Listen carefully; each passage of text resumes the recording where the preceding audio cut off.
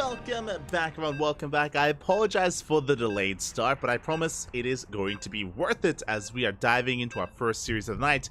Everyone, welcome to another week, another edition of the WTL 2023 Winter Kung Fu Cup round number 10. 2 weeks are left. For those that are curious, basically, Kung Fu Cup coincides with the World Team League round robin group stage, or the round robin stage of WTL.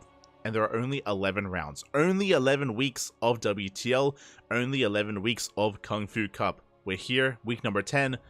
Only one left. Only one left before we go on a hiatus until next year. Oh boy. So, not too many of these tournaments remaining here, so we got to make them count. We got to make them count when it comes to our standings, when it comes to our points, when it comes to our performances. And we're loading into our first series of the night.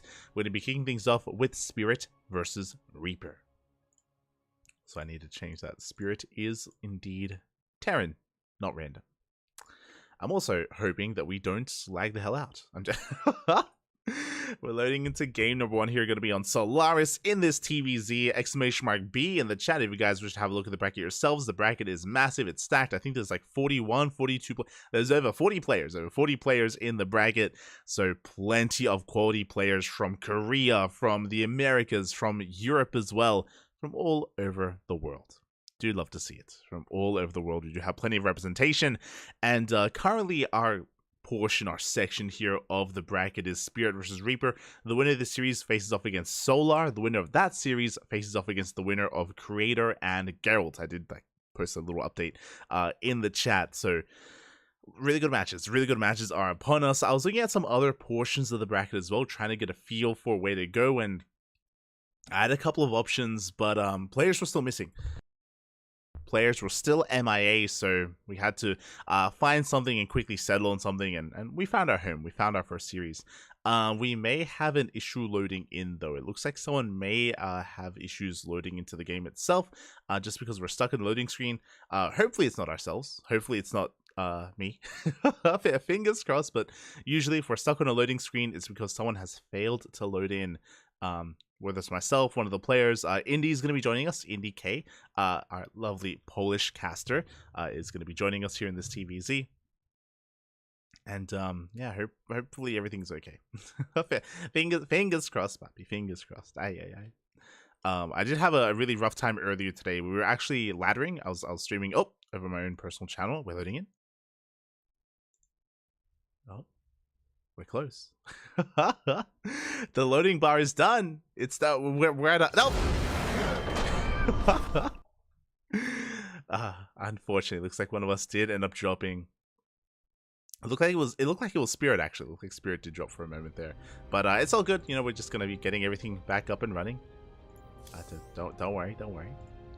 What was I gonna say? Oh yeah. I was actually live on my own personal channel. I was laddering earlier today, and it just so happened to be, I just so happened to be laddering in the middle of a thunderstorm. There was a massive thunderstorm outside.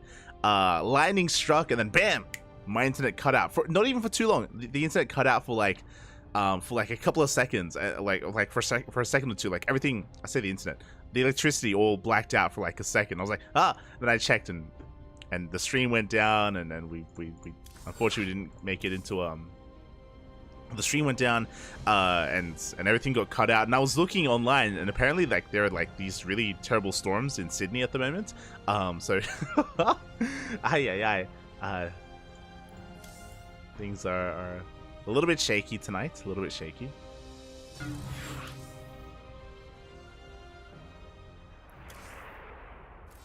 Nope.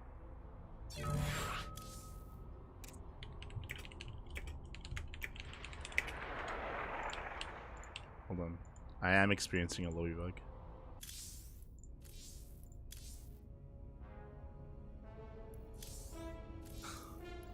No, I think it looks like they might have started without us. So never mind. I was hoping that we could start things off with Spirit versus Reaper, but we may have to jump in mid-series. It looks like they may have started game 1. So we're gonna have to be jumping into game number 2 instead. After they do wrap up. So I do apologize, but it looks like there are just some technical issues or technical difficulties. Yeah. Hopefully they clear up throughout the course of the broadcast. Hopefully. As again, usually we have you know, at least 3, 4, 5 hours of KungFu Cup, a long night of StarCraft ahead of us. But it looks like we may have to jump into game 2 instead. So, gonna be going on an extended break. Again, it is a bit of a shame. It is a bit of a shame, but we'll be back. We'll be back. I do promise. So, yeah, soon TM. We'll have some StarCraft for you. We'll have some StarCraft again. Like these matches do look really good to kind of like go through. Spirit versus Reaper into Solar as well. So yeah, I guess we'll be back soon. There are some other English streams going on as well. I believe Wardy is casting, I think, and maybe Roddy, maybe Rotterdam. I'm not too sure. I'm sure there's other English coverage going on. So yeah, I guess for now, gonna be going on a short break. And we'll see you guys soon.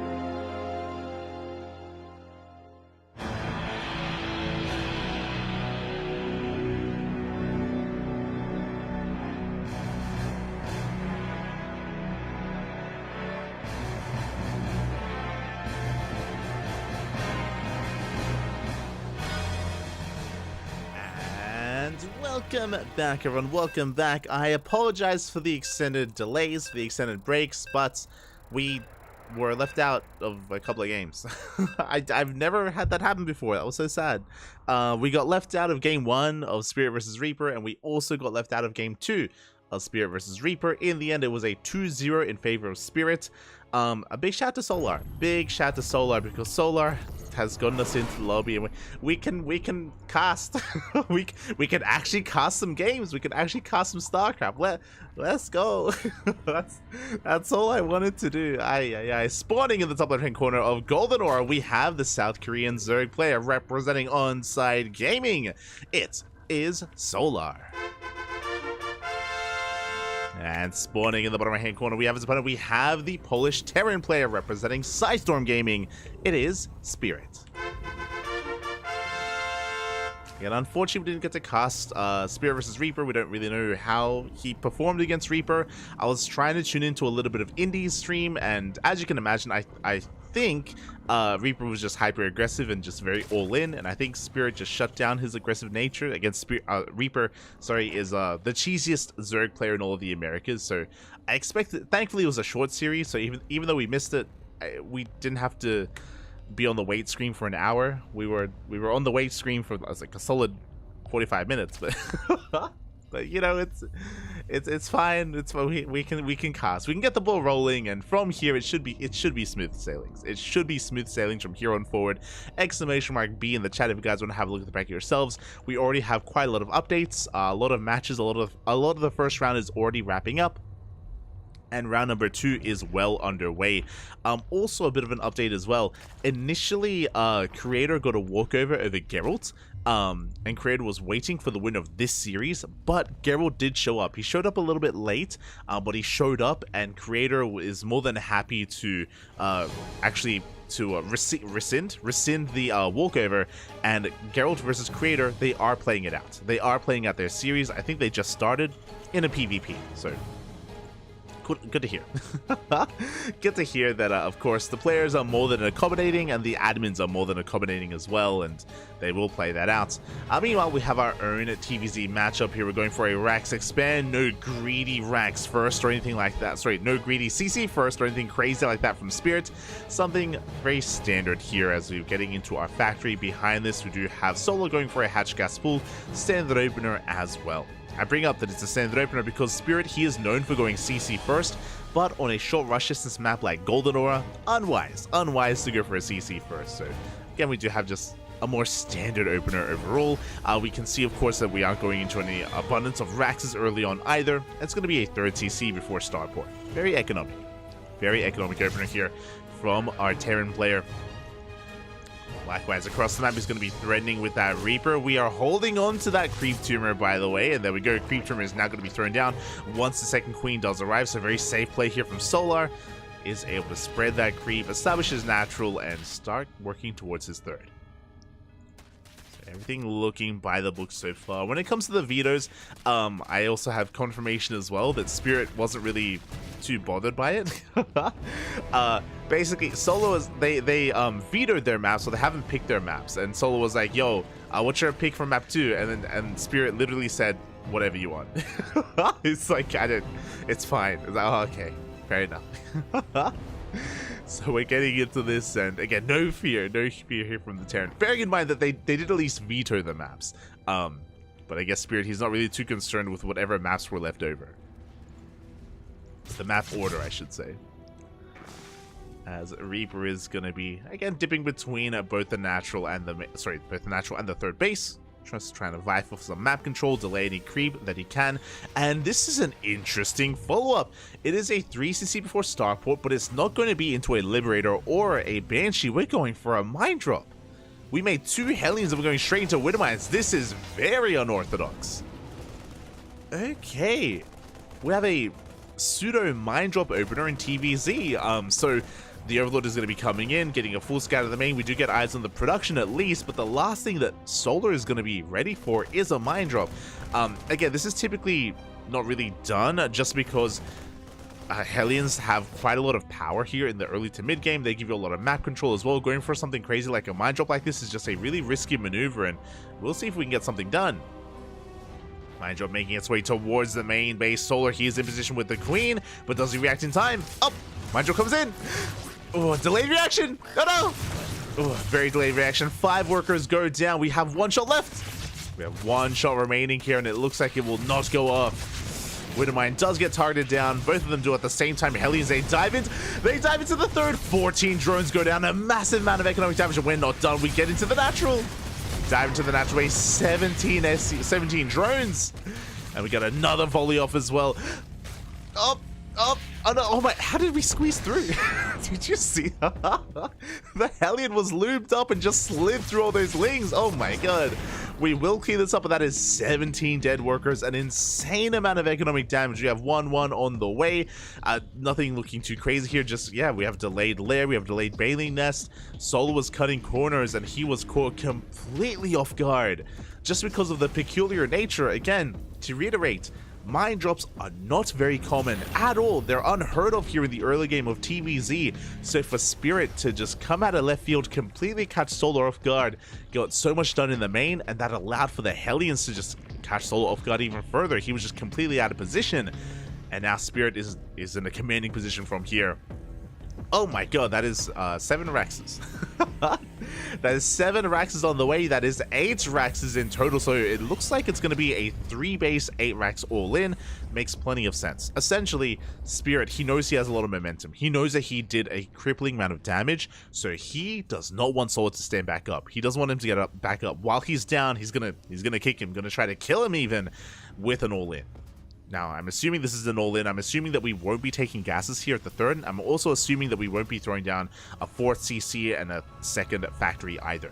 So, yeah, Spirit, very aggressive follow-up here. Hellion's going to be pushing on forward. We saw plenty of them as well. Clearing up some of these zings, denying some of that creep. Solar trying to keep up here with said creep, and he has plenty of active queens. He's going to be double expanding to make up for this. Speaking of double expanding, Reaper? Liberator is here to try to deny some of that mining. A couple of drones are going to go down. So far, though, only 1. Hellions likewise threatening that 4th base. Boy, in Spirit, he's just going to get things rolling. He's not going to be slowing down. As I say that, he does take additional gases here. So he has got up to 8 Raxes. This is true. He is well underway when it comes to the production. But taking these additional gases is a bit of a tell that it looks like Spirit is maybe thinking a little bit further ahead. We do have an armory on the way for 2-2. 1-1's about to finish up. Double drop moving out across the map. Like, these 2 gases here at the 3rd base, this is the first sign that Spirit, again, he's looking at transitioning into a longer game. Meanwhile, here comes the double drop. Double drop comes in. We force a cancel on the 4th. Just going to be reinforcing here with those Hellions, or reinforcing the Hellions even with the drop. Clear up a lot of creep. Going straight for that main base. Overlord is going to be going down. Solar's going to be taking up in towards those Hydras. So far, good target firing on the Banelings. We are going to be able to pick up and get the hell out of here. Spirit still being very active, clearing up as much creep as he can. He's got a double drop towards the south as well. And we still don't have much else. So basically with these additional gases, we can afford to go into a more Marauder heavy style. 2-2 has started up. Creep is being shut down. Baling run made towards the 3rd base. Not going to get much done. Takes down the bunker, but no SCVs. Ooh, almost takes down the base itself. As it should barely hold on. And it looks like we're still 8-raxing, by the way. We're still committing. Spirit, a bit of supply block here after losing some of those depots, but he's replacing them. And the push is upon us. Again, Spirit up in army supply. 2-2 still a ways away for the Terran. We are just clearing a path here of creep. And a lot of this is going to come down to the tank positioning, to the spread, to the split. As Solar is going for a big link counterattack at the same time. Oh, and there's not much at home to defend. There is that one bunker, though. Oh, the Sim City, the bunker does hold on. And that means Spirit, he can focus on his push. Works his way through the queens. First queen is going to go down. Tanks are fanning out. Solar, he came back home with those inks. He's getting ready for a surround. Solar, he has maxed out.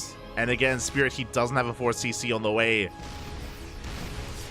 He is so committed here, and here we go. We have the surround coming in from behind as well. Tank's going to be falling. The Ling Bane is going to crash forward, and Spirit, he just doesn't have enough to keep on going. He did so well early on, but he gets cleaned up, and now Solar, he's going to keep on pushing. We saw multiple times Spirit, he was getting supply blocked. He had to cool down Mule multiple times as well, slowing him down. Even Super Deepers here at the natural. Good target firing on some of these Bailings. But we bust into the natural base. We break through. Get on top of the tanks once again, keeping the production. And Solar, it looks like, once, especially on this map, once you get momentum on Golden Ore, it's hard to really lose it here. I say that, Spirit, he's holding on. He does hold, he does survive. He didn't really lose too many SCVs. He's lost one SCV this entire game. But remember, still no 4th CC. Still no 4th base. Still no 2nd factory. Like, we're still 3 base all in. Essentially here for Spirit. And Solar, he's on 85 workers. He's on 85 workers. He's working on a 6th hatchery even. A 6th base. Hive is done. A 3-3 on the way. And Solar, for all intents and purposes, he has recovered. Oh my god. He has since recovered from this.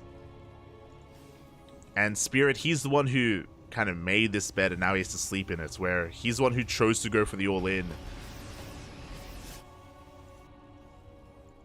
From here, we could still try and throw down another 4th, but still hasn't. Still staying on 3 bases.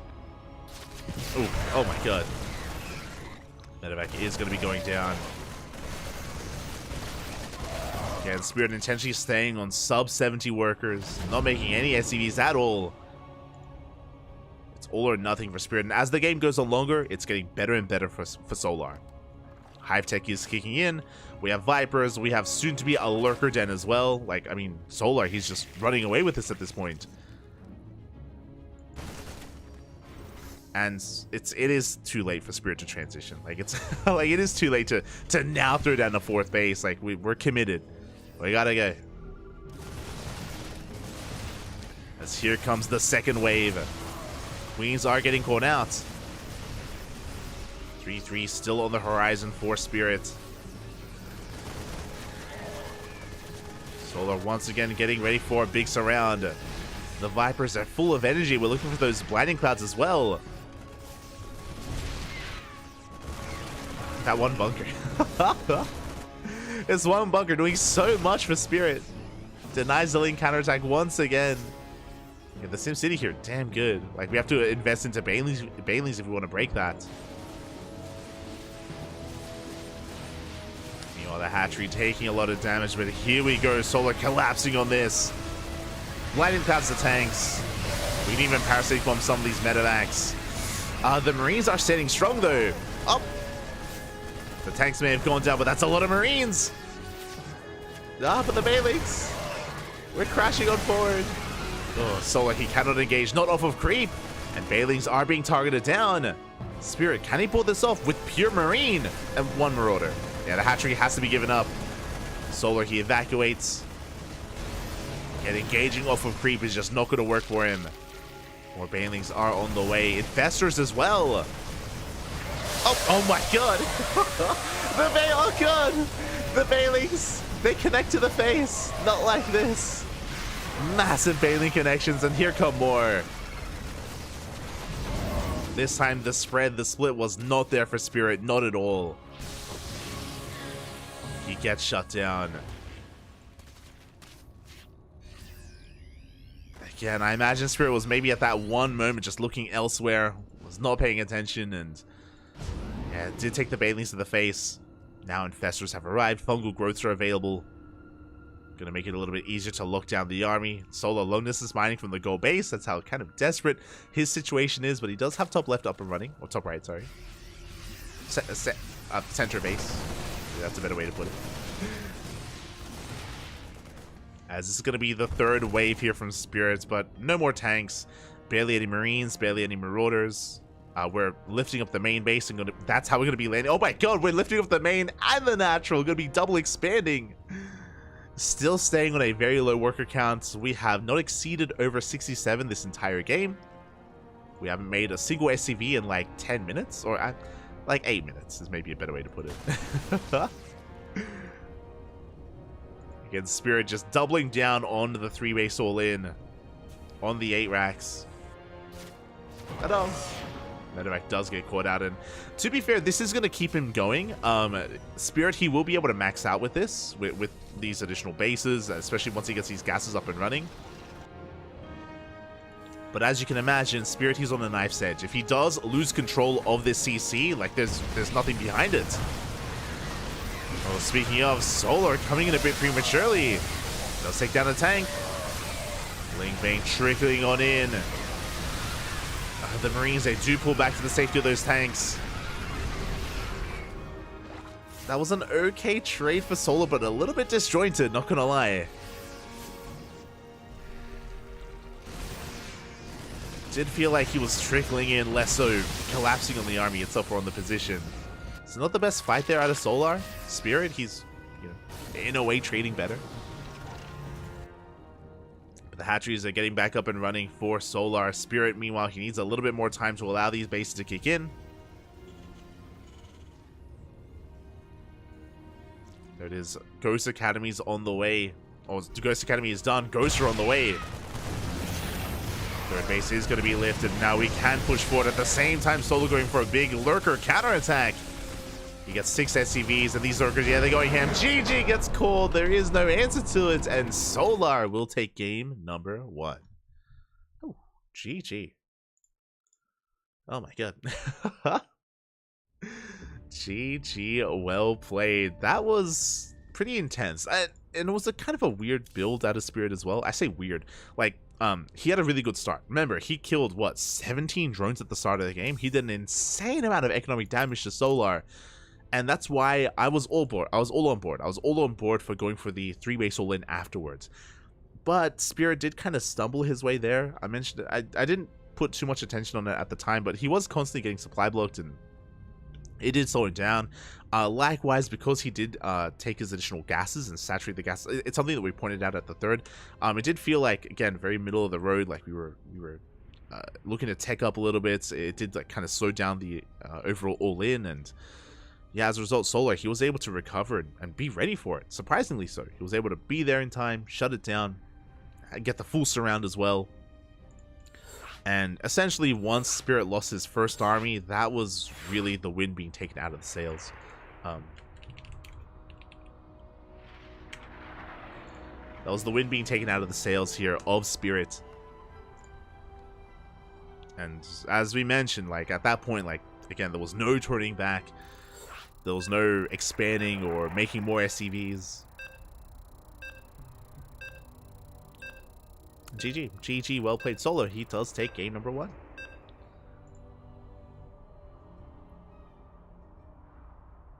Oh, yeah, there you go.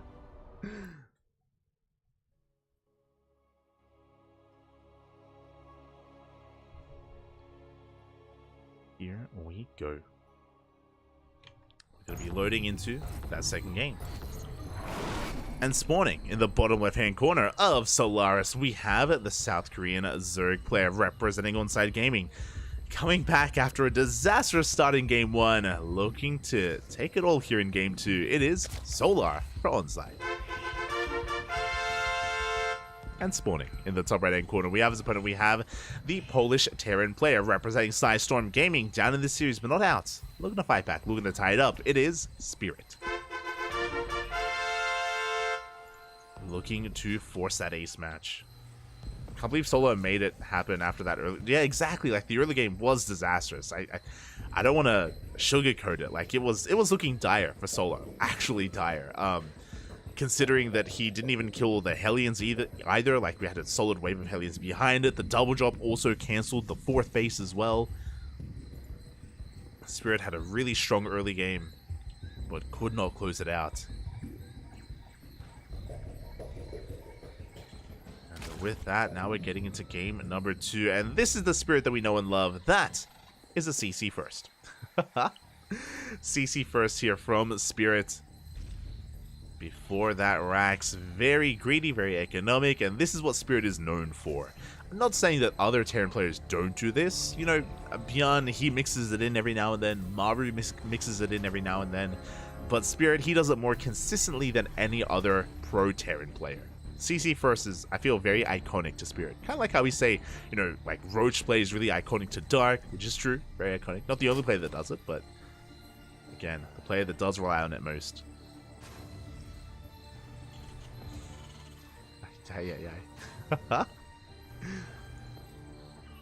As, oh, we have a very interesting follow-up as well. It's gonna not just be a CC first, but that is not just one Rax, that is also a second Rax on the way here for Spirit as well. Let's go. So we have a 2Rax variation. I imagine this is gonna be a straight up 2-on-1, but it could also be a 3cc 2-on-1. And I wouldn't put that past Spirit. Again, he can be a very greedy, very economic-based player. So I wouldn't be surprised if he does throw down that third command center before the starport. We'll see. But now, Factory is on the way. So essentially, with this build, you're going to be working towards your Marine production. You're going to be working towards a stim timing with 2 full medevacs of Marines, so 16 Marines in total. That's kind of the goal here of this build. There it is, Reactor on the way, Tech Lab as well. Spirit is working towards it. Meanwhile, Solar is, I was going to say in the dark, but the Overlord dips in, does get eyes on the delayed factory, does get eyes on all the Marines, and will we get up? We will not see what comes next. We won't see that second Rax, but we can piece together what is going on, just because of how late the factory is.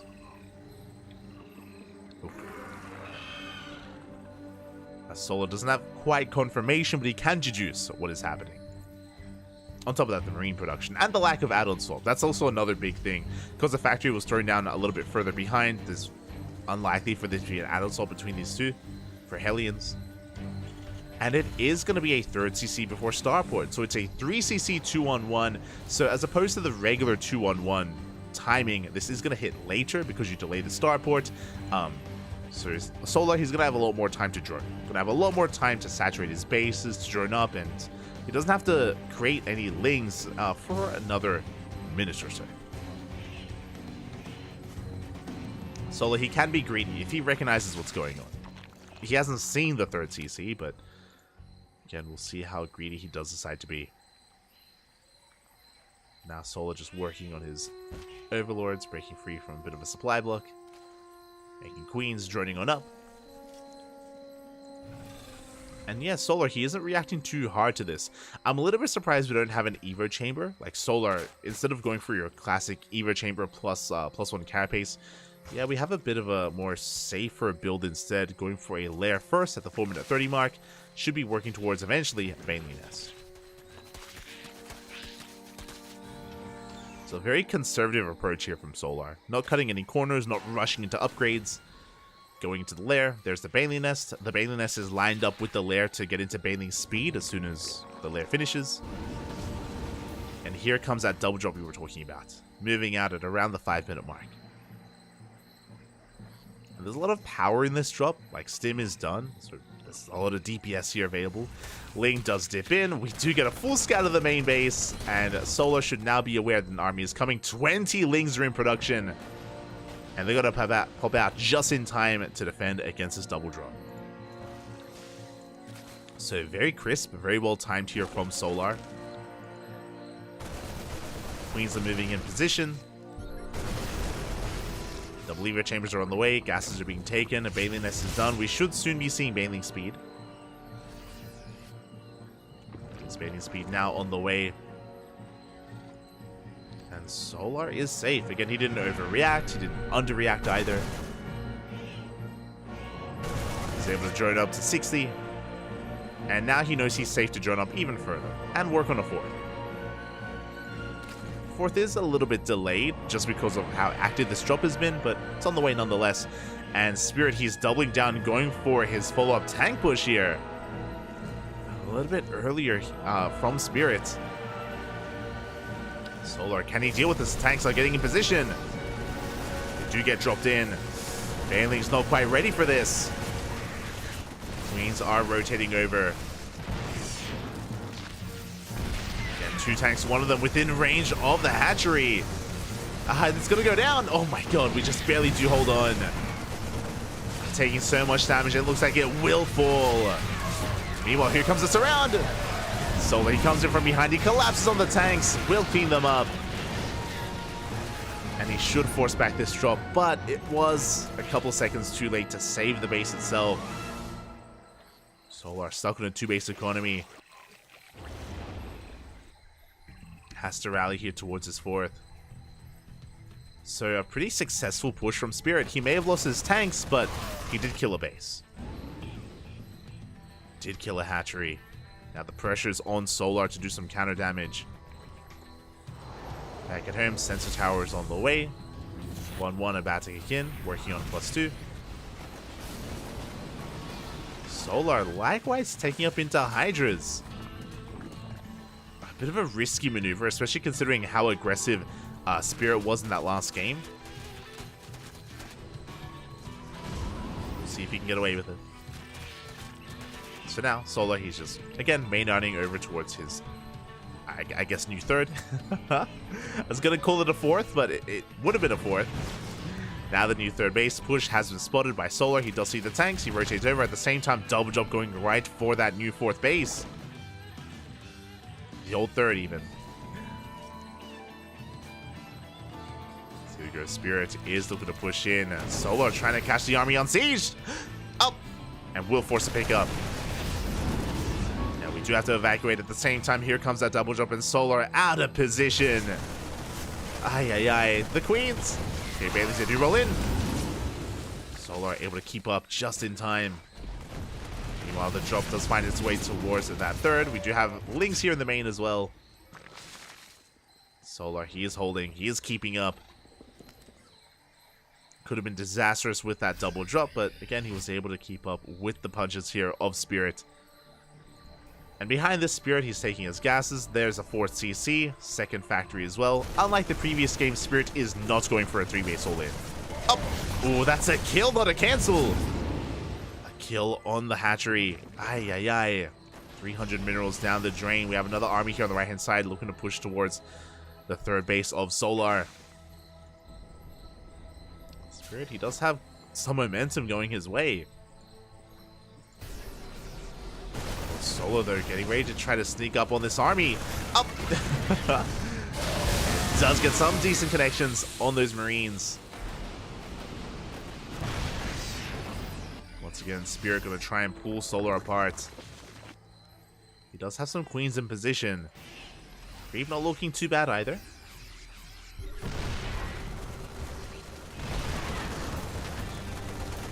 At least in the center of the map, it is receding here towards the south. Likewise, Spirit making some room here towards the north. Gets an Overlord, gets a Queen! Good pickoffs. Very good pickoffs. And Solar, he's had enough. He just goes right through the center, catches the tank.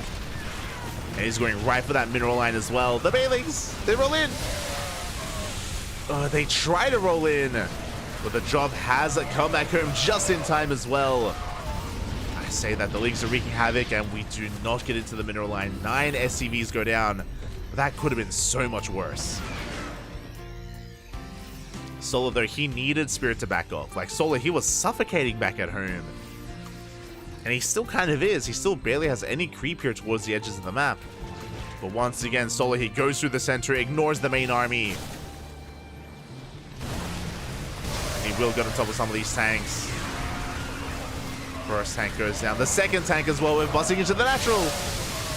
Meanwhile, back at home, Solar, he barely has enough to hold on the tanks. The tanks are exposed. 3 of them go down. Solar, he breaks into the natural base. Looks like he does have enough at home to defend. He's broken the natural, heads towards the 3rd. Nothing here in position for Spirit. Spirit, once again, was doing well. Like, his drop play, his pushes, he was getting damage done. He was gaining momentum. Just at a certain point, Solar was like, you know what? I'm just going to ignore the armies. I'm just going to ignore the drop play. I'm just going to go across the map because I know that you're so committed to these pushes that you're not going to have anything at home to defend. And I say not anything, just very little at home. And Spirit just wasn't ready for the counterattacks. Wasn't ready for the pushes of Solar. And now Spirit, he's in a really rough position. He's heavily supply blocked. No mining here at the natural, no mining at the third. He does have his fourth up and running at least, and his muling, but... And Spirit falling further and further behind. Meanwhile, Solar, yeah, GG gets called. Spirit taps out, and Solar will take the series 2-0. GG.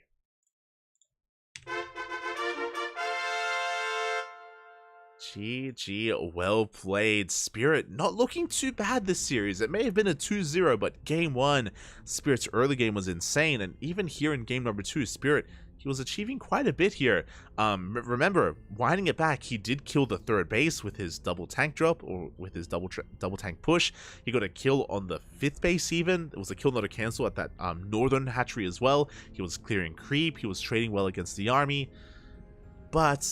again, just wasn't ready for those counterattacks. He wasn't ready for Solar to be the aggressor and for Solar to be the one to, again, kind of turn the tables on Spirit. So GG. GG, well played. Solar will take it. Solar will advance on into the next round. And I made a mistake. Oh god. I accidentally switched to the Korean server. I made an assumption. I did assume.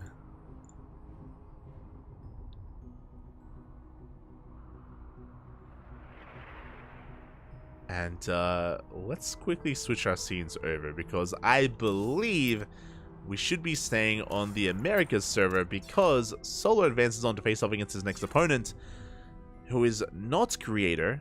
It is going to be Geralt. Let's go. We got some catching up to do. We do have some catching up to do. Exclamation mark B in the chat if you guys want to have a look at the bracket yourselves. From the top, we'll go over all these updates, leaving our players to conduct their vetoes, give them plenty of time. MaxFax did take down Rewide 2-0, advancing on to face off against DNS in a European PvP. MaxFax is going to be favored in that series. Below them, we have Bjorn taking down Nightmare 2-0. Gumiho took down Maxed 2-0. And we have a TVT, a Korean TVT between Bjorn and Gumiho. We'll see if Bjorn can get his revenge. Again, Bjorn and Gumiho, they faced off a couple of days ago, 2 days ago, in the ESL Open Cup Americas. And Gumiho did come out on top. Gumiho, sorry, I say Americas. I think it was ESL Asia. ESL Asia, not Americas. No, wait, sorry, it was Americans. I didn't get to cast Asia. But yeah, Gumiho did beat Bjorn a couple of days ago. So here today, Bjorn, he's able to look to get some revenge, look to fight back against him. As we do see some more updates coming in. Oliveira got the walkover. A little bit unfortunate, but it does look like Coffee didn't show. Coffee did not show, and Oliveira advances on to the upper quarterfinals where he's waiting for his next opponent. Cure versus SOS, currently ongoing. Winner goes up against Oriana. Cure is going to be the favorite player to go up against Oliveira, but we'll see if that comes to pass. See if that does come to fruition. As we scroll down a little bit further. There we go. Who else do we have upon us here? We have... I was so tempted. Okay, I'll be honest. I'll come clean. At the start of the night, I had one of two options. I could either cast Spirit, one of two options available that I was really looking at. I was looking at Spirit versus Reaper, which we didn't get to cast, unfortunately, but we were ready for it. We were there for it. The other was Wayne versus his opponent, because I was excited to see if Wayne could cause an upset. We have seen Wayne take down Cyril before in ZVZ, and if anyone could stop Dark, I believed it would be Wayne, and Wayne takes down Dark 2-1. Oh my, the upsets. It's not the first time. Wayne, he's beaten Dark before in ESL Open Cup Americas like a month ago, maybe 2 months ago. It already happened once, and he did it again. He did it again, Papi. ZV, give this man a ZVZ. He can take down anyone. Cyril, Dark, Solar, Rainer. Give him to him. GG. Wayne popping off. I kind of glossed over Hero and... what? That's another one. That's another one that DRG took down Wing at 2-0, and DRG takes down Hero. The upsets. The upsets are real here. Oh my god. Hero has been eliminated from the tournament. Dark as well. Some of the best players in all of Korea already out in the early rounds. And this is why I'm always out here. I'm always praising DRG. For those who know, you know. I always bring up the ex-Abydos players, you know, and how so many of them were kind of released out into the ether, and Cure found a home. You know, Cure, he's on Team Liquid. You know, Creator, he's still supported by Club NV, but DRG is teamless. DRG, he's still teamless. Gumiho found Cloud9. Gumiho wasn't on Abydos, but, you know, Gumiho was another teamless Korean for a long time, and now he's on Cloud9.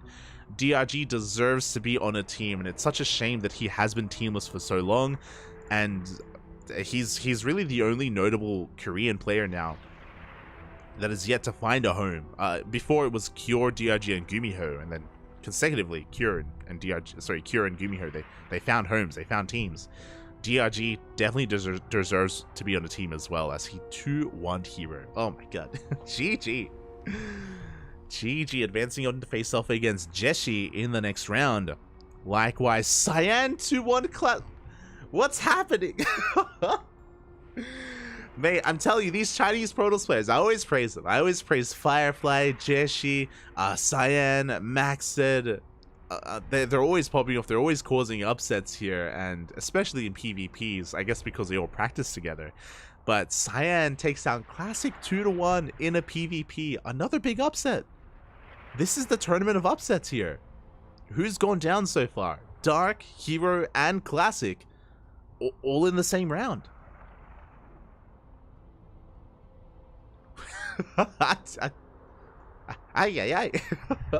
Oh my god. And I would call this an upset as well. The fact that we're casting Geralt instead of Creator getting knocked out in the first round. So many big Korean names no longer with us. GG. Oh my god.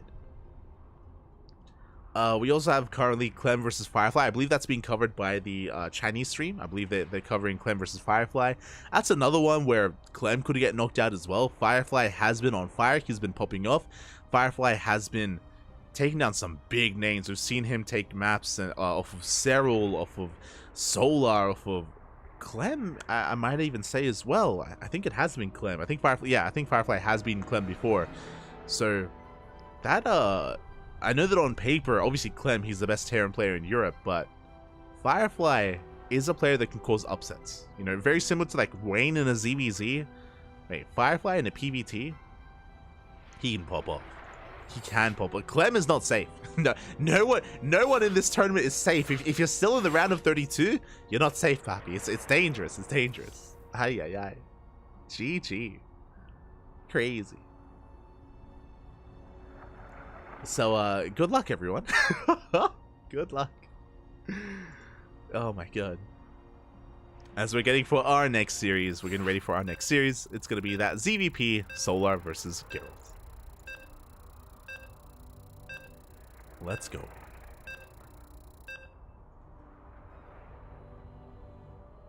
Oh boy. Ay. So yeah, a lot of upsets have been going on.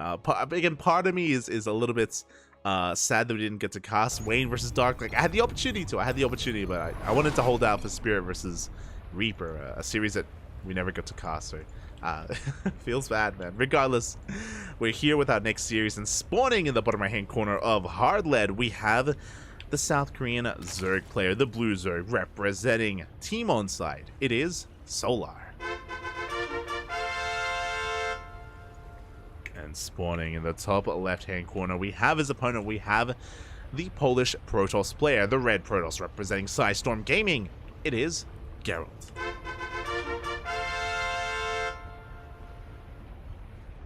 Here we go. Roddy's casting Clem Firefly. Yeah. I'm pretty sure. I mean, technically we could as well. It's being covered by the clean feed, the Chinese casters. Much love to SC Boy. They are covering that. 1-1. Yeah, there we go. There you go. That tracks with my narrative in my mind. Like, again, I would not be surprised if Firefly takes down Clem. He's done it before. He could do it again.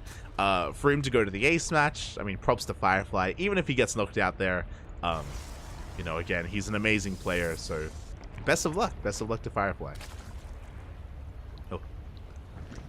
Again, I would say that Firefly is kind of like the rising star of this year.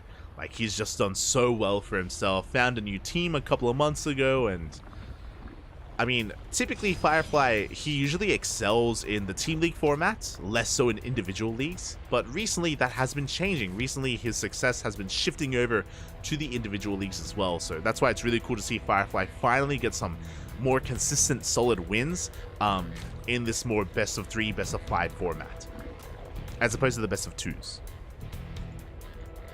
which is usually like where, again, Firefly thrived.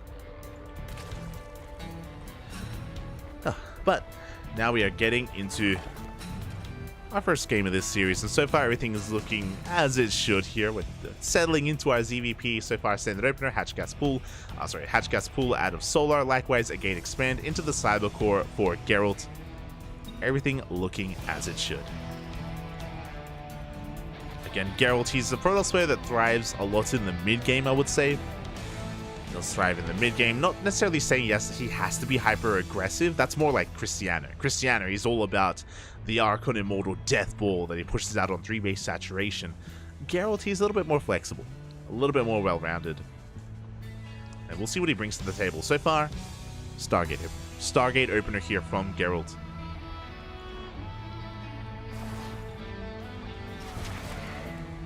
Should be for Oracle, should be for a third base. The opener here from Geralt should be standard, but we'll keep an eye on him. We'll see if he goes for a Void Ray first, or even a Phoenix first. They are viable options here for Geralt. They are viable. That's what you mean by the Chinese cast, is they're offering a clean feed. Yeah. Yeah, they are. They got the clean feed pack, the clean feed. As for now, we do have an Oracle opener as well from Geralt, as to be expected here. Like, everything in the early game should be looking normal from Geralt, but it's from here where he can start deviating, you know, going into a Twilight Council into a 3-base all-in. We could see a Twilight Council Robo, we could see a Forge Robo into a delayed Twilight Council. There's a lot available here for our Protoss. Meanwhile, Lings, they come in for a bit of a counterattack, but we wall off just in time. Geralt, he holds onto his third base. At the same time, we have the Oracle zooming across the map. There are 2 Queens in position, and this third base should be safe. Ooh, as one drone goes down, but we do a lot of hull damage to this Oracle. Up. We find a larva, almost get a drone. Oh, the Oracle takes even more hits, though barely does escape. Barely gets the hell out of there. And behind this, that is a lot of gateways. And this is what I mean when I say that Geralt, he thrives in the mid-game, and his transition from a standard opener can go in any direction. That's going to be 4 gates in total. But what I find really interesting about this is, where's the Twilight Council? This would be primed for like 4 gates Glaive Adepts, for example. But no Twilight Council, which means no Glaives, no Blink, no Charge, no Forge either. Are we going for like a Sentry based all-in? Like, I'm a little bit perplexed. I'm a little bit confused just because of how late the tech is. And there it is. Twilight Council's now on the way. I'll be honest, based on the amount of resources that we have banked up, I think this is a mistake. I think this was meant to be thrown down earlier. I'm pretty convinced, actually. I'm pretty convinced that this Twilight Council was unintentionally delayed, but here we go. Vanilla Adepts are going to be shading across the map. They get a couple of workers. 2 of them do shade into the natural, at least forcing some lost mining time. As we do manage to get more drones. Solar, he's falling apart. 8 workers go down, 9 workers even. Ay. Geralt with this offbeat Adept attack gets 9 worker kills back at home. He's fully saturated. Now we have Blink on the way. We're going for another gateway explosion. There's the Forge. So really good damage done here from Geralt. The downside is the tech is late. The tech is very delayed. Very late blink, very late forge, late upgrades, +1. So there's a bit of a give and take here, where Geralt's able to take a lead economically, but it's going to take a little bit longer for his Stalkers to really come online. Despite that, he's pushing on creep. This feels a little bit illegal. This feels very ambitious, and yeah, we force a recall. Ugh. Both Stalkers go down. A recall is wasted. We don't save anything. And again, just really adventurous to push onto creep without blink. On the fourth base, gets surrounded. Do force a cancel. Solar, he is doing some counter damage here. Cancels the fourth, catches a couple of Stalkers, wastes the recall. Solar, he is catching back up.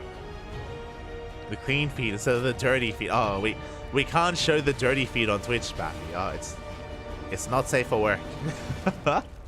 Hi. As the Stalkers, they do push them forward. They catch a queen.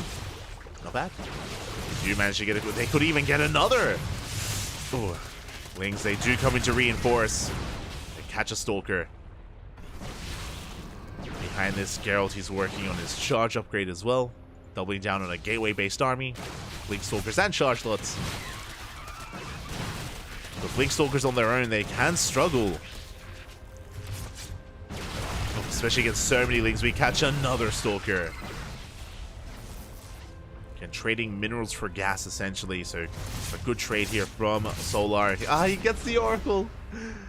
Does a move forward. And behind this Solar, he's been taking. He's been taking all of his gases. Hydrogen is done. Hive is on the way, and here comes that Lurker Den. So, Solar, he's been defending with Pure Ling Queen, and now we're going to be diversifying, getting into Hydras, getting into eventually Lurkers. And that is the late game that Solar, he's rushing towards.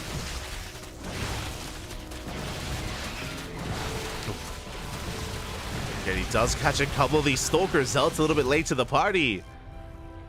But Geralt, he needs to attack now. He needs to break Solar here and now because he will be outscaled. Geralt, I mentioned earlier that his tech has been late this game, and as a result, his Robotics Bay is late as well because his Robo was delayed. Charge still not quite done, but we gotta go. Charge finishing up in a couple of seconds. The Hydras have been revealed. Solar, he does hold, and that Lurker Den is finishing. And here come those Lurker upgrades. Groove Spines on the way, soon Adaptive Talons. Adrenal, the Hive is completed. Solar, tech-wise, he's getting out of control. He's not there yet, but he's getting there.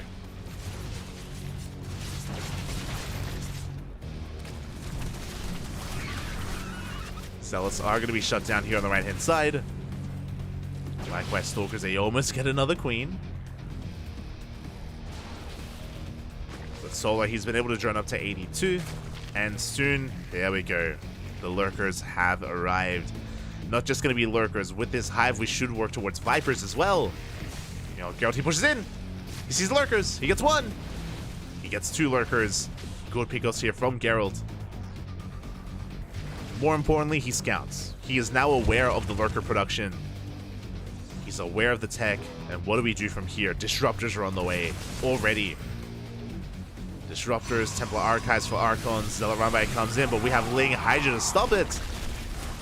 We do force a cancel. We contain a Solar to 4 bases.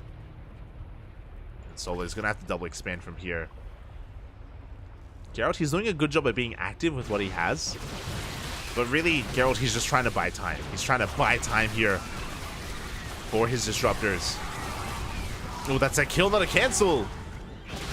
Kill on the hatchery. Solar gonna keep on pushing, but he has been bleeding out a lot. Here we go, the Colossi have arrived. Disruptors as well. At the same time, a big Lurker counterattack. Oof. Gonna take down the cannon. Do we have the tech? We do have the revelation. The Nevis. Ooh, big connections. 3 Lurkers did go down. We dive on the rest as well. Oh my, that was the advice blink. Oh my god! We blinked onto the Lurkers and everything just melted! Ah, Geralt! The Stalkers go down, the Colossus as well! Again, just a little bit too ambitious. GG gets called, and Solar will take game number 1. GG. Ay, ay, ay. He was crazy. He dove on the lurkers, lost everything as a result, and things just snowballed out of control very quickly from there. GG. Solar does take the first game. GG. And with that, we're going to be getting in towards game number 2. Now, to be fair, in that position, like, Geralt, he was kind of up against the wall. You know, a ground toss army against a lurker-based composition is always going to be difficult for the Protoss. As we try to make sure we get into... okay, we're good. we're good. Try to make sure we get into the lobby. But yeah, like, Solar, he was able to successfully defend with Lings and tech up into lurkers, and even if we hadn't dove on the lurkers in that moment from Geralt, it still would have been difficult for him to break that position, to actually protect that Nexus, just because, again, there were just so many lurkers that he was up against. We had some really good Novas, to be fair, so it wasn't an unwinnable position from Geralt, but it was going to be difficult nonetheless, and... yeah, just maybe misjudged the situation, maybe just didn't fully recognize how many lurkers there were when he blinked on forward, as yeah, everything just got annihilated. Look away, Protoss players, look away. And here we go, we're getting into game number 2, and spawning in the top right hand corner of Alkyone, we have the South Korean Zerg player, the blue Zerg, representing Team Onside. It is Solar.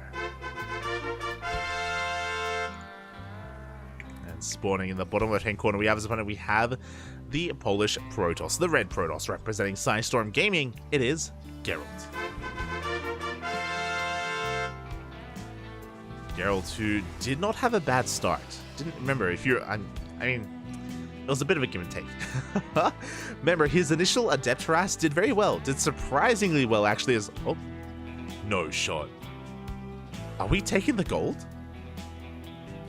Geralt. Pappy. Oh my god. Are we going for a gate expand at the gold? No shot. Okay, we're going for a proxy. We're doing something with this, right? Checking to make sure that we haven't taken, or that we haven't worked through that wall. Okay, we're good. Okay. Okay, so it looks like he was just checking to see if Solar was taking the gold base. Thank god. I was... my heart stopped for a moment there. Okay, we're expanding. We're good. So Geralt, he's going for a delayed probe scout, and he's taking his gold base. Sorry, he's taking his regular base as his natural. He was just checking to make sure that Solar didn't take the gold. But what was I getting? Yeah, okay. So at the start of game 1, Geralt, he had a good start when it came to killing workers, but if you remember, just really late Twilight Council, really late Forge, really late Tech and Transition, everything else felt very messy from Geralt, unintentionally so. Like, if you remember, the reason why I said that I don't think the delayed Twilight Council was intentional was at the time he had banked up resources. He had like 300 or even more than that when he did throw down the Twilight Council itself. So again, it did seem like a bit of a mistake from Geralt.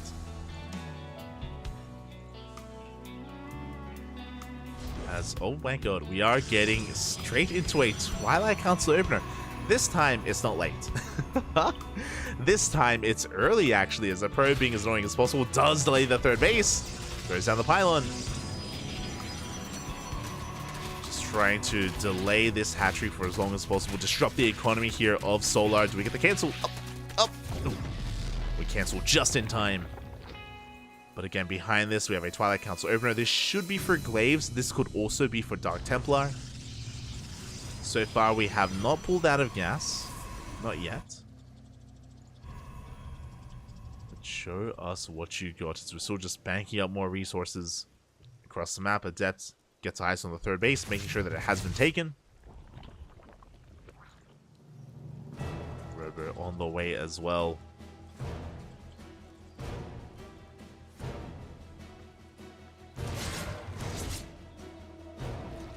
Again, Twilight Council did feel early, and there it is. We have our follow-up tech. It is not going to be Glaives. It's going to be a DT opener instead.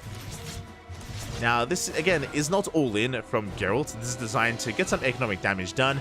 If there is detection in position, if Solar is ready for the DTs, then we can, of course, morph them into Archons as well. Meanwhile, Adepts, they do shade into the main base. They get one drone. Not bad. We got one worker for their troubles. They recall back home. And from here, we should be able to establish our natural and even look to expand.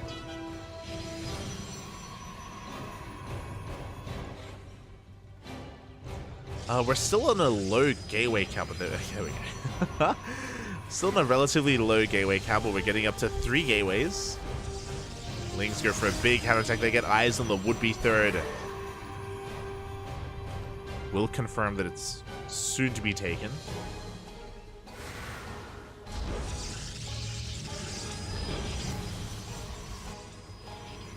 Twilight Council is moving out.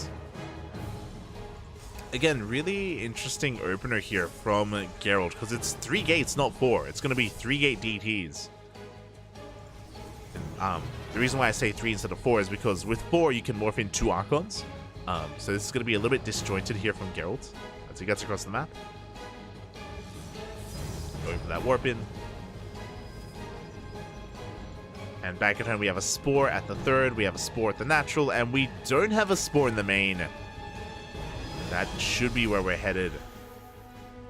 Main base is looking that much more vulnerable. Lair still in production. We have Lings at the third. Prism has been revealed. There's the Spore. Immediately Spore on the way. Queen's trying to get in position. So far the DTs there are uncontested. We dive right on the morphing and Spore. We have another on the way. We reposition the Spore from the natural. We will get it buried. So we go for another warp with the Prism. No! The Warp Prism! Oh my god. Will barely escape. Keeps all those Dark Templar alive. And Geralt will get the hell out of there. Does make it out in the end. Behind this, we have a Disruptor on the way. We are working towards our Robotics Bay.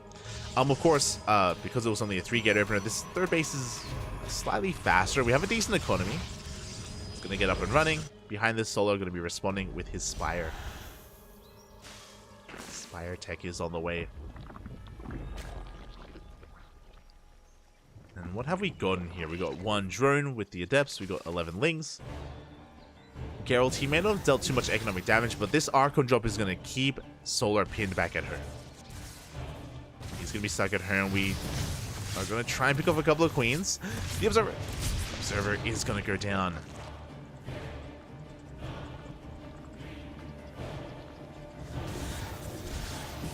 That War Prism is so very low. We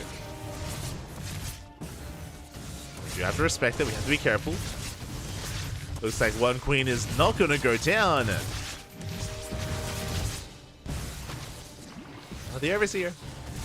We do get at least the Overseer for our troubles. An Overseer for an Archon. Oh my god. We barely keep it alive. At the same time, Ling counterattack doesn't quite find any damage. And Geralt, he's settling down here on 3 bases. He is settling in. Losing a debt, but not much more than that. Now, what is scary is that Solar has gotten away with the Spire. Despite the harass, despite the Archon and the DTs, Geralt hasn't seen the natural, he hasn't seen the Spire. We can do one of 2 things. With the Spire, we can either chase down this Warp Prism and hunt it down, or we can look for some economic damage. And so far, this third is looking exposed. The main, the natural. There we go. The mutas have been revealed. Cannons and shield batteries are on the way. And Geralt is moving out. We're still committed to muta production. Yeah, there are Blink Stalkers back at home. The mutas, they do nothing. Can Solar hold on? Can he defend? The mutas, they collapse on the War Prism. Nova goes up. Ooh, big connection on the Roaches. More good connections here once again on the Roaches as well. But we shut down the War Prism. We break through the Archons. We get on top of the Disruptors, and one Disruptor goes down. The other does escape. Just barely. But Geralt, he's on the back foot. He's racing back home. Only surviving with one of his Archons as well.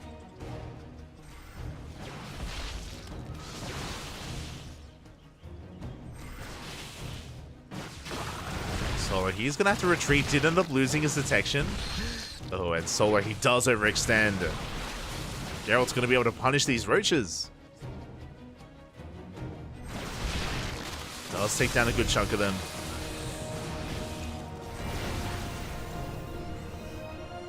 Do rotate over.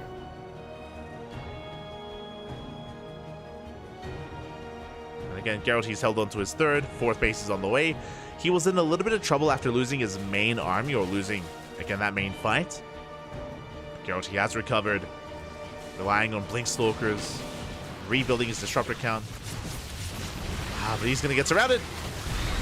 Decent over, but another Disruptor's going to go down. Very high value pickoffs here. Solar getting both Disruptors. As he goes back into mutant production. Goes back into those mutants. DT harassed here. Going to be shutting down this hatchery. Oh, do we have detection in time? No. The Overseer does get sniped, and this base is going to go down as well. Geralt. Oh, my, pulling his opponent apart. Another massive Nova as well. Does connect. Geralt doing a lot with a little. But he is triggering a counterattack, and does he have enough to hold on? A Disruptor on the high ground. Shield battery overcharge. Should be able to keep up with this. And right now, there's a lot of pressure on Solar to try to get some counter damage. Does pick off three Stalkers. Gets a fourth. He can fight it. Oh my god. 15 meters. Something to be respected. Geralt, he will be able to pop that overcharge. Does hold on to his natural. Solar behind this. He's on 4-base saturation, but doesn't have that fourth. He's going to have to double expand. Solar's going to be able to max out, but he's stuck on Ling, Roach, Muta. And he's still making more mutas. He's just doubling down here on the Muta Cloud. The 23 mutas. The armies are going to be clashing. Stalkers getting picked up. Shaving off a couple of Lings. Getting a Roach. As we move out, the mutas, they move back in. But once again, we have Stalkers in position, and Solar gets punished for it. I'll be honest, this investment into mutas this entire game just hasn't really been worth it. He killed that War Prism initially, but outside of that, I'm not feeling it. Nova's going to be going off. Not the best connections here from Geralt.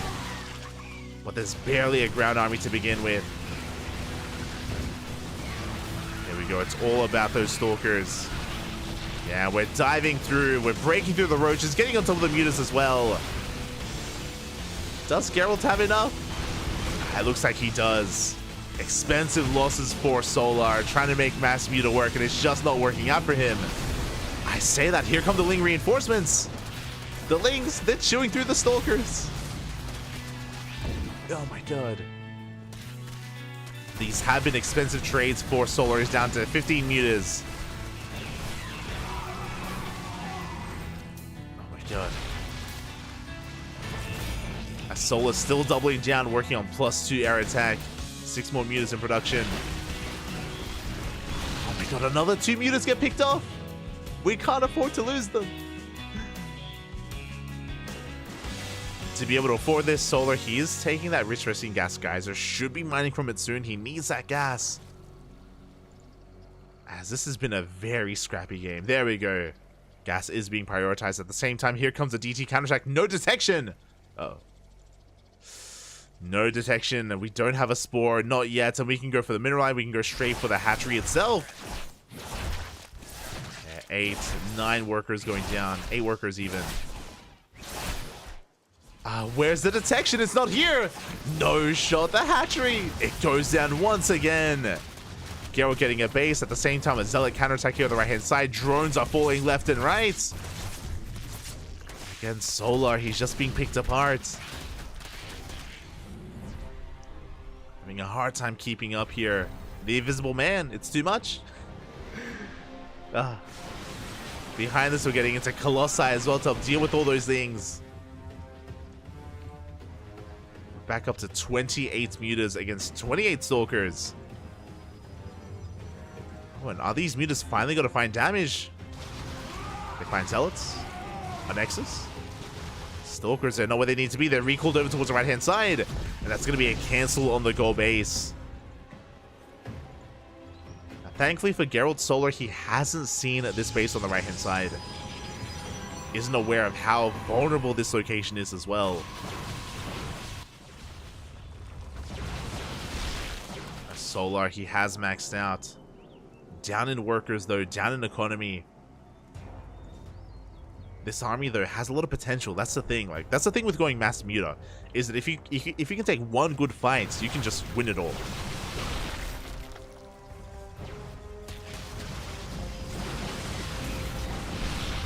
Once again, though, mutas are getting picked off. The Lings! Ooh, massive Colossus wipes. So many Lings go down at the same time. Another big Zealot run by. We get 7 worker kills. And more Zealots here on the right-hand side. Solar, whenever he moves out, he's just so committed. He leaves nothing at home to defend. And he's being punished for it. Maybe a little bit premature. These Zealots should be shut down. God, that's 15 Zealots for 19 drones. It's fine. Things are going to calm down. Do we have an overseer? We do. Okay. I was like, where are the overseers, Spappy? No overlord speed. Uh-oh. That explains a little bit here. There's no pneumatized carapace. The overseers, they take a long time. Another base is going to go down. No spore crawler. What is that? The third time that hatchery has died? The GTs, they don't stop. They don't stop. There it is. Finally, overlord speed in production. So late. And even though, there we go, even though Solar has been losing a lot of bases, he finds a free Nexus. Nexus is going to be going down, but at the same time, Geralt, he doesn't care, he's pushing. Yeah, he should be going all in, which does mean he's going to be losing a lot back at home. Base trade? Do we commit to the base trade as we lose 13 drones? And back at home, we warp in a round of Zealots. We are holding. Yeah, the army, it's racing back home. We go for the recall. Probes are going down, but we clean up the Lings. We trap them. Lings are going to be going down. Meanwhile, across the map, that's going to be 20 worker kills. DT's in the main even. 24 drone kills. Ay, ay, ay. And here comes Geralt. Sending everything across the map and going for the kill move. Yeah, with Archons, with Stalkers, and what can these mutas do? They try to magic box. God, that's a massive 46 mutas. Oh, an apocalypse of mutas dives on in. We take down the Archons. Can we win the fight against the Stalkers? No shot. We are. We're forcing back the Stalkers. That fight started with, I want to say, 50 mutas. And we clean up all the Stalkers, but we have reinforcements coming in. We dive on forward. At the same time, the ground army breaks through. GG gets called, and Geralt will tie up the series 1-1. GG.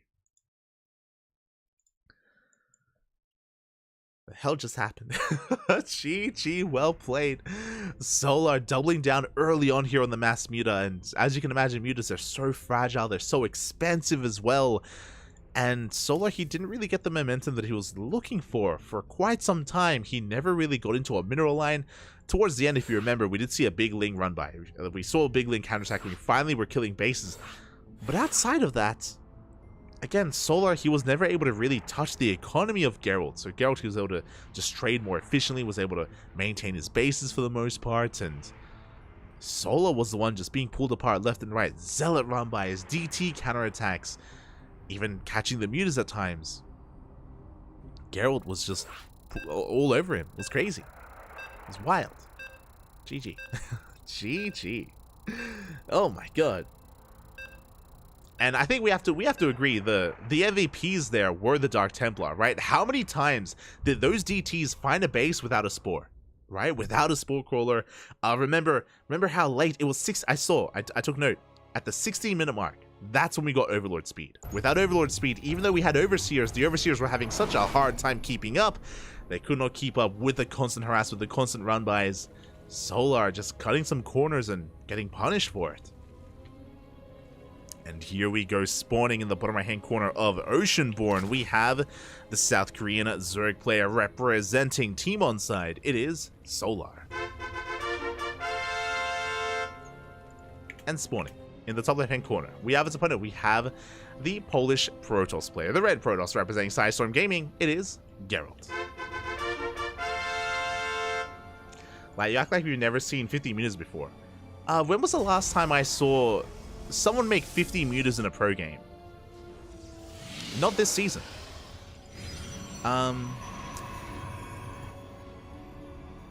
Maybe last year?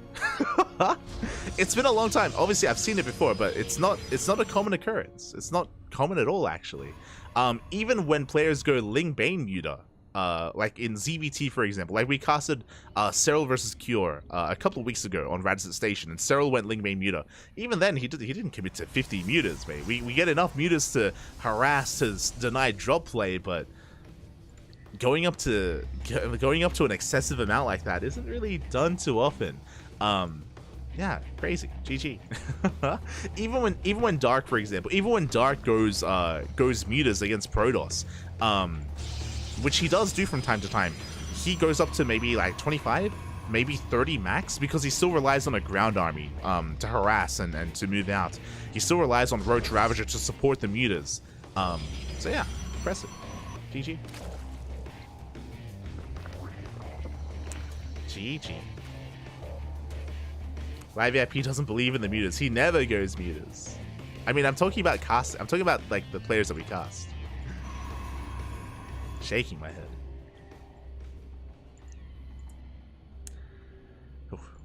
And that's probably a reason why we don't see players go up to 50 meters, because I mean, Solar just just didn't quite work out for Solar. To be fair, like there's a big reason for that, right?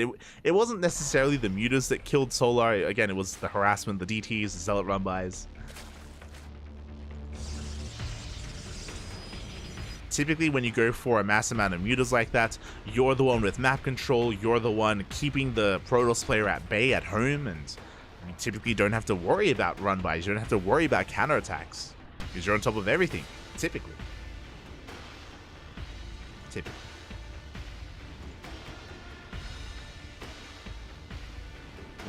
Meanwhile, we are settling into this, and so far it was a hatch gas pool opener here from Solar.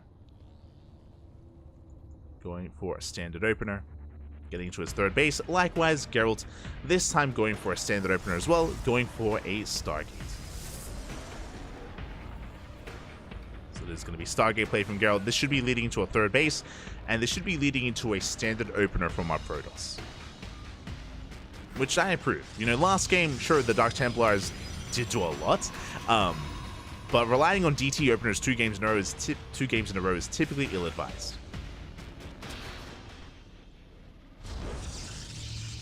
As the Ling slips into that main base, it's going to be shut down, but we do get confirmation that we do have a Stargate as well as Oracles on the way. So on Solar, he does see everything he needs to when it comes to what's coming his way. Lings are moving out, and Solar is going to be threatening that third. And meanwhile, we have our transition, and I am curious because that is a Twilight Council before third base. This feels like Glaive Adepts. This almost screams Glaive Adepts, but we'll see. We'll see what Geralt has in store for us. We'll see how hard we commit. Again, for the Twilight Council to be thrown down before the third base, for there not to be a Forge alongside the Twilight Council. If this was a standard player, I would say this is Glaives. If this was Hero, I would say like a 3-base Blink Stalker all in. For now, the Oracle does get one drone kill, but gets zoned away. And show us what you got. There it is, Glaives in production. I've been burned too many times by Hero.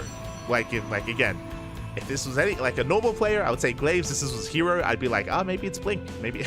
But there it is. It's gonna be Glaives here from Geralt. Now, I wonder if Solar is aware. Like, he should have taken note that the third base was later than normal, and that does already like flag some, or flag some kind of odd play here. Alarm bells should be ringing at least a little bit, and Solar, he's being active. He's trying to get a read on what's going on. Lings are moving out, and we will catch a Stalker. Stalker does go down, but the Lings are denied.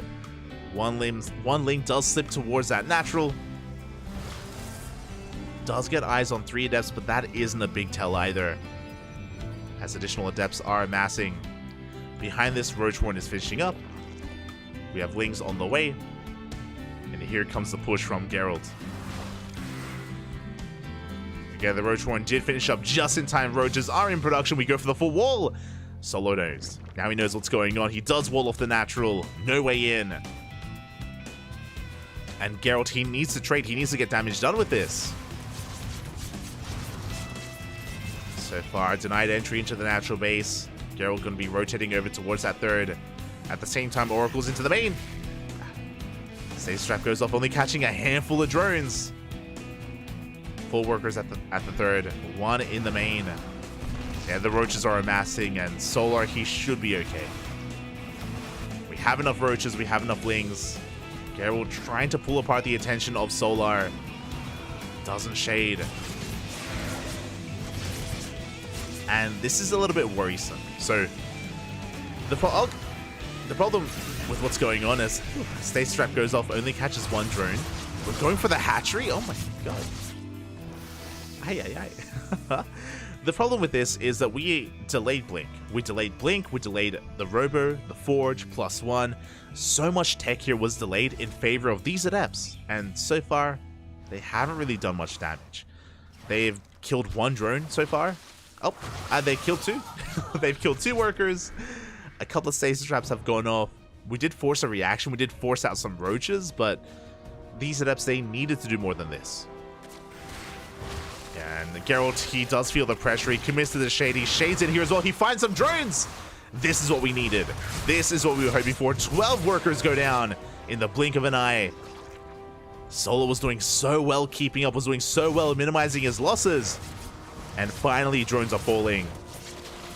We head into the third. We get even more. It's going to be 16, 18, 19 workers. Can we get... Oh, we can go past 20. 21 workers and a massive stasis trap in the...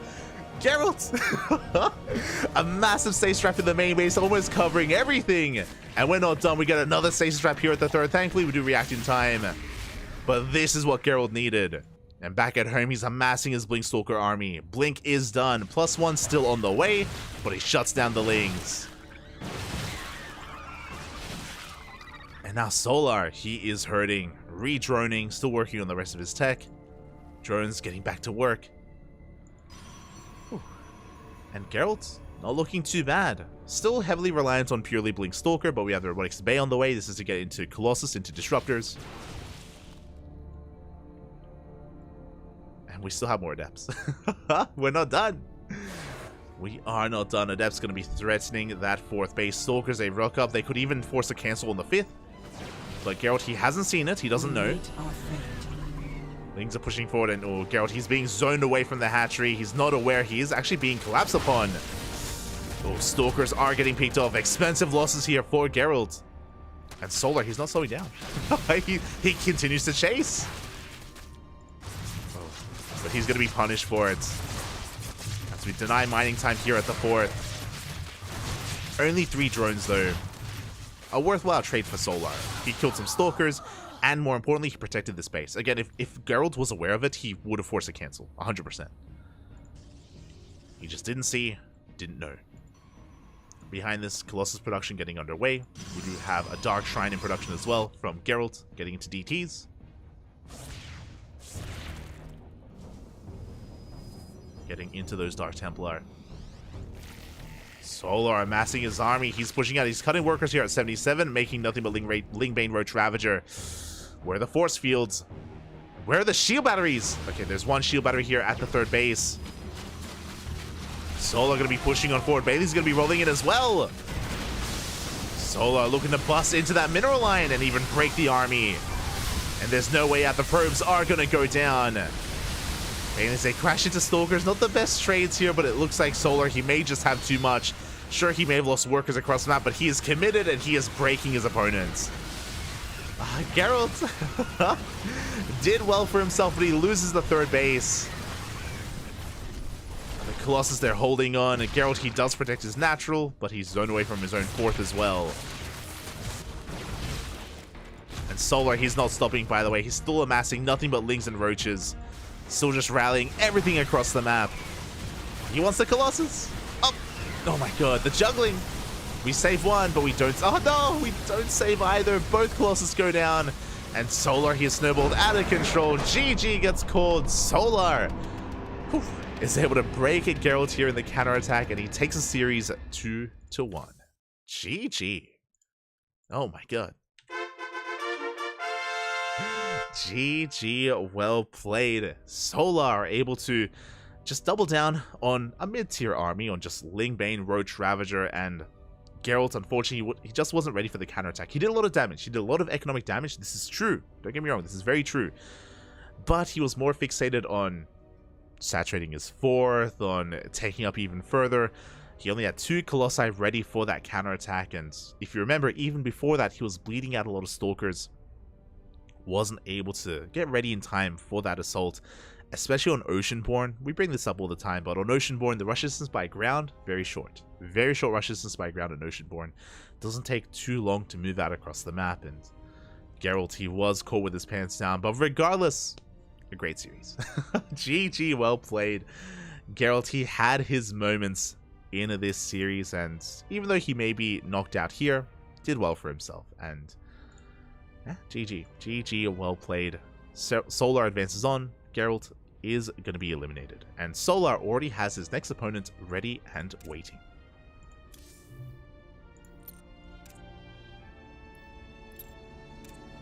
Oh, here we go. Up next is going to be Solar versus the French Terran, Clem. That was a fast series, by the way. We were still in the midst of Solar versus Geralt when Clem was in the ace match against Firefly. Oh boy. As we have some catching up to do. We'll scroll up from the top. From the very top here, we have MaxPax, who did 2-0 DNS, advancing on into the next round. Oh my god. Okay, we're good. I thought I saw something crazy, and I kind of did. Bjorn did 2-0 Gumiho. Like, when I saw this with my eyes, with my brain, I thought Bjorn got a walkover. It was Oliveira that got the walkover over Coffee. So I was very concerned. I was like, no, what happened? Bjorn, he gets his revenge. I mentioned before, Gumiho did eliminate Bjorn from ESL Open Cup Americas a couple of days ago. Bjorn, he gets his revenge. He 2-0s Gumiho. MaxPax versus Bjorn, currently ongoing. That is a spicy PvT, and I mean, hopefully it's being covered by someone, whether it's Rotterdam or Wardy or Steadfast. I think Steadfast is casting out there somewhere, or one of the other language casters. Hopefully someone is covering that PvT. Scrolling down a little bit further, Cure did 2-0 Oriana. Cure versus Oliveira, currently ongoing as well. TVTs are upon us, and that series could go either way. Could go either direction. As we scroll down a little bit further from there, we do have a DRG 2-0 Jeshi. Wayne took down Cyan 2-1. And we also have Clem taking down Firefly 2-1 as well. So we had some good runs here from some of these Chinese Protoss players, but they do get knocked out here in the round of 16. Heading towards the quarterfinals. So we have DRG versus Wayne in a ZVZ. As we saw, Wayne took down Dark earlier, so in a ZVZ, anything can happen. On paper, I would favor DRG, but Wayne could cause another upset. If he's on fire tonight, he can pop off, and he can make it to the semis for the first time. I don't think Wayne has made it to the semifinals of KungFu Cup before. This could be his week. This could be it. And at the very bottom of the bracket, we have our series. Clem took down Skillus 2-1, so Clem bleeding a little bit here against both Firefly and Skillus in the PvTs, but I'm sure he's happy to see that only Zerg players remain until the finals. Sure, Clemmy's like, okay, I'm free from all these Protoss players. I've been dropping maps constantly today. I can finally enjoy myself against some Zerg. It's going to be Clem versus Solar up next, followed by either DRG or Wayne. So that is our next series. And we are going to be getting ready for it. Ooh, oh boy. Solar versus Clem.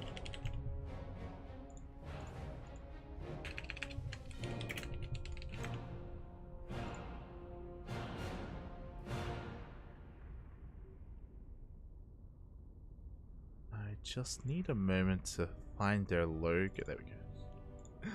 To find their logo before getting things going. Looks like the players are still conducting their vetoes. They're still getting things going. So we have a little bit of time to ourselves. We already went over the bracket itself. Essentially, quarterfinals are underway. And when it comes to the semis, we're going to be casting one and then the other. Back to back. Both semifinals will be casted, and then the grand finals thereafter. Where is the clean feed? I'm trying to figure that out.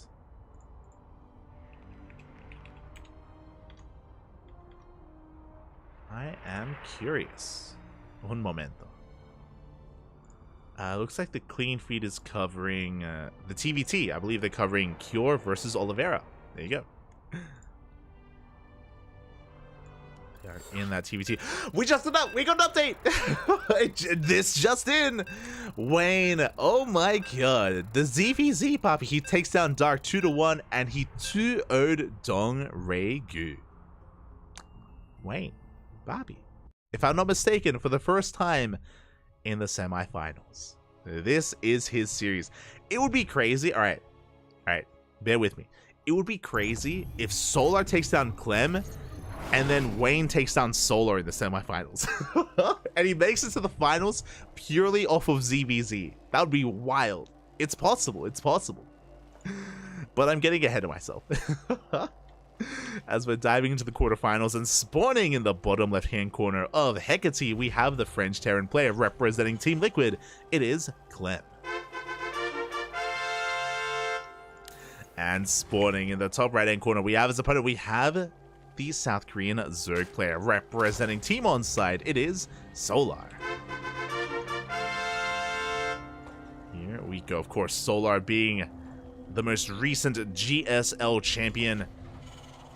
Did make it all the way, winning his first GSL in a long time. I know Solar, he's won SSLs. Has he won a GSL before? I can't quite recall, I'll be honest. I know that in years past he was more in more dominant form, and he did win an SSL at least.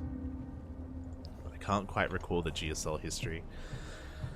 As we're settling into our ZVT, and again, this is going to be no easy feat. Solar, he may have won a GSL, but Clem is still the best Terran player in all of Europe, one of the best Terran players in the world.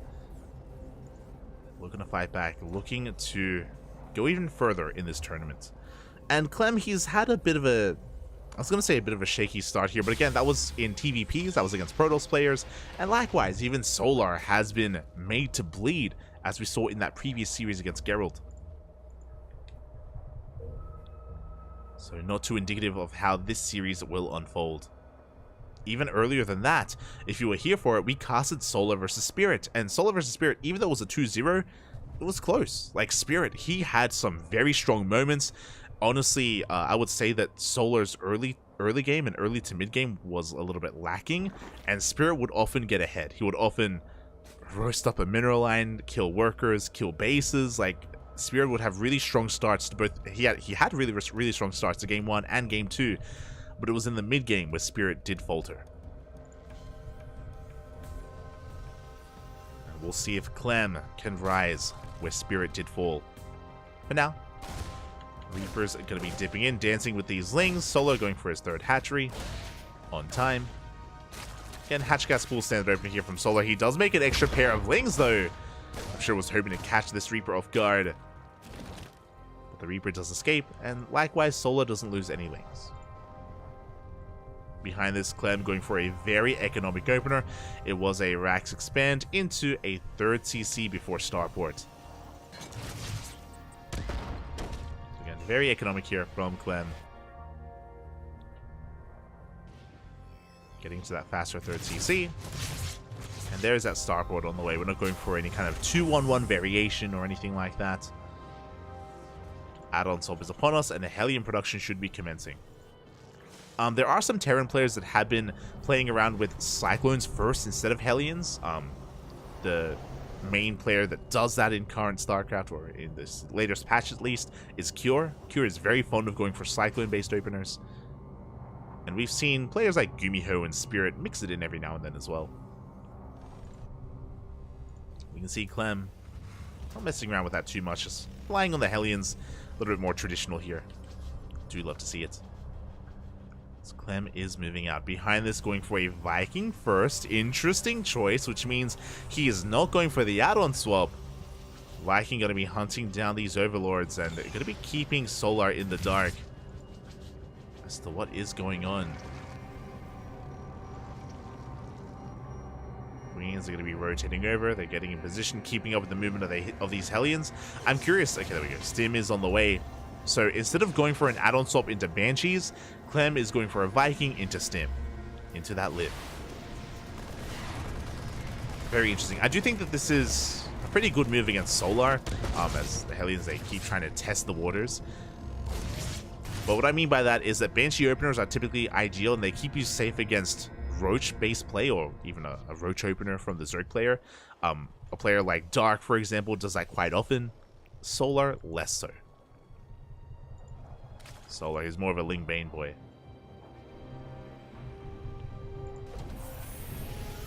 So yeah, that's why I'm all for going for Hellion Lib instead. The goal here is the Liberator is going to be going towards either the main base or the third, going to be threatening the mineral line, and ideally forcing the Queens to respond, forcing the Queens to be pulled out of position, and then the Hellions can slip in. Bit of a 1-2 punch. You can see the Vikings going to be trying to cut a path and zoning back these overlords, making sure that Solar has as little reaction time as possible to deal with this Lib. But we do have Spores in position. These two Spores are designed to shut down Liberator specifically. That's why they're not in the mineral line. And they do get a couple of hits in. Quick reaction out of Solar. Does recognize what's going on. Does keep up. Lair now on the way. At the same time, Hellions, they try to find a way in. But once again, the Queens are keeping up with those Hellions. And so far, a good defense. A good defense from Solar. He's able to keep up. Liberator is stuck in the corner. And Clem lands his third CC on location. Getting into his 1-1 upgrades. Getting into his E-base. And getting into the mid-game.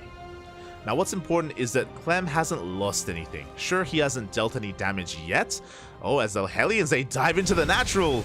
They catch one drone and then they get the hell out of there. Very careful play here from Clem. Likewise, unsieges Lib just in time. Does pivot away towards that main. Again, just really careful play here from Clem. Looking for a way in, looking for any kind of slip up from Solar. And because he keeps everything alive, like, this is there's still so much potential for damage. Looking at the unit type, only a single Reaper has gone down for Clem. Likewise, on the counter side of things, Solar hasn't really lost anything either. He lost one Overlord to the Viking, one drone, and one Ling. So far, both players, they have been keeping up with each other. This game, for the most part, has been a game of positional play. It's been all about rotating and keeping up with the movement of your opponents. But here we go, Clem going for a double drop on the right-hand side. Hellion still threatening the left. Solar, he's drawn up to 75. Going to be double expanding, taking his 4th and his 5th base. As Solar even threw down that Hydra Den, going Ling Bane Hydra. Hydra range is on the way. Drop going into the main. Oh. He's going to be picked up. At the same time, Hellions, they head straight for that 4th. And the 4th looking very exposed. Where are the Queens? The Queens are not here. The Lings aren't either. Solar, he was keeping up for so long, but it only could last for so long. Good positional play here as we get into those Hellbats. Using the terrain against Solar. Bailey's going to be rolling on in. At the same time, here comes a double drop. Going for the Queens. Transfuses are going to be good enough. The Queens, they do hold on. But Solar, he's falling apart a little bit here. The mines. Widow Mines have borrowed. Mind Shot's going to be going off as well. And oh, decent connections, but we still have Banelings left over. Meanwhile, we drop into the main. Solar, he just cannot keep up. All it took was one wrong move, one moment, and things just snowballed out of control. All it takes is one domino to fall, and then everything crumbles. Oh, the target fight. Oh, God. The one Bailey. We do barely take down the Bailey. Leagues are going down. GG gets called. Solar does get pulled apart, and Clem takes game number 1. GG. God, that entire game, that entire first, I mean, it only lasted like less than 9 minutes, but like the first 7 minutes of that game was so tense. It was just constant back and forth between them. No one really losing anything, no one really letting up or relenting. And again, all it takes is one moment. One wrong move. Clemmy found it. Was able to find it in the end. GG. Well played. Game 1 in the books, and now we're getting into game number 2.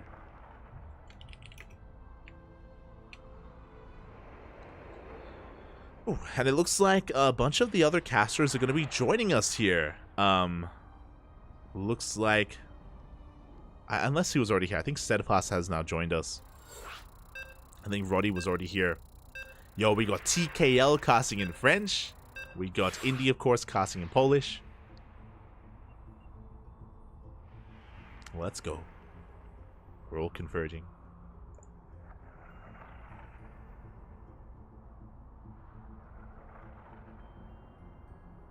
Here we go. Clem is nuts. No chill at all.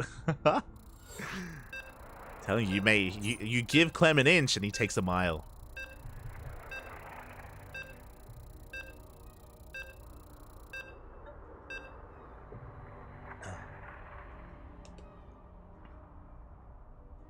Now we're getting into game number 2.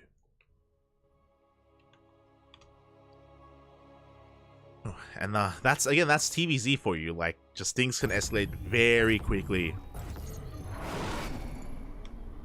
And we'll see if that's, or we'll see how things do turn out here in game number 2. Is spawning in the top left-hand corner. We have our French Terran player representing Team Liquid. It is Clem. Leading the series 1-0, and spawning in the bottom right hand corner, we have as opponent, we have the South Korean Zerg player representing Onside Gaming. It is Solar.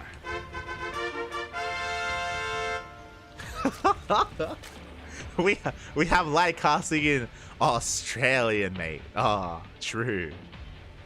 I can't even do it a proper Aussie accent. Ay. Oh my god. You know, we're just covering all the languages out there. You know, Wardy, he's casting in British. British. Steadfast in American. There you go. Or, I guess, technically Canadian. We don't actually have an American stream today. True. Maybe Roddy counts. Maybe he's close enough.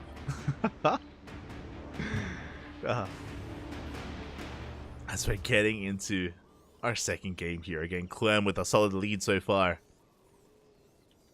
But it's still a best of 3. Could go either way. Personally, I want an ace match. I want this to go the distance and go all the way to game 3, but it's not in my hands. Tis up to our players. Tis up to Solar. So far, Hatch Gas Pool. Standard opener here out of Solar. Likewise, Clem going for a Rax expand. Not doing anything crazy. Not going for a CC first.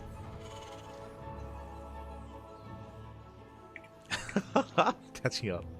As someone who never has been nor intends to set foot on Australia, it does seem like a pretty cool country. It's you know, it's okay. Except for the rapacious wildlife stalking you at every corner. Just start saying Struth and crikey. Crikey, mate. True. Oh god. Yeah, you get used to the wildlife. It's fine. It's fine. I mean, if you live in the city, like, you're not gonna have to deal with like spiders and snakes and stuff. It is something that I deal with here. I do live, like, you know, further inland, not like on the coast or anything like that. I mean, I'm relatively close to the coast. I'm like an hour drive, like 40-minute drive. Hours more apt. Hours more apt. There have been times though where there have been spiders the size of my. I mean, I think this is a story. This is what happened. It was like maybe 3 months ago in the middle of a cast. It was in the middle of a WTL cast. There was a spider the size of my palm that was right behind my monitor, and it all happened during the cast as well, where I suddenly stopped talking, and I and I went for it, and it dropped on my modem. The spider dropped because my modem is like right next to the curtain. It's like right behind the monitor. It dropped on the modem, and it cut the internet. the internet dropped, and like suddenly, I think you heard on stream, you heard me say like, "Wait a minute." You heard me go silent, and then like you heard like a noise, and then like I DC'd. I just disconnected. And no one knew what happened. They're like, wait, what happened to the light? What happened? And I was in the midst of a fierce battle against the spider. I won though. I did win, and I was able to continue casting once my internet returned. Oh god.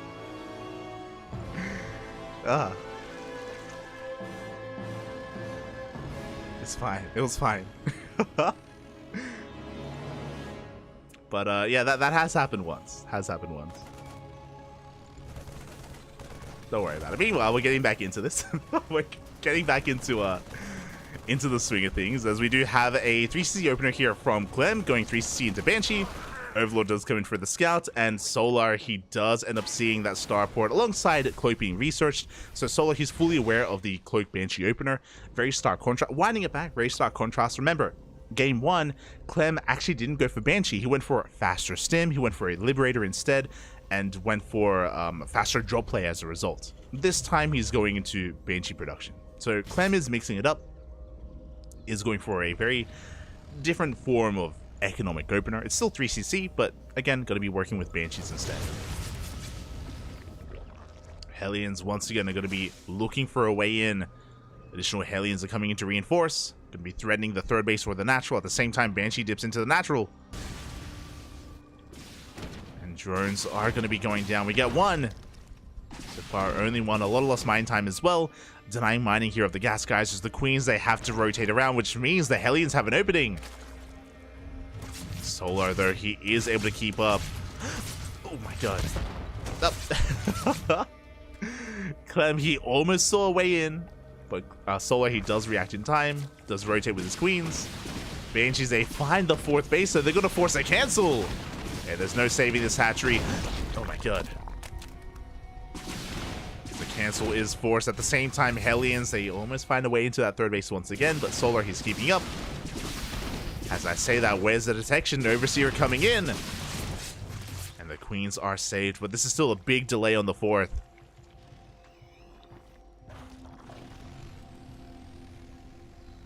Clem continuing to shock around. Now, what's important is that Clem, sure, he may not have killed any workers here, but what do we see? We see the lack of creep. No creep threat here at all outside this third base because of these Hellions.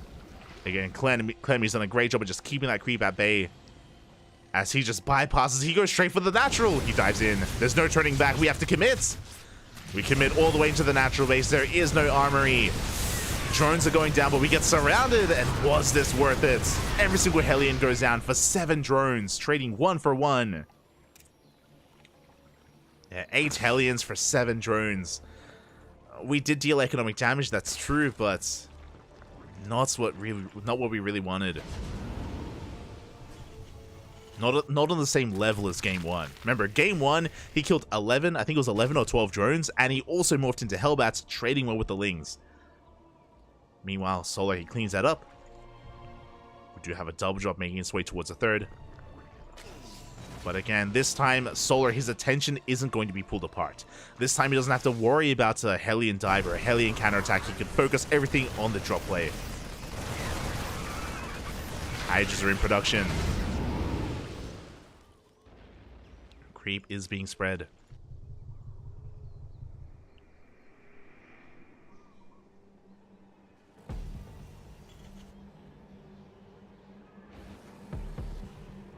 Double drop still does back off, still does threaten the bases. Meanwhile, we have 4 CC on the way, so Clem is not going for a 3 base all in.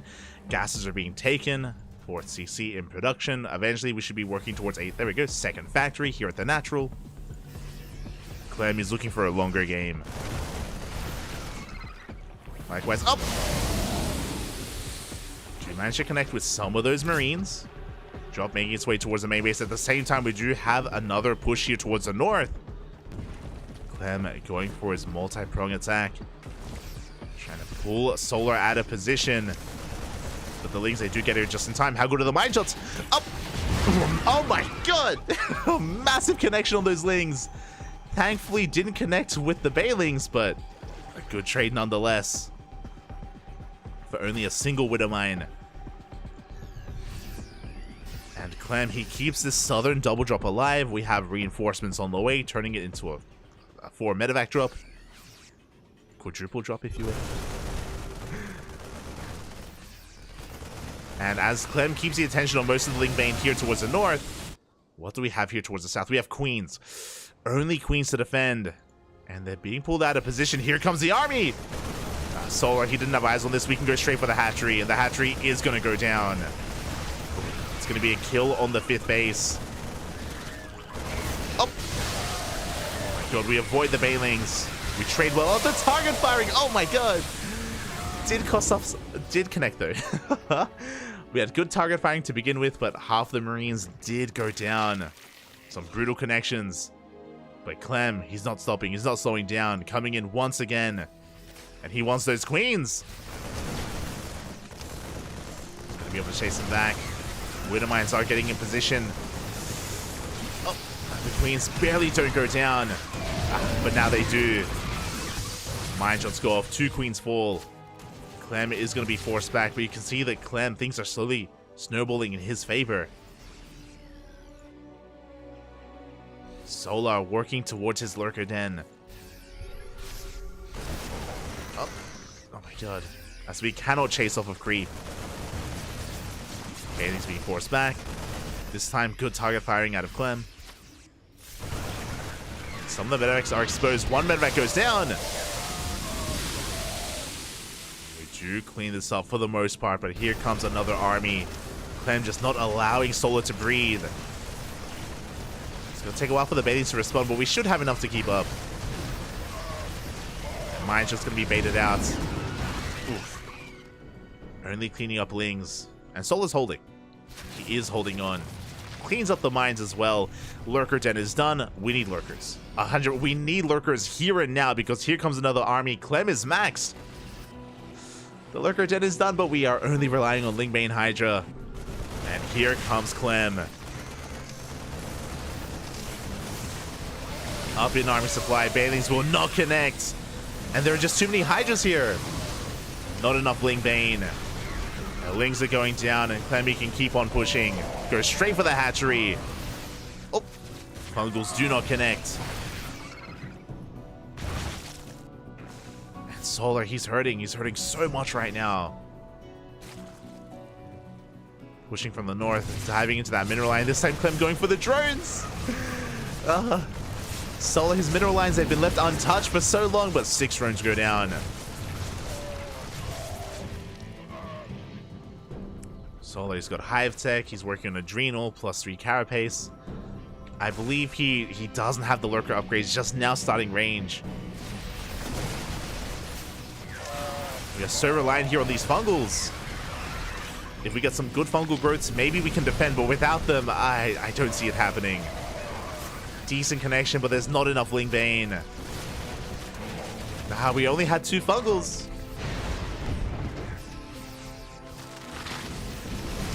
This here dives into the main base. Widow Mine Shot's gonna go off. Connecting with those mainlings. And we just cannot chase this off of creep again. Because of how aggressive Clem has been, there's barely any creep out on the map. Solar has been contained. But the Lurkers have arrived. Finally, the Lurkers, they do make their appearance.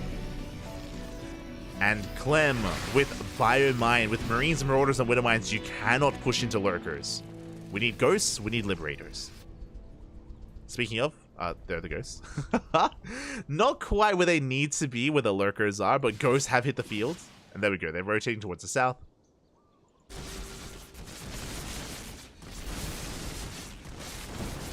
Ghosts have arrived. Second starport is on the way for Liberator production. Banshees have arrived. The Banshee from the early game finally going to go down, which is probably a good thing. We probably need to clear up some supply. Fusion core is on the way for Liberator range. Snipes go up. Up. Up. Oh my god. One lurker does go down. The second lurker as well. Good pickups here from Clem, not losing anything. That's a lot of Widow Mines. It's a lot of Widow Mines, and the Queens are going to be going down. Solar, he has to react. He has to respond. Mine shots are going to be going off at the same time. Oh, he's just being pulled apart. These lurkers are exposed. Another lurker gets sniped. And again, lurkers without support, they're so vulnerable. As you can see, they're getting picked off one after the other. And every single lurker is going to go down. We have one left. We have 0 left. Like, lurkers could be good units, but they need Ling Bane to help buffer, to keep them alive, to keep them safe and sound. Big EMPs! They cover the Infestor and the Viper as well.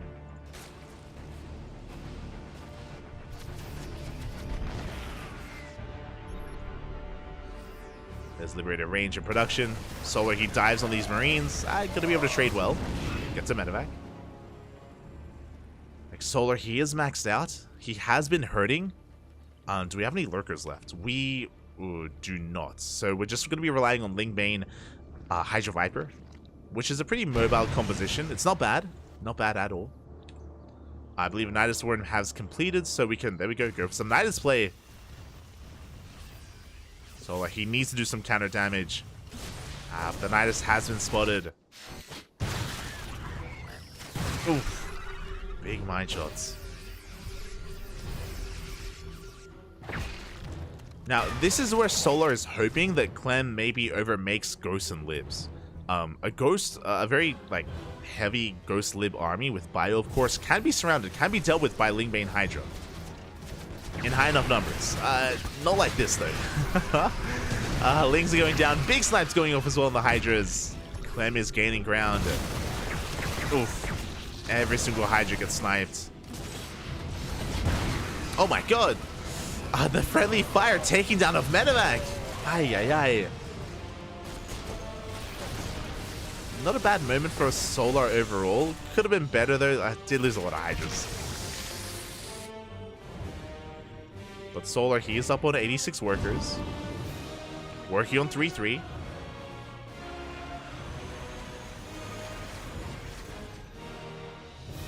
Likewise, Infestor as well, burrowing behind the army. Looking for a fungal. He's ready for it. Soon to be ready for it. As the game is settling down from here. And Clem does have the better bank. Denies the center base. Liberation has arrived. The freedom. The freedom is here. Can the Solar deal with this? So far, he cannot engage. Liberator's just bullying him back. At the same time, though, we see Solar going straight for trying to engage with the planetary. He barely cannot. Oh my god! Massive mine shot. Connects with the Ling Bane. Oof. Yeah, Clem, he is slowly gaining more ground. The Liberator is just dishing out so much damage. We catch a spore. Up! Clem, though, not looking for a moment. Does take one Baneling to the face. We're gonna keep engaging, but off go the mine shots. Oh my god. We land the fungal, but there's nothing to follow up the fungal. There's nothing left to engage. At the same time, we do collapse on the planetary. Planetary is going to be going down, but the Bio Army cleans up everything else. Was this worth it for Solar? Is he bleeding out too much? Solar, he's remaxing with pure Ling Hydra. He's pushing forward. Liberators are going down. And it looks like Solar, he will barely break through. Oh my god. Just barely. He's got 2 Hydras left. 1 Hydra left. But Clem, he can keep on pushing. And again, these were expensive losses for Solar. Losing 35 Hydras this game. He's only got 2 left, and they're also going to get sniped. And it looks like Clem, he breaks through. There's just not enough Zerg on the ground. Solar running out of steam, and Clem will take the series 2-0, advancing on to the semifinals. GG. GG, well played. Clem looking dominant in game 1, and even dominant here in game number 2. Game 2 did last a lot longer than game 1, obviously, and Solar, he was... the difference is, though, or the problem here for Solar was that he was fighting to survive. He never really had any momentum. He was never able to really win any fights either. He was just stuck on his side of the map. We saw the one time where he was able to counterattack and kill the planetary towards the end of the game, but he threw away so many banelings, killing that planetary where he just didn't really have anything left to survive the counterattack. Like, he was just... It felt like Solar was treading water the entire time. He was just treading water against Clem, and... yeah, Clem was almost in full control of that entire game. GG. I think what's crazy, again, to put things into context, as we are switching servers, is that final push from Solar where he killed the planetary, I think that was the only time that entire game where Solar was able to do some economic damage. Like, he didn't really kill any SCVs. We didn't get to see any Ling run-bys or Baneling counterattacks or any kind of pushes that ever threatened a base of Clem until the very end, where eventually he did get on top of a planetary. But that was the only moment. Outside of that, it was Solar basically stuck defending. Solar defending the entire time. GG, well played. Clem will advance on to the semifinals. And it looks like we have our next series. It looks like it's going to be Clem versus Wayne after the upper semi. So Clem and Wayne, they're going to be on hold. They are going to be on hold. And I believe we are covering the upper semifinals first. So I'm going to need a moment to set that up. Un momento, papi, un momento. So for now, there's Wayne. He's on... Oh, I almost put Starco. Starlight Twinkle. And we are going to be jumping into the TVT first, which is currently underway, currently mid-series.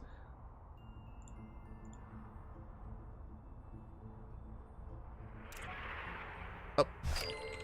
And they just wrapped up with game number 1.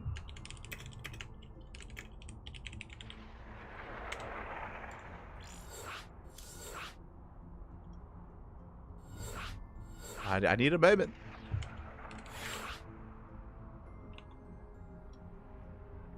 Bjorn versus a Cure. Shopify, Rebellion.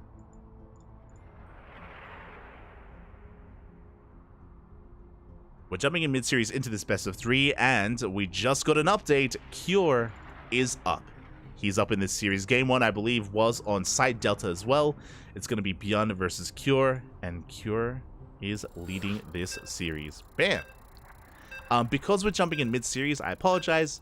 Predictions will not be open. Predictions will not be open, as, I mean, wouldn't really be fair. We already have a player leading the series. We will have predictions for Wayne versus Clem. I do promise you that. I do promise you that. But now that we're loading into game number 2. So it looks like Bjorn and Cure, they started when we were in Clem versus Solar, essentially.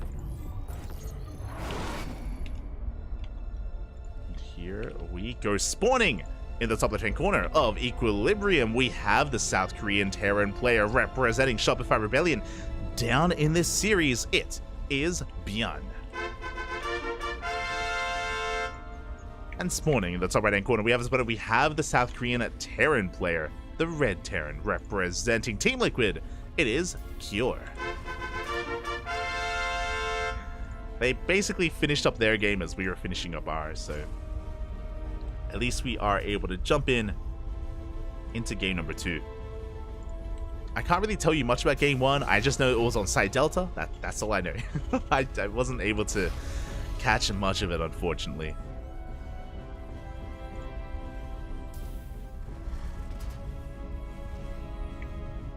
Combo Riot. Here we go. Ever thought about doing these lopsided predictions in these cases? I guess we could. I mean, there's no harm. You know what? Let's do it. Let's do it.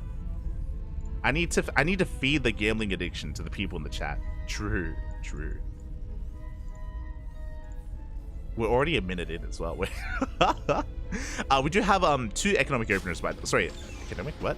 Two aggressive openers. Double gas here from Cure, double gas from Byun, which means delayed CCs. It also means faster factories for both Byun and Cure. They're looking to get in each other's faces. All right, semifinals. Byun versus Cure. For the next 2 minutes, you can place your bets on how you think this will unfold. Bearing in mind that Cure is leading the series already, so if you do place your bets on Byun, it is going to be an uphill battle. And I mean, it is Byun. He is Byun stoppable and Byun believable, and Byun, the one-man army. So you may be able to hedge your bets on him, but things aren't looking so good.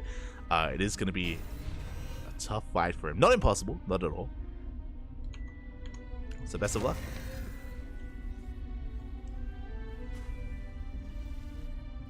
As for now, we do have our CCs on the way. We do have a Cyclone opener from Byun. Getting to his Cyclone first. Interesting that he's not going into Hellions, which is the more traditional kind of follow-up here with a faster factory. Speaking of, Cure going for reactored Cyclones instead, going for the add-on swap. Okay.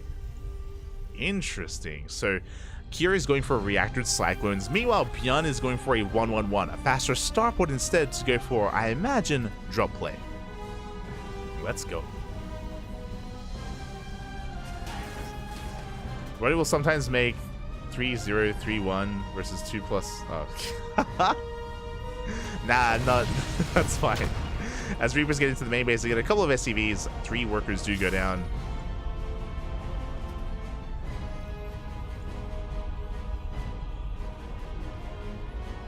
Oh, we're good on that. Maybe if I had like people to do predictions, then sure. But like, I'm not gonna keep track of all that. Why? I'm also casting as well. Aye. We're good, man. We're good. Just for whoever wins. But now, Cure, he is going to be working towards that natural with his additional Cyclones. To have Medevacs on the way. Byun actually not going for a Medevac, actually going for Liberators instead. Okay, Byun, you do have my attention. So the dynamic here is that Cure, he's up in Cyclones. Cure, he has additional Cyclones, is going to be pushing out with these Medevacs. He can even go into the main base to get some economic damage done. Speaking of, he is going to be meeting up with those Medevacs. Meanwhile, Byun is going for some more harassing damage instead in a different way in Liberators. In saying that, he's also getting into his own Cyclone count back at home. Up to 4 now. Cure going for the mineral line. He will hit first. Meanwhile, this Lib is queued up to go into the natural. Here we go, Cyclones. They do dive into the main base. They get a couple of SCVs. So far, they get 2. Ooh, and we do not get the lock on the Medevac. Cure does barely get the hell out of there. So 2 SCVs for nothing, really, for free. So far, good damage. But at the same time, here comes that Liberator from Byun. Making its way towards that natural. There are Cyclones back at home. Cure is going to be losing one of his SCVs. And these Cyclones, they have a really awkward time diving in. Oof, they have to take they have to take these lip shots to the face. 1 Cyclone goes down. And 1 SCV as well. Not too bad. Not too bad here from Byun. Meanwhile, he does move out with his entire army. Going to be marauding across the map here with his 6 Cyclones.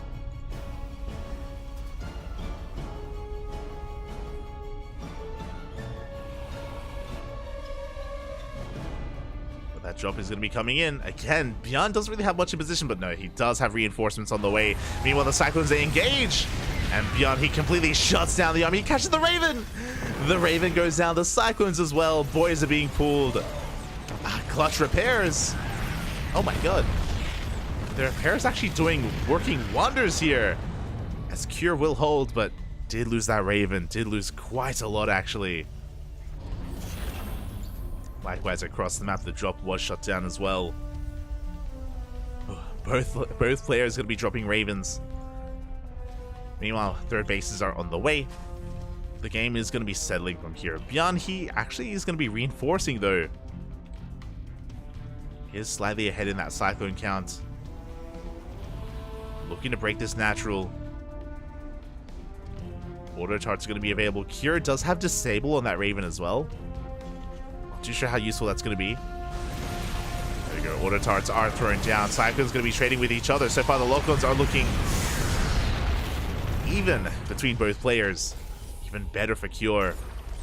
He's going to chase this down. And he doesn't get the Raven. Just barely. Just barely. Bjorn does escape. Whew. And as the dust settles, as things calm down a little bit with the constant trades between our players, Kira's slightly behind. He's slightly behind in workers. He's down 4 SCVs. Meanwhile, Bjorn is double expanding. He's getting a 4 CC on location while taking his third. Bold move here by Bjorn. Aye.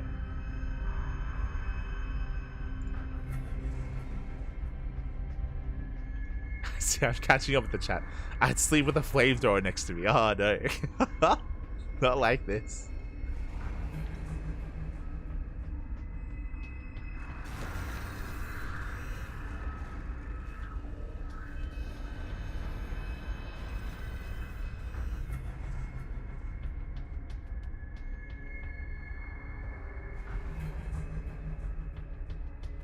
I'm catching up with the spider talk. Catching up. But for now, we do see Cure actually bypassing the main army here of Bjorn. Bjorn, he's just chilling here, controlling the Zonaga. Does miss the move out here. Cure, he's going to catch some Marines. Marines are going to be going down. We can even threaten the mineral lines as well as these Cyclones. They just go straight for the natural. But we do have Stim. Do have that Stim. It's going to be a one-way trip. Cure, no way out. Can he get the tank? Gets a tank. Oh my god. Gets a tank, gets what, 5 SCVs? 6 Marines? Very good trades here from Cure. Will lose the Cyclones, but the Cyclones, they do lose value over time. They're not too important or too impactful as the game progresses. And honestly, Cure, he needed to get something done because he was down in workers and he's down a 4th base as well. Double drop coming in. Does come across the depot. Jan a little bit late to respond. Is he healing with those Cyclones as Cure, he goes straight for the main. Oh my god. Dives into the main base. There is a turret in position though. And Bjorn is going to be able to keep up. We commit. There are auto turrets though, and Cure is going to lose the medevac. Not worth it in the end. I say that, I believe we did kill the Raven. Yeah, we were able to kill the Raven at least. Not a bad pick-off here from Cure. As he's looking to reinforce. He took down a tank earlier. I believe Cure should be up in tanks. He is. 3 tanks to the 1 of Bjorn. But Cure is down in the Marine count. Can he leverage those tanks? As Cure is looking to push forward at the same time. The Cyclones! No! Oof. Cyclones are going to get picked off. 1 escapes. Cure is pushing right through the center. Bjorn getting ready to engage. The tank does siege. Tank able to siege just in time. Anti-arm missile, but I don't think it's going to be enough. It looks like Bjorn, he swallows this up. Takes down the tanks, takes down the Marines. Cure caught with his pants down. And Bjorn, he can keep on pushing from here. There's 1 tank behind this. Bjorn has momentum. He's up in economy. He's up a base. Again, taking this 4th on location has paid for itself. Even morphing it into an orbital, not a planetary. So greedy. Oh my god. The greed is real.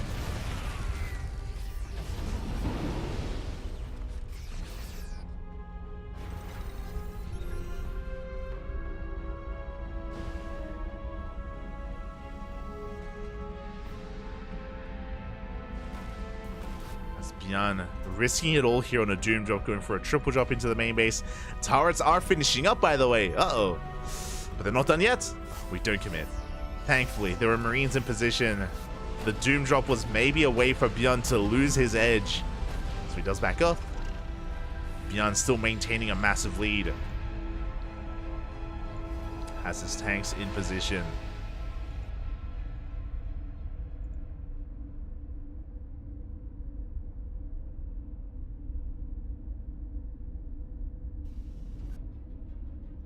Meanwhile, Kira trying to get his own fourth up and running. Bjorn, he is kind of giving Kira some time here. Obviously, Bjorn is going to be the first to max out. He's got 2-2. We're even in upgrades. Bjorn even getting his goal base on location and taking another CC. So Bjorn still has a lead, but he's also giving Kira the opportunity to stabilize here with a higher tank count. As we're even in tanks.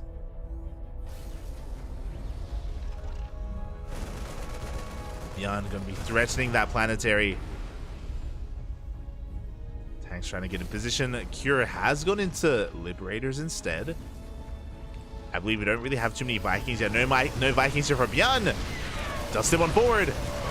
Into tank fire, but he goes straight for the tanks. He comes in from behind as well. The flank is real. We collapse on the Marines. And Bjorn, he just has too much. He takes down the final tank. Gets on top of the army. Oh, we do have reinforcements on the way, though. Up.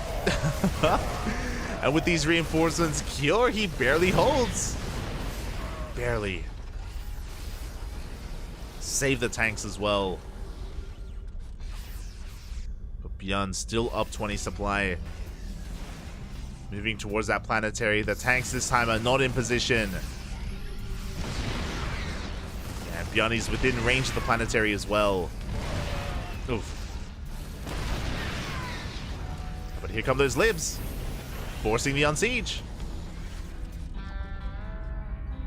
Kjor, I'm impressed by how well he's able to just... I should say, like, the tenacity of Kjor, barely holding on, still up against the wall, still against all odds. Oh, the tanks! They move a little bit too far forward. Liberators, they do get within range of the tanks of Bjorn, though. Once again, they force the unsiege. Another 2 tanks go down. Kjor, he's fighting his heart out. Fighting as hard as he can, but Bjorn not slowing down. Repositioning with his tanks, goes for the drop. Within range of these tanks, though. Gonna lose 2, gonna lose 3. Up, can he get the 3rd? Barely can get the 3rd tank. Kjor forces Bjorn back, gets another tank as well.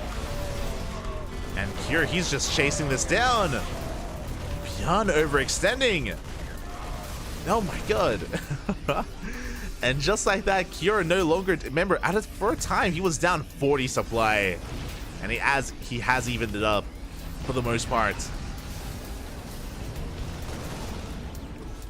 Almost getting another tank.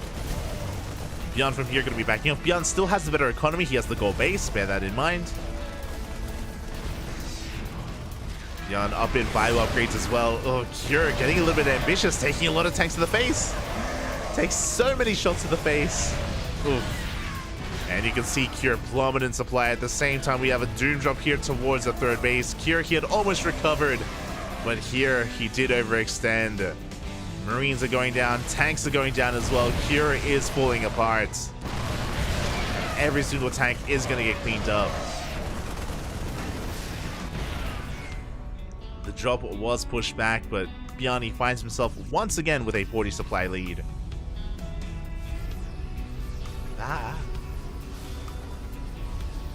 Kjor was doing so well. And can he do it again? Not the first time this game where he's been up against the wall. But it's a numbers game and he is being pulled apart. And now the constant drop play tells us a medevac. Trying to go into the main. Reinforcements should clean that up in the end. Oh my god. Big tank volleys going off, and Bjorn finds his way towards the planetary. We do repair. Oh! Do barely get the repair off. Meanwhile, oh my god, this Liberator going ham. 22 workers go down, 11 solely with that Liberator, and even more here towards the south. Kira is being pulled apart. 14 kills on this lib. Jesus. And we're within range of the planetary as well. Like Kira, he just can't keep up. Not with everything that's going on. Kira at this point, even if he goes all in, I don't know if he has enough.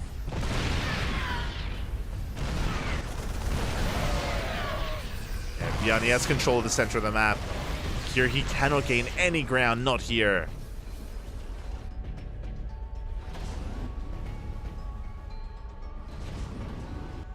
Yeah, desperately going for, yeah, we're going for a doom drop. It's the only way. An attempted base trade even.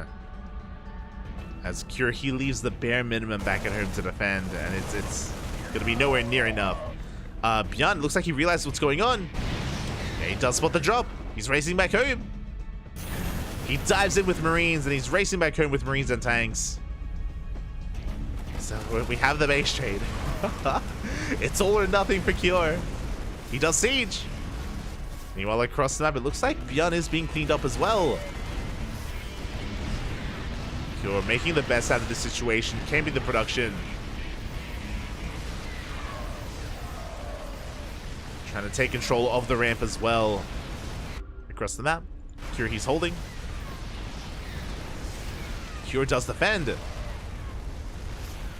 And it looks like Beyond may just give up his main base. Which, I mean, again, pushing up this ramp is going to be difficult. Oh, as Beyond is getting damage done as well. Here we go, Beyond is going for the drop. Up. Drops up into the main. Gets 2 tanks. Gets 3 tanks even. And Kira, he's running out of steam. 1 tank left. Back at home, Kira's pulling the boys. Cleans up the tanks barely. But there's just too much Terran, too much Beyond. And we're going to the ace match. There's no other way about this. And GG is going to get called. Kira did what he could with that Doom drop, but Beyond cleans it up and takes game number 2. We have an ace match. Let's go. GG. We're going all the way to game 3. And yeah, initially I was really impressed that despite the deficit that Kira had, again, Beyond was just insanely greedy, going for that 4th, getting a better economy, snowballing out of control, and even able to have some better trades early on. But Kira, he was stabilizing for a time there. Initially, he was holding onto his 4 bases, he caught all the tanks, he forced back Beyond's army, and Kira, at that time, he was at like I think it was like just under 180 supply against the almost 90 supply of Beyond. But then Kira, he got caught out in the center of the map. He maybe got a little bit too excited, a little bit too ambitious, and did lose everything. That was when the tank count got reset for Kira. And that's when he kind of lost his chances at coming back in that game.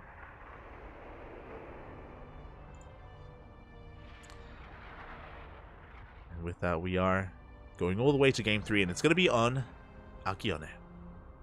Let's go.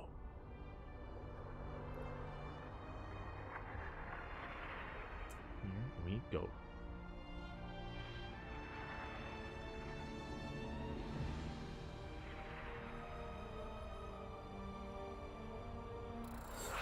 Oh. Beyond, perfect time to arrive. I mean, if you're just tuning in now, I highly recommend checking out Clem versus Solar. Clem versus Solar was impressive. Like, it was inspiring even, I'm sure, for a lot of Terran players. It was, yeah, a really good series. Really good series from Clem. Likewise, even Spirit versus Solar was really back and forth as well. Really good games. Really good games overall tonight. Even Geralt, right? Even Geralt had like a really stand-up performance. Like, it's just all been good. It's just all been good. Oh, Indy. Indy. Let's go. Indy up 1-0. Vámonos.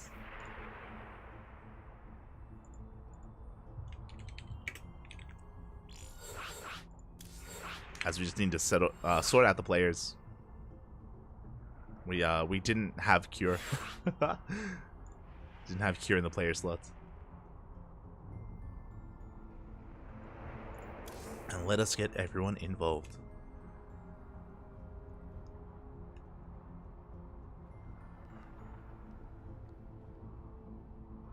Yo, will Indy win the series? The Polish caster jumps into the ring with the steel chair. He's KFC's champion. He's oh my god. Out of nowhere. I'm ready for this storyline. I'm ready for it. I'm willing to cheer for Indy. Let's go. As this time we are loading into game 3. And he been shot. He has. Again, great guy. For those wondering, Indy, of course, he's the Polish caster. Is the in a way, is he like the, what am I thinking of? The inheritor of Emil? Emil! Thankfully with better internet, thankfully. But we're getting into this. We're getting into game number 3, and spawning in the bottom left-hand corner, we have the South Korean Terran player representing Shopify Rebellion. Tying up the series 1-1 in that last game. It is Byeon.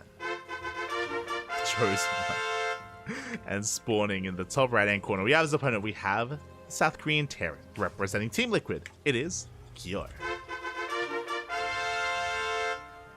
Going for not just one proxy racks, but that is a second SCV moving out as well. Byeon going for the 2 racks. Let's go. So proxy 2 racks here out of Byeon. Meanwhile is Kyor going for a racks expand.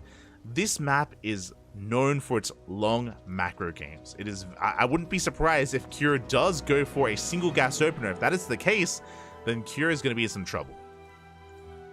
It's going to be on a knife's edge here whether or not he can defend against this. Not impossible to go for a racks expand and hold on, but it's still a difficult thing to accomplish. As Reapers are going to be on the way, and yeah, Kyor, he is set up to go for that expansion. Now what this means is he has a delayed factory, which means delayed Hellions. He's going to have 1 Reaper to work with, and he cannot afford to lose it. If this first Reaper dies, that's game. That's going to be it then and there, so... Oh boy, this is going to be a pretty tense moment here for Kyor. He is moving out with that SCV, throwing down a spotter depot, thankfully. So he will have a bit of a heads up as to what comes his way.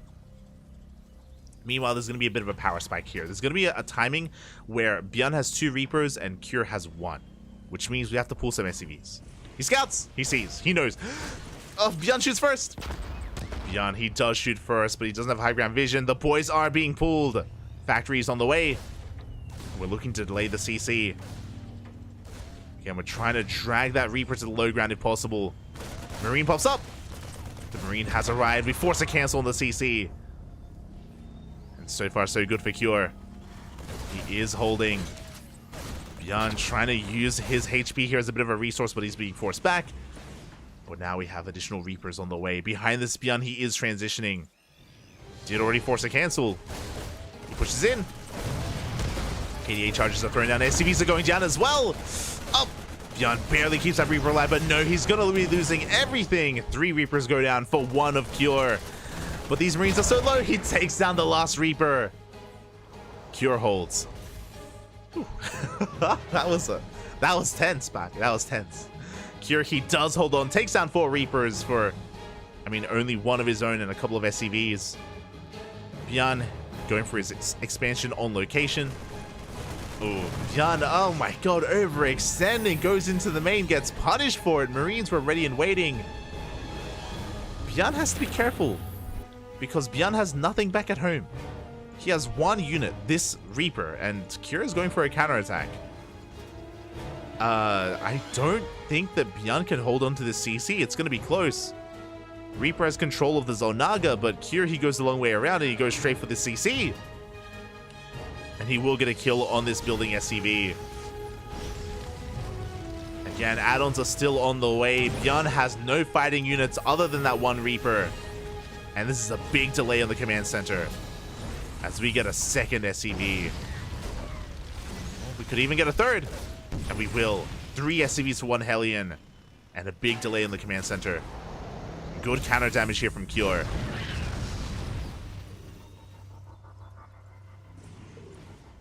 pretty necessary as well. And behind this Cure, he's landing his own orbital. Not even a CC, but an orbital here on location. Getting into our 1-1-1 follow-up, going straight for a third CC. Oh, Cure. Doubling down on his economy. I believe that was spotted. Yes, Bjorn has spotted the third CC, and he's going for his own. On location, because of course he does. I mean, he has to.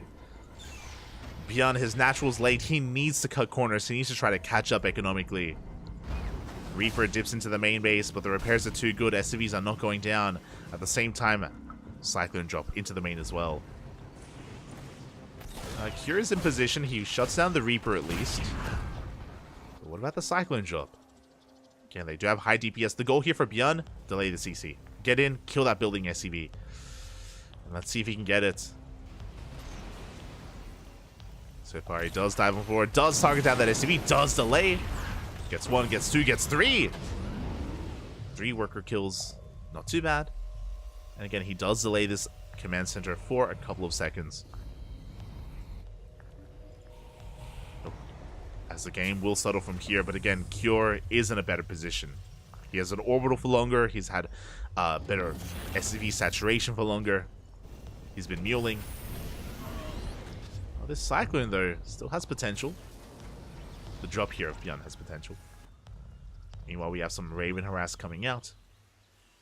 Bjorn looking to drop into the mineral line. Try to find some more SCVs, and he will find them. Again, Cyclones have such high DPS to get another 2 SCVs. Oh my god. They get a lock on as well on the Raven. The Raven. Oh, it doesn't go down. Just barely. We get the Cyclone. Cyclone falls. We get a couple of workers as well. The Raven barely survives and should get out of here. We need this. We need to get the hell out of the natural. This is not a safe place to be. As Bjorn, he's within range. If this Cyclone moves over, we can kill the Raven.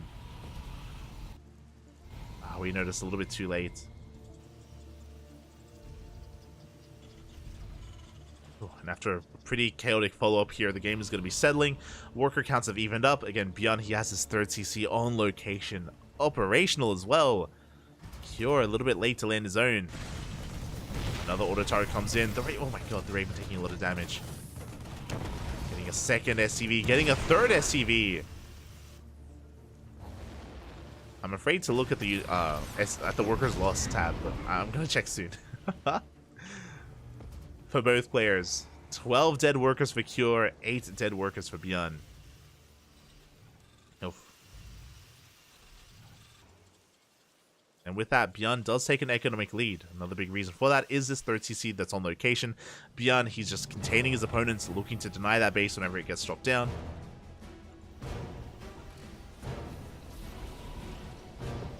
Has been very back and forth. But here we go, Cure again. He wants to expand.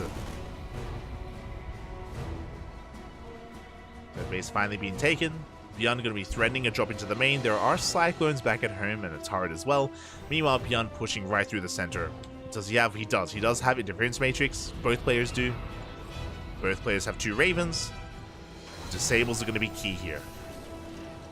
As Bjorn does spot the army. Cure, he sees that tank as well. Drop coming in. Doesn't go into the main. Goes for the third CC, and we get some economic damage done. 1 SCV goes down, and no mining here at the third.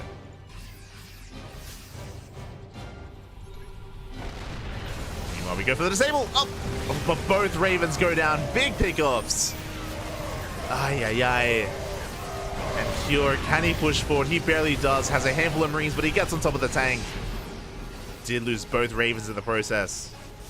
And here come reinforcements. Cure, he has tanks, and Bjorn doesn't. He's trying to close the distance. Oh, he does. Gets on top of the tanks, takes down both of them. We have Marine reinforcements coming in, and Cure, he's going to keep on pushing. We have 1 tank on the high ground. Looks like that Cyclone drop was dealt with across the map. Cure is backing up. Oh.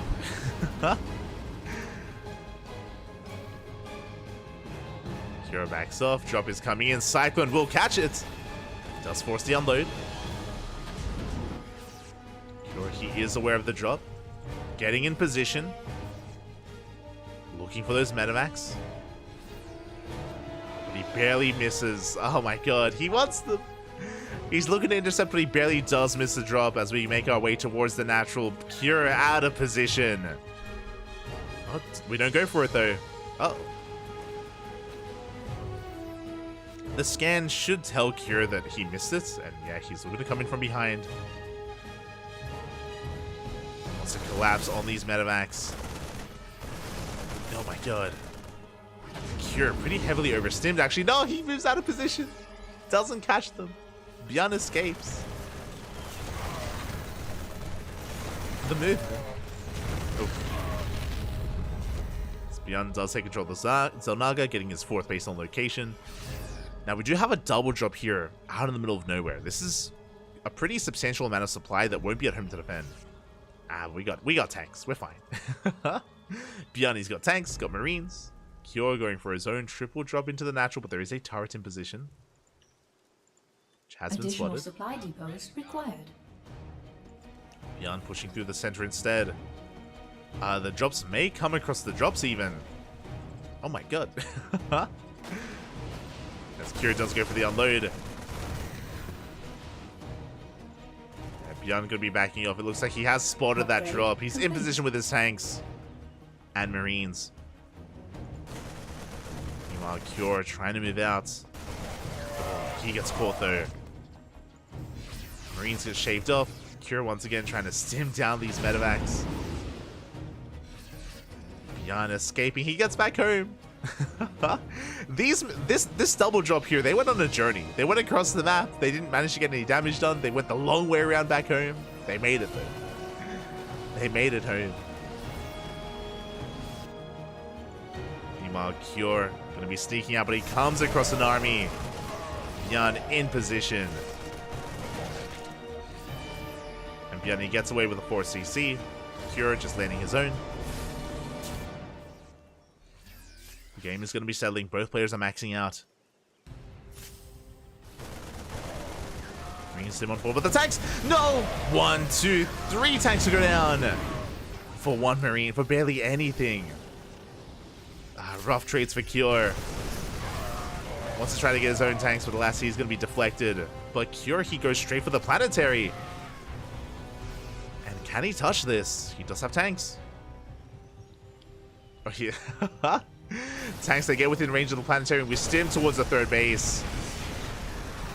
Sensor tower goes down. Bjorn, he should be able to deflect this.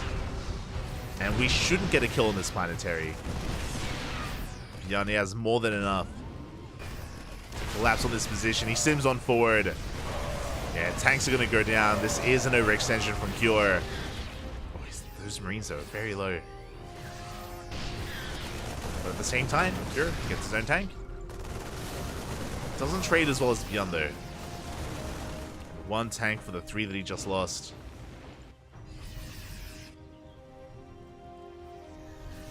Cure, he wants those tanks. Oh, doesn't get them though. Clutch on siege from Bjorn. You can see Cure threatening a dive into that planetary, but again, it's a planetary. Tank shot's going to be going off. Bjorn going for a big counterattack. But Cure, he goes straight for the 3rd CC. Oh my god, losing so many of his marines in the process. Does get behind the 4th base. Does catch a medevac. Cure getting some pickoffs. Nothing massive, nothing major, but pickoffs nonetheless. He does slow Bjorn down. SCVs are being annoying. Sorry, Marine is being annoying. Getting some SCVs. The on siege! Oh my god. Bjorn has to be very careful with this army. Cure is almost ready to surround. Yeah, big tank shot's going to be going off. Get on top of one of those tanks. Yeah, and Cure, he can collapse on this army. Cleans up every single tank. Oh my god. Bjorn, he was just stuck out on the map, looking for a way in, got surrounded instead. And Cure, he has momentum.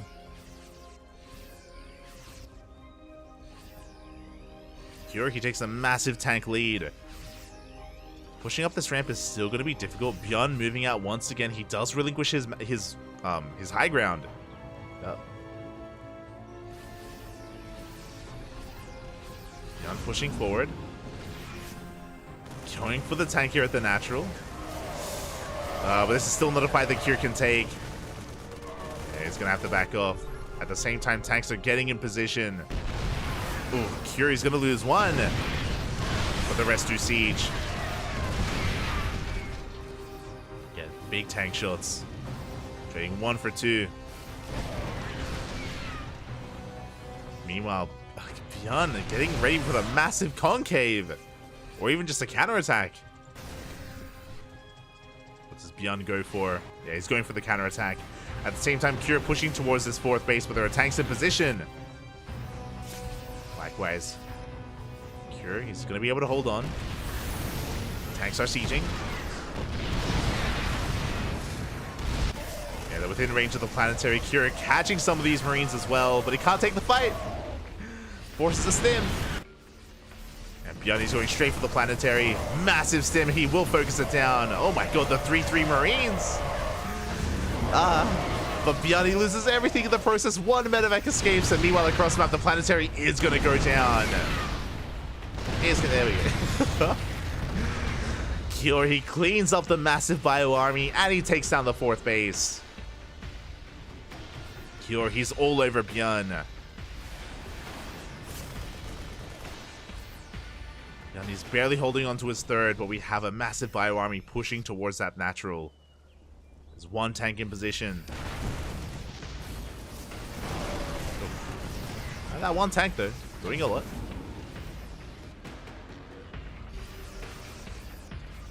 The medevac! No! Full medevac's or half the medevac's going to be going down. Cure is being caught out though.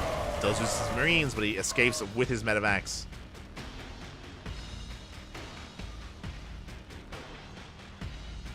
Medevacs will make it the hell out of there. Beyond going for his own push. But he's being contained. Cure, he's double expanding. Taking his 5th and his 6th. And soon to be a 7th. The drop comes in. Beyond, he just happens to mule, and the mules, most of them go down. Some of them even. And at least Cure, he's aware of the base is being taken. Oh, gonna try and dive in. Not the best move here from Cure. He's gonna be trading and losing a lot, actually. A lot of tanks go down in the process. This was not the call for Cure, and he loses everything even. Oh my god. One tank survives. There were like 6 here. Jesus. Cure, he had a massive lead, a massive advantage, and now he doesn't. Beyond's back in this.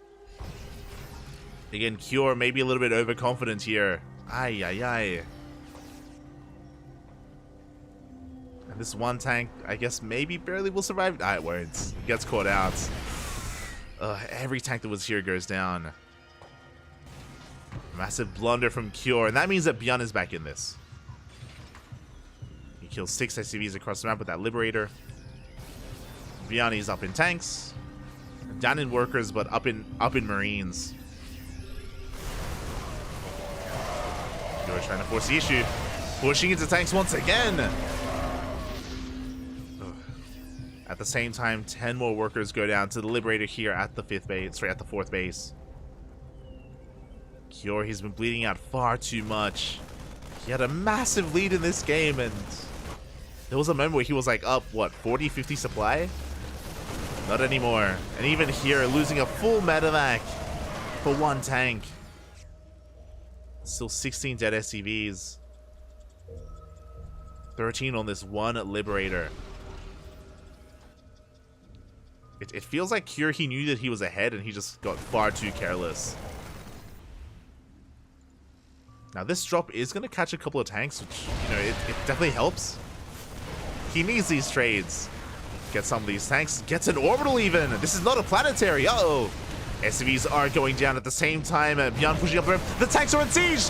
No shot. The tanks are on siege. We catch 4 of them. We're going to get 5. Oh my god. Cure caught with his pants down. Not like this. The Marines, they dive in. They bust into the natural. At the same time, Beyond did lose 21 SCVs. It's just getting very chaotic. Beyond, he lost the base, lost the mineral line. Beyond down in workers, but up in army. And we're moving out.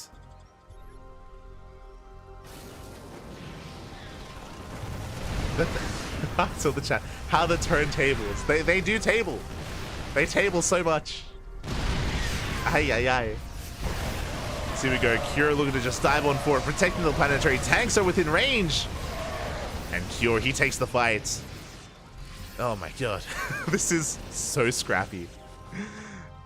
Cure, he barely takes the fight. Gonna rotate around. Beyond looking for another way in.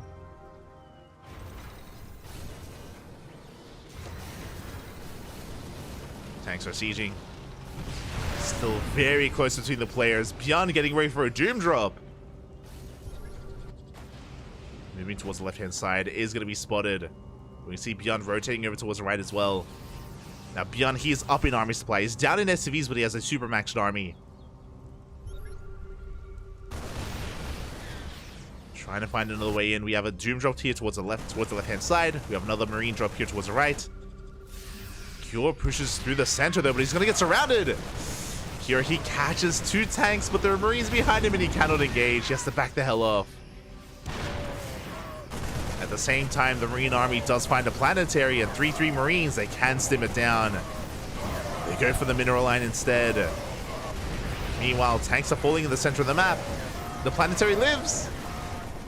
The planetary barely holds on. The tanks get cleaned up in the middle. And Cure, he defends and he cleans up the tanks. And what does Beyond have left? Marines, man with gun, and 1 tank. Soon to be 0 tanks.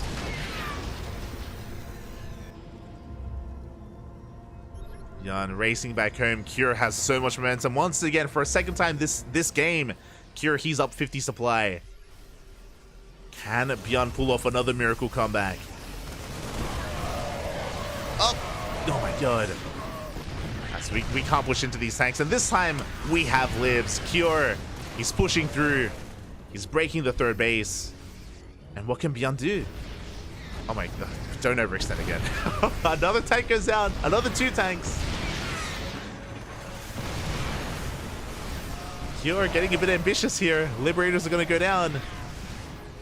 Cure doesn't break in. At the same time, there's 1 lib denying mining time here, denying any kind of mining at this planetary. Drop is coming in, but we cannot drop. Beyond, he's holding. Oh my god. Beyond, he killed the libs, he killed 3 tanks, he forces back Cure.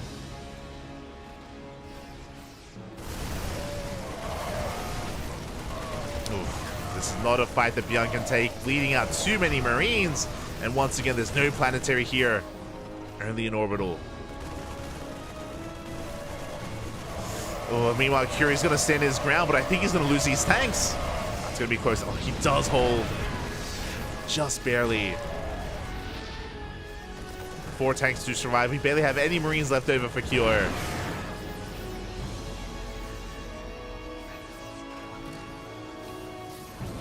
Here we go, coming in from the left-hand side. Another orbital. Oh my god, no planetaries. We get into the mineral line. GG gets called. It's just too much. Cure, he gets out of control, and Cure will take the series 2-1, advancing on to the grand finals. GG.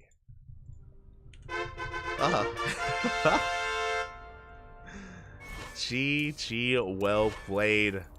Oh my god, that was a roller coaster ride of emotions. Cure was ahead, then Beyond was ahead, then Cure was Both players had their moments. Both players, they had their moments in this game. Both players, they took chances, and in the end, Cure did come out ahead. Did come out on top. And with that, GG, well played. Cure will advance on to the grand finals. My condolences to Beyond, as he is going to be eliminated, is going to be knocked out here in the semis. Ooh, he will fall here to Cure. There could only be 1 Korean Terran, but the question becomes, who is Cure going to face off in the finals? Is it going to be another Terran player, or is it going to be a Zerg player. Up next, Wayne versus Clem. Let's go. Predictions. Let's get those predictions going. Now, can we stop the TBT finals? Can we stop them? Do we want to stop them? I mean, Wayne has already had an amazing turnout here today. Wayne, he took down DRG. He took down Dark as well. Wayne has been flexing his ZVZ. But what about his ZVT? You know, I think most players would probably agree, most people would agree that Wayne's best matchup is ZVZ. This is, I mean, he's even beaten several in ESL Master seasons past. ZVZ seems to be Wayne's wheelhouse. But it's not about the Zerg anymore. It's about the Zerg versus Terran instead. If you're in the chat, predictions are open. Oh, that's soon to be open. One moment. We're loading in. We are loading in.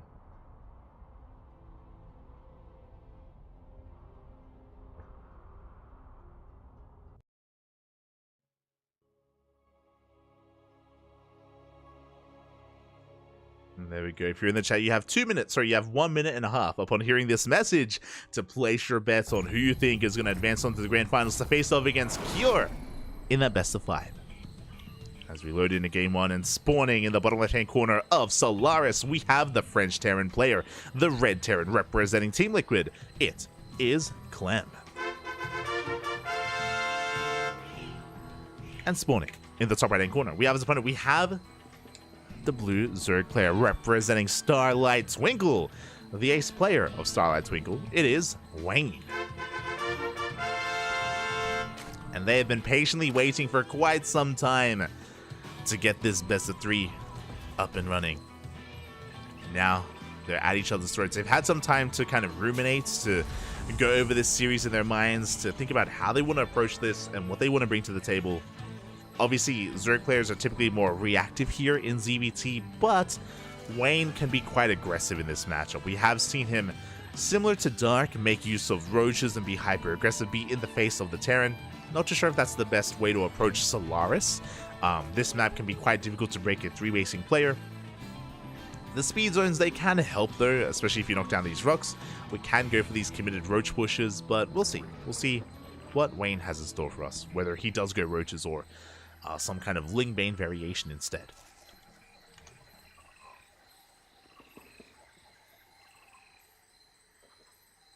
Here we go. Our boys came home.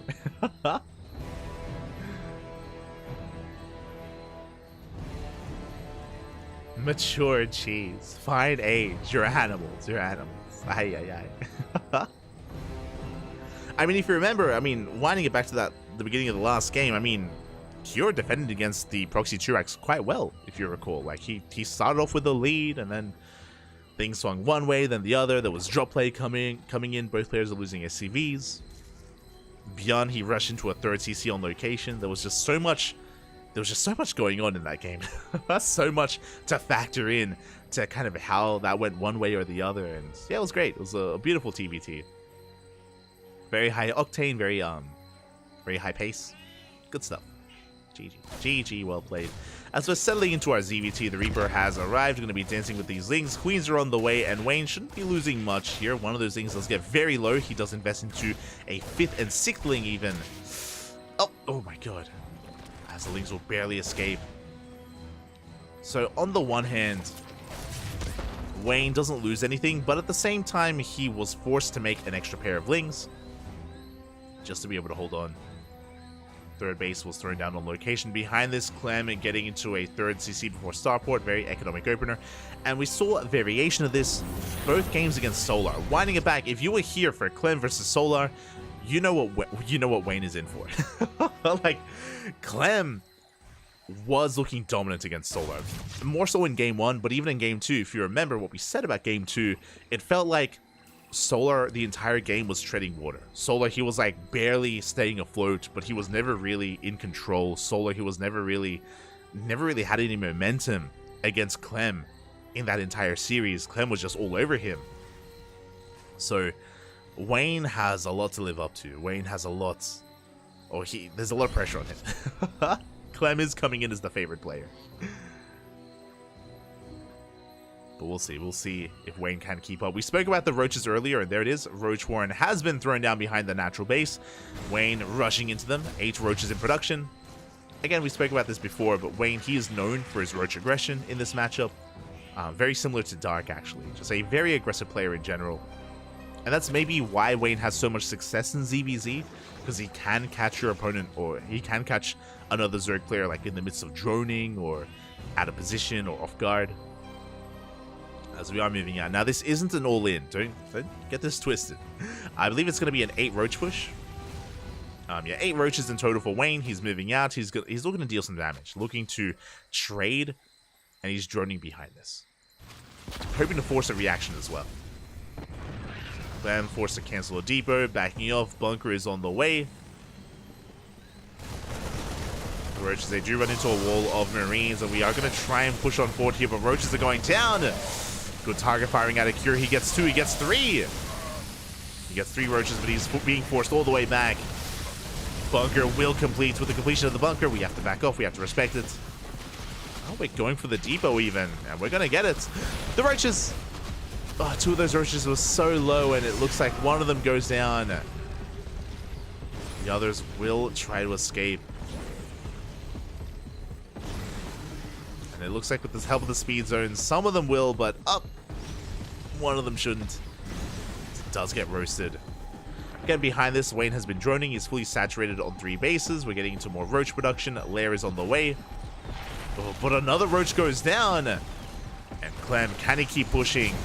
Clutch transfuse with the help of the queens. Wayne, he's holding. The dodge is real. Snowlings are coming in, but it looks like Clem, he breaks on forward. He supply blocks Wayne. And this may just be too much. With the help of these reinforcements, though, Wayne, he holds.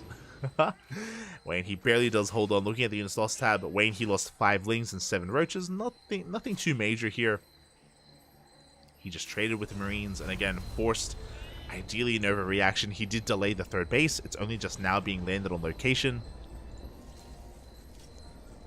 And Clem is going to be settling into the mid-game. Likewise, so is Wayne. Now, the downside here is that Wayne is stuck with a Roach Ravager-based composition. It's very immobile. He's working on +1 range, which is interesting. With +1 range on the way, this does tell us that he wants to commit to Roach Ravager. He isn't going for a Ling Bane transition yet. It's still on the table, but a little bit further down the line. This looks like Roach Ravager potentially into Hive, potentially into Hydras and Lurkers. Again, these range upgrades kind of seamlessly transition into that.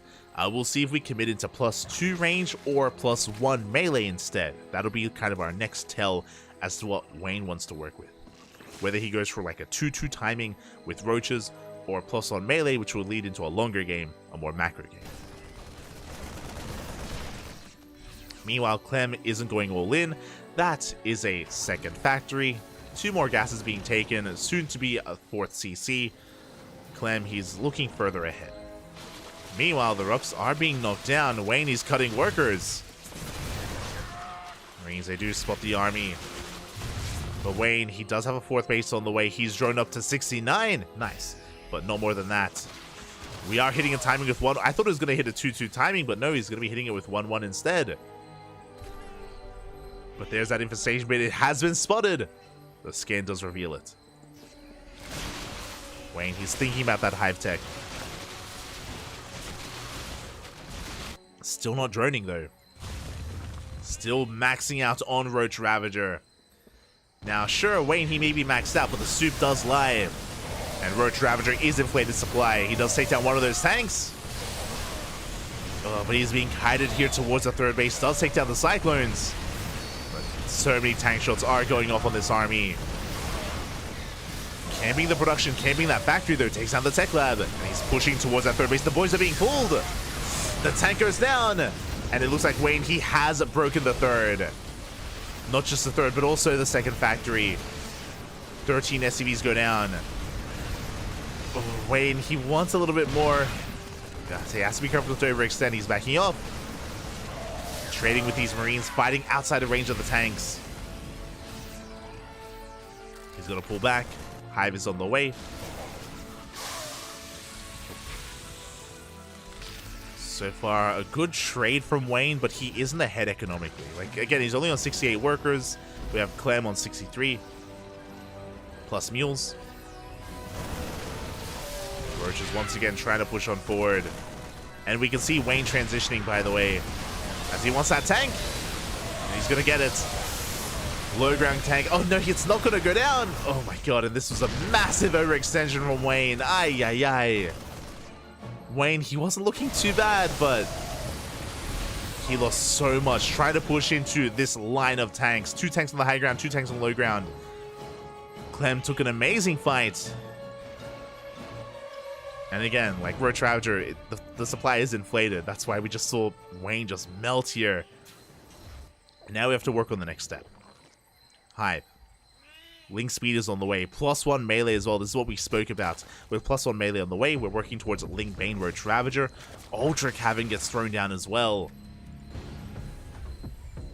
But Clem is in a good economic position. Clem is on 4 bases.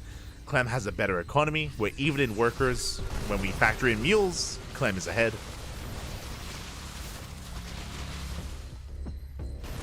Like again, Roaches, they don't scale well into the late game.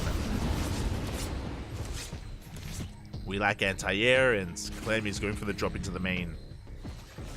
Initially, Wayne did really well breaking the third, but maybe got a little bit too greedy. Maybe got a little bit too excited because he was in a good position.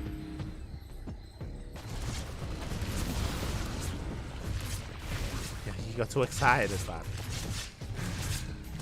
Drop play trying to get into the main. Meanwhile, here comes the army of Clem, and we should get a kill on this hatchery. There's no stopping it. Would you have some fungals? Oh, we're gonna push on forward. Fungal will connect with the Marines. Wayne getting a good trade. He collapses on these tanks, takes down some of the Marines as well, and he can keep on pushing. Oh, getting the final tank. At the same time, the hatchery will fall. The drop comes back in. Overall, Wayne did trade well, and thankfully he's getting out of Roach Ravager into Lings, Banelings, and Ultras. We even have Vipers for the Parasitic Bomb. Oh my god. One medevac will go down, the other barely escapes. Clem coming in with reinforcements. Again, Clem's economy has still been untouched ever since the initial wave was pushed. Ever since the initial wave was deflected. The creep is looking good here for Wayne, especially, oh my god, look at the southern half of the map. Almost the entire map is covered. And we're getting there towards the north. Really good creep spread. Wayne, huh? Finally, some of it is being cleaned up. As Clem needs to take another base, and that's scary. That is the 5th base for Clem. He's already ahead economically, and he's looking to just maintain that economic lead. Ultras have now been spotted. Ghost Academy's on the way. But it's still halfway done. We need more time. We need those ghosts. Oh. And without those ghosts, without Liberators, mate, the Ultras, they can put in some work. Kindness plating is done. Do we have any Vipers? We do. We do have 2 Vipers. Meeting up with the main army. We have a No, the Vipers! They're exposed. Oh my god. And 1 Viper is gonna go down. Ay, ay, ay. We only had 2 to begin with. We are down to 1. Do need those Vipers. Things, they do dive on forward. 1 tank does go down. Another gets yoinked in. Here we go. Wayne's gonna just barrel on through this army. The Ultras leading the charge. We get on top of 1 of the tanks. The Sim City working against Wayne here. The choke point is brutal. The ghosts have arrived, but the final tank goes down. We chase back the army, and we break into the mineral line. The Ultras are falling there. Do we have a fungal? We do! Big fungal. A chain fungal as well. The Ultra is going to fall, but the Vials, they connect. They take down some of the medevacs. And for the 2nd time this game, the 3rd base has been broken. And we can keep on pushing. Yeah, the tanks are falling one after the other. Lings are coming in to reinforce as well. Wayne, can he barely break through? He cannot. He's being forced back, but he did kill 18 workers. Reset the tank count. Killed something. Goes, no! The infestors. The infestors go down. We have the one Ultra going ham. We gotta get out of here. Run away, Ultra. Run away.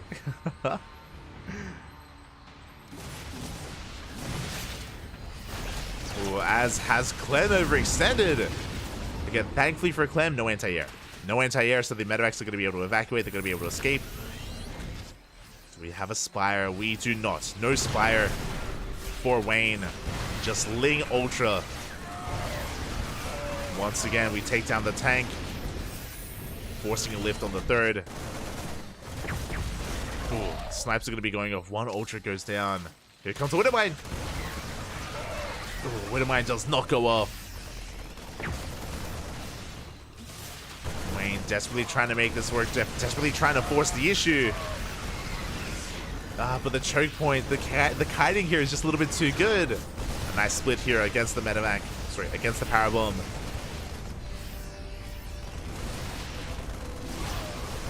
And Wayne, he's just dancing with the army. Clem trading well. He gets another one of those ultras. Wayne hoping for a fungal. The fungal does miss. Another infestor waddling on in. This time it will connect. The fungal growth. We get on top of the army finally. But we bled out everything. Regardless though, Wayne, he's on top of the third base. Shutting down that orbital. Now Clem, he does have a bunch of bases soon to be taken, but he's only on a 3-base economy. Heavily muling. Wayne needs to calm down. And we need some anti-air would be amazing, but GG gets called. It's just too much. Clem knows that he's just too far behind, and Wayne takes game number 1. Oh my god. GG. GG, well played, Wayne. Taking that game here, being hyper aggressive. I was concerned that he had thrown away too many Ravagers and too many Roaches. Remember, initially Wayne was able to break the third, and then he stuck around too long. He was like up in 1 second, in one moment, he was like up 60, 70 supply, and then things evened up. Then he just lost so much, pushing into 4 tanks. And he was in some trouble. He was in quite some trouble for a couple of minutes there, but alas, he was able to recover. Able to get some Lings, able to land some beautiful fungal growths as well, and take it in the end. GG, well played. Whew. Oh my god. It wasn't one-sided by any means. It was back and forth. It was a hard-fought win for Wayne. But he needs one more to advance on to the grand finals, and that would be huge. I'm curious, actually. I'm very curious. I wonder if anyone knows this. I'm going to be checking myself over on Wikipedia. Has Wayne ever beaten Clem? I know he's beaten Cyril, of course, in the ZVZs. But has Wayne ever beaten Clem before? Maybe early on. Maybe when he was Vanya? That's the other question. Did Wayne beat Clem, or did Vanya beat Clem? Or did Radha beat? That's the real question. Alright, let's double check. Okay. Oh my god, that's brutal. I don't know if I want to show this. Okay. Jesus. So Wayne has beaten Clem before, but it doesn't look pretty. Clem has 100% win rate in 2021, 100% win rate in 2022. In 2023, they faced off 1, 2, 3, 4, 5, 6, 7 times. Wayne has won once. Wayne has beaten Clem once this year. Can he do it again? Can he do it again? Likewise, Vanya beat Clem once in 2020. 1, 2, 3, 4. So in their 4 years, sorry, in their 5, 6, in their 6 years of like back and forth play, ever since 2018, Wayne has beaten Clem in 3 series. Oh boy, that's crazy. That's not even once a year. But Mate, can we do it again? Can we, for the first time, can we beat Clem twice in 1 year? Let's go. Let's go for it. Spawning in the bottom left-hand corner of Hecate, we have the French Terran player representing Team Liquid. Down in this series, looking to fight back, it is Clem. And spawning in the top right-hand corner, going for a 15-hatch opener. Potentially going gasless, as we should be going for a 15-15. We have our Blue Zerg representing Starlight Twinkle. It is Wayne.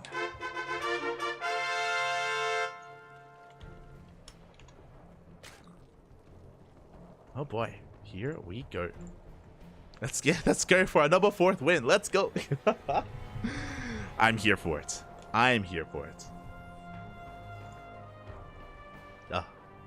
I mean, it just goes to show that Clem has been a dominant player for a long time. It goes to show that Clem, he has been a dominant force in the world, not just in Europe, for many, many years. And it's really difficult for many people to really contest against him unless you are one of the best players in the world. And Wayne, can he prove that here tonight? Can he be one of those best players in the world? I'm here for it. I'm ready for it. Let's go. Vámonos, Wayne. Vámonos. For now, again, 15-15 into a delayed gas geyser. So the way this works is Wayne, he's going to be defending with purely queens. He should be defending with queens and droning as much as he can.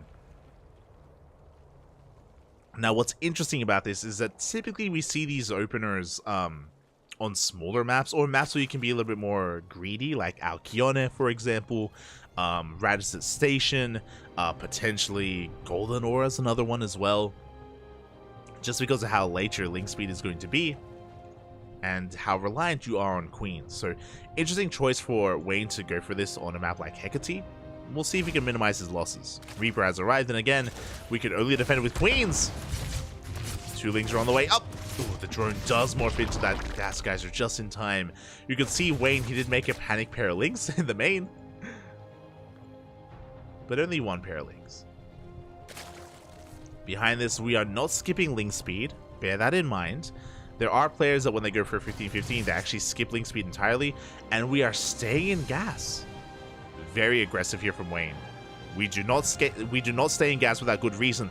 Now, this could be for a fast lair. This could also be for a roach all-in, or even I'm not too fond of bane busting here in this position, but a roach warren on a lair, both are on the table here for Wayne. For now, he's keeping up with this Reaper. Behind this, Clem going for a 3rd CC before starport. Economic opener once again here from Clem. And there it is. There's the lair. 3 minutes 18 lair timing, or I think it was 17 lair timing. Very early on here from Wayne. It's looking like a Link Queen Knight is holding the Reaper. We can't let it scout. The Reaper, it's making its way towards the main base.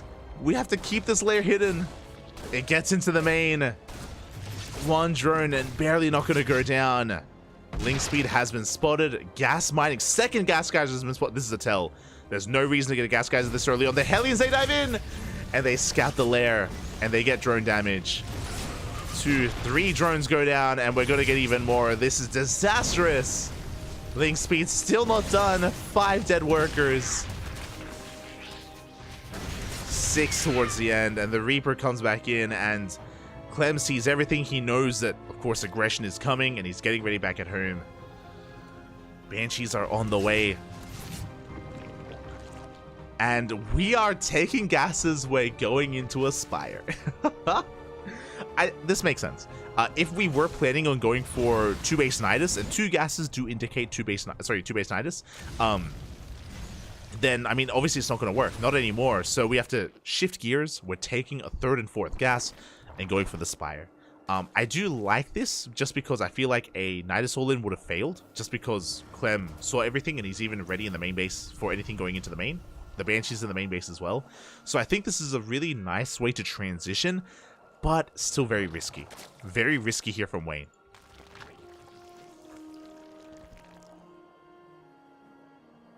We'll see if he can get away with it. Behind this, Overlord dips into the natural, getting eyes on both eBays, gas mining. Now, if no Nidus comes in, And the longer this goes on, the less likely of Nidus it's going to be.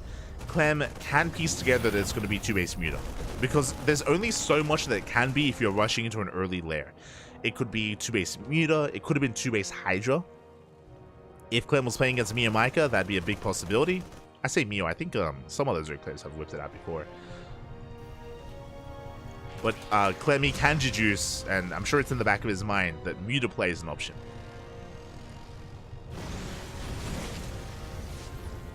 Here we go, Hellions, they dive towards that main, being forced back.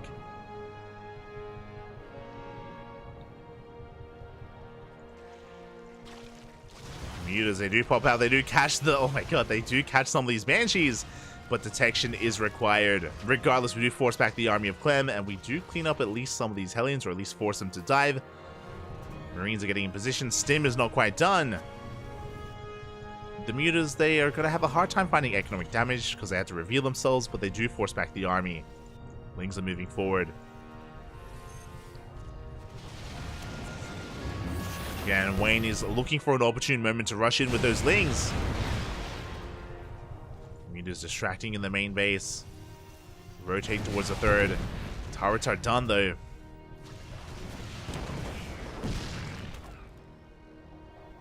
Mutas do end up rotating out towards that natural base. The Lings, they could even go towards a third. The Lings, they don't commit. Not yet. Wayne, he wants to try to force this army out into the open. Scan reveals the lack of drones. Big scouts. A massive scan here from Clem. With the lack of saturation, he knows that his opponent is all-inning. And Wayne is completely all in. He hasn't been joining. He's cutting workers at 42. Okay, he goes straight for the third. He has to. And this is going to be a rough trade for Wayne. Taurus are going ham. Lings are trying to engage. But Wayne, he's losing so much in the process. Yeah, GG gets called. And Clem will take game number 2. GG. We go into the ace match. We are going to game 3. Let's go. Oh. Let us go. So we're going to that final game here. And again, like, Wayne, it is unfortunate that he got scattered so early on. You know, he was trying to sneak out that lair. Didn't manage to hide it. Clem saw everything. If he didn't see it with the Reaper, of course, he would have seen it with the Hellions, which he did. And Clem was able to react beautifully, prepare back at home, and on top of that, the scan at the third base let Clem know not to move out. It let him know to just wall up on 2 bases and wait for his opponent to come to him. And he did, eventually. He did. Here we go. Now we are getting into our next game. And it all ends here. This is how we find out. This is where we do decide who makes it to the finals and who faces off against Cure in the best of 5. Here we go.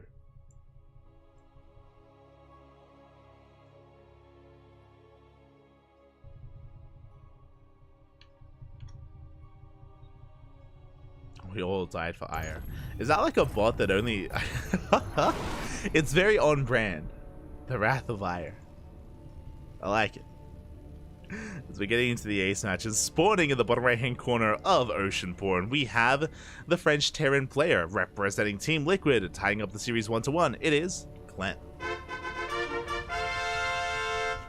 And spawning in the top left, we have his opponent. We have the Blue Zerg player, still looking to take this series and advance on to the finals for the first time.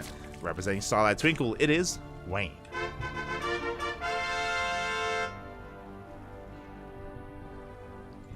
Here we go.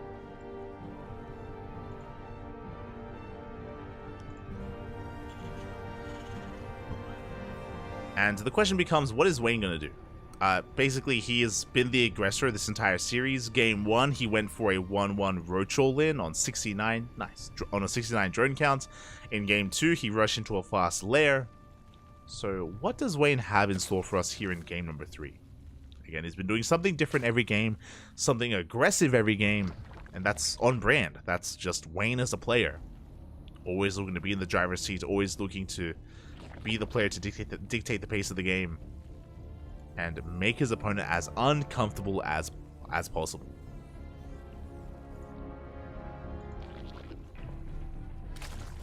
We'll see where this takes us.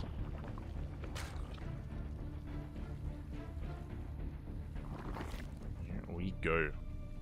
Drone's going to be saturating the gases. SCV Scout is going to be coming in for Clem. Trying to get a read on what is going on. What is that? Is that Cosmos? Fala galera! SOS Davi. Let's go. I just saw the gifts in the chat. That's beautiful. Cosmos and Edmoso. You know what I can't believe? Off topic. Cosmos, he's a dad. He's a dad now. He has a kid. He has a little Cosmos. Beautiful. Aye. Oh, as a drone, the third base is going to be delayed. Brutal moment here. As the Reaper dives into that natural. Aye. This is actually a really rough moment for Wayne. So his third base is delayed and he's forced to take the center base instead. Meanwhile, drones are going to be threatened. Reaper is going to be forced back.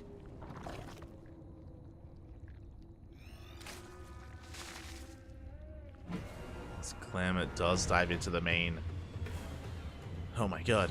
He even forces the gas geyser. Not like this. So essentially what I'm getting at here, outside of the delayed third, the forced gas geyser, and behind this we have an interesting follow-up as well, which is going to be scouted. This center base is so difficult to hold on to. It's right next to this high ground, so tanks can get some really good positioning here on the low ground third. Likewise, you can attack from the right-hand side as well. This is going to be a tough hold for Wayne, and I love what Clem is doing behind this. He is not going for a third CC, he's going for a 1-1-1, a much more aggressive follow-up here from Clem. Looking to punish this third. Stim is on the way. Starport is finishing up. Now, what's important is that Wayne scouted this. Wayne slipped in with a Ling, and he saw the Starport in production. So, Wayne is aware of the aggression, but just because he's aware doesn't mean he can stop it. He knows that he can't drone up as freely as he otherwise would have liked. And that a push is imminent. Oh my god, as we get a drone in the main! The Reaper does go down, but Reaper doesn't scale well in towards the mid-game, so a good trade nonetheless for Clem. Third base has been taken, and we need to spread creep desperately. Roach Warren is thrown down. I do like the Roach Warren option. Ravagers can be ideal early on against tank-based pushes. Speaking of, Hellions are moving out. Liberator as well. Looks like Clem does want to try to pull Wayne apart. Overlord goes down, supply blocking him.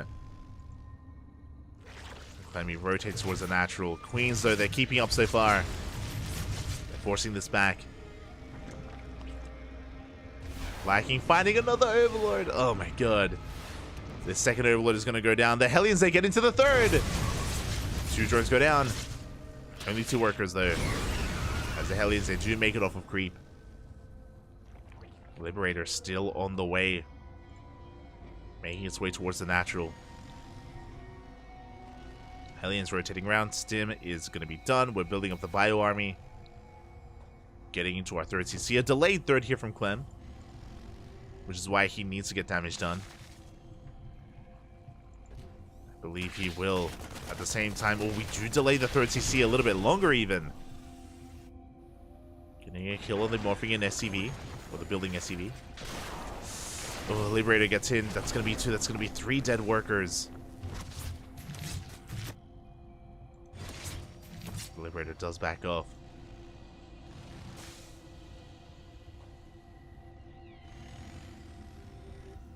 Aliens still being active. We can see the Bio Army amassing, getting ready to reinforce with a double drop.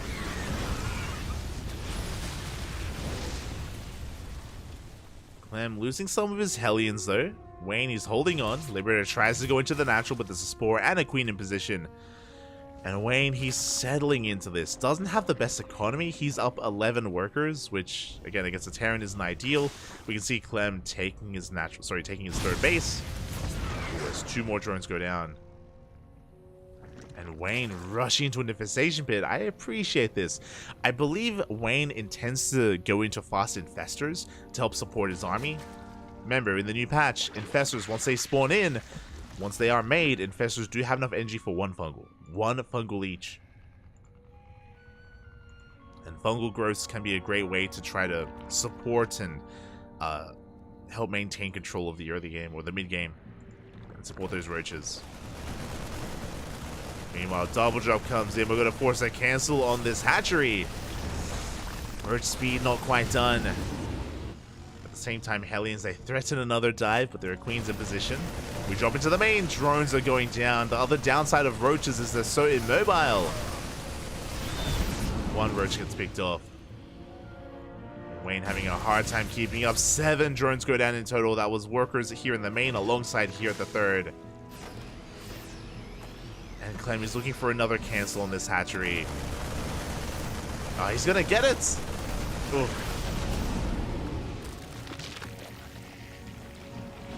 Clem getting a bit out of hand here. Behind this, he's on 3 base saturation. Again, he's up in economy.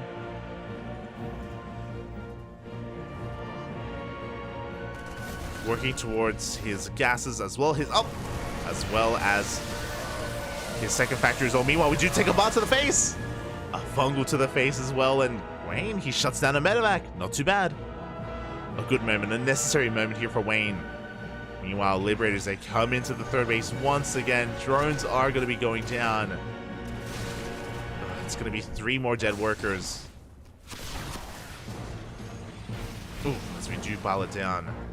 So far, good piles here from Wayne. Very nicely done. Drop sips into the main base. We do have +1 melee on the way, so Wayne, he wants to transition into Ling Bane. So it's going to be Ling Bane Roach Ravager. There's our 4 CC on the way for Clem. We pointed out the gases earlier, the second factory. All things leading towards a 4th.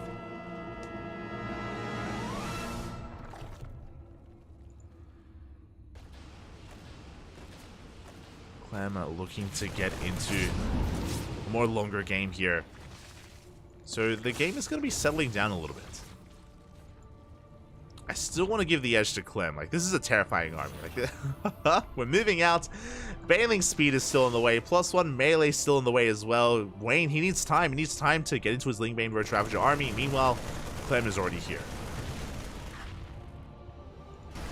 Clem is already pushing in. What do we have to defend? We have 5 Ravagers. We have 2 Infestors. The Infestors, again, they're going to be so important. The Infest is going to be so crucial here on whether or not we can hold on. Wayne canceling his base. Marines, they push on forward. Tanks are leapfrogging. And this time, Clem, he is wise to the fungals. He's already pre-splitting his army. Very careful about how he engages. Tank shot's going to be going off. The Marines, they stim forward.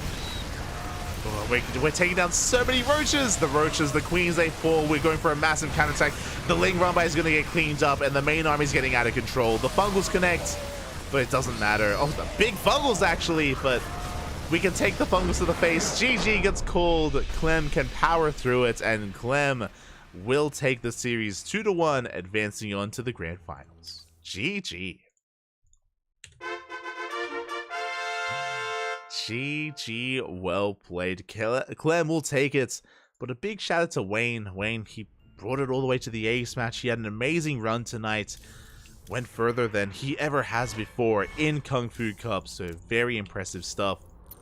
Alas, not enough to take down Clem, but enough to force him to the ace match. GG. GG, well played. I hope that Wayne isn't too upset with his performance here, because again, he caused so many upsets making it this far, and with that, Wayne does bow out, and Clem advances on to the grand finals, and we are heading over to the American server because up next we have a best of 5 between Clem and Cure. Tis gonna be that TVT finals. Let's go. It could not be stopped. It never is, Papi. It never is.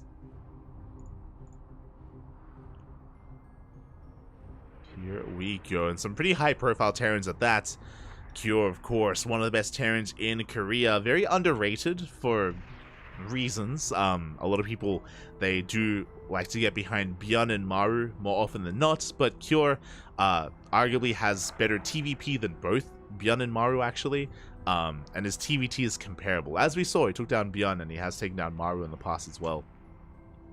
I do think that Kyo's weakest matchup is Terran versus Zerg. I think that's where Maru and Byor do kind of have him beat. But thankfully for Kyo, no Zerg. No Zerg in the finals, is going to be going up against a Terran instead.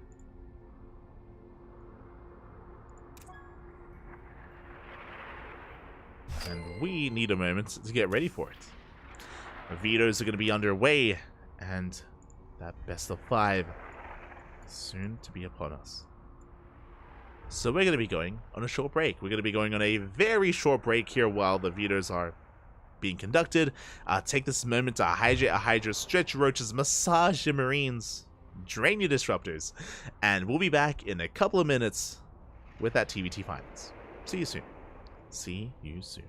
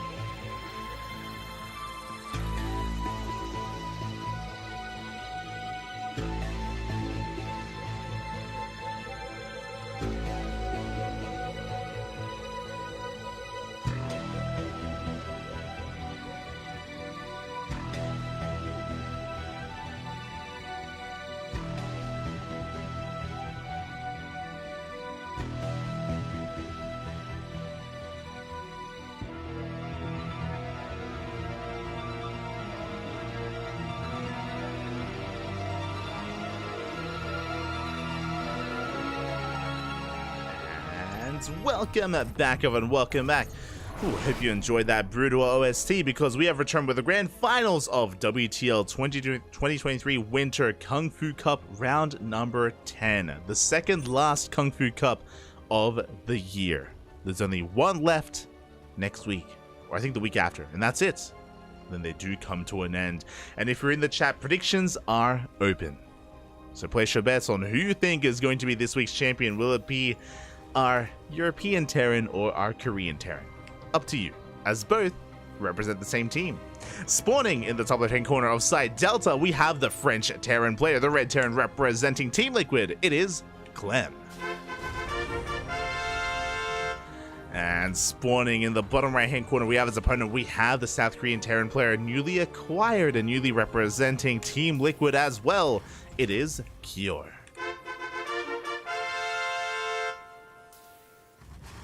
Liquid Kior versus Liquid Clem. Beautiful. Liquid Kior just makes me think of Final Fantasy. Like I just think of like a potion or like an elixir or something. It's good. It's good. I like it. Very fitting. Very fitting.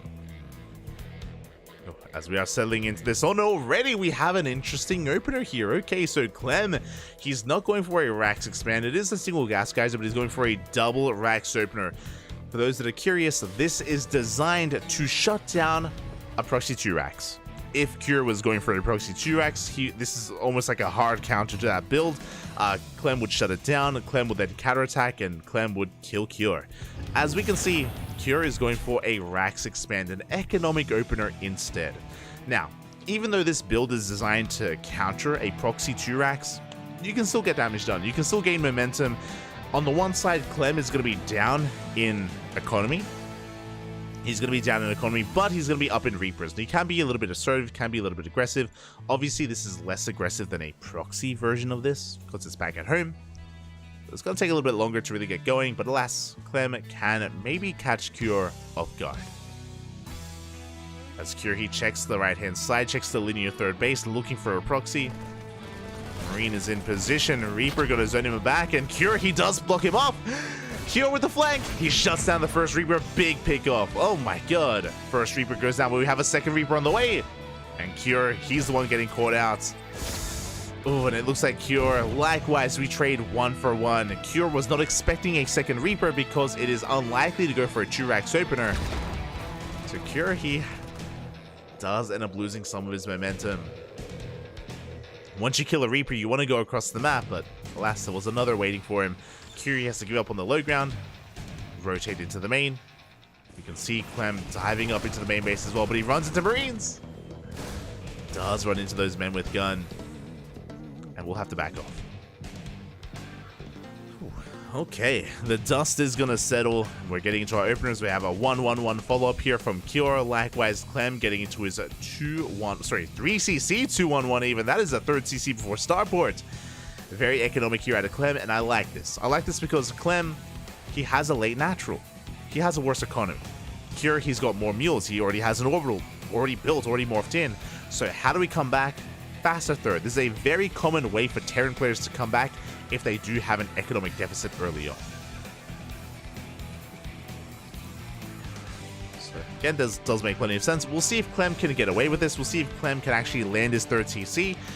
This is the one thing is building the third, the other is landing it. Because I'm sure at some point Cure is going to scan the main, realize he's behind, and look to punish the greed. For now, getting into his own add-on swap, we're looking to hit the field. We're going for a drop across the map. Again, Kira, because of the 2 Rax opener, he knows that he is slightly ahead in economy, so he can move out, be assertive, be aggressive.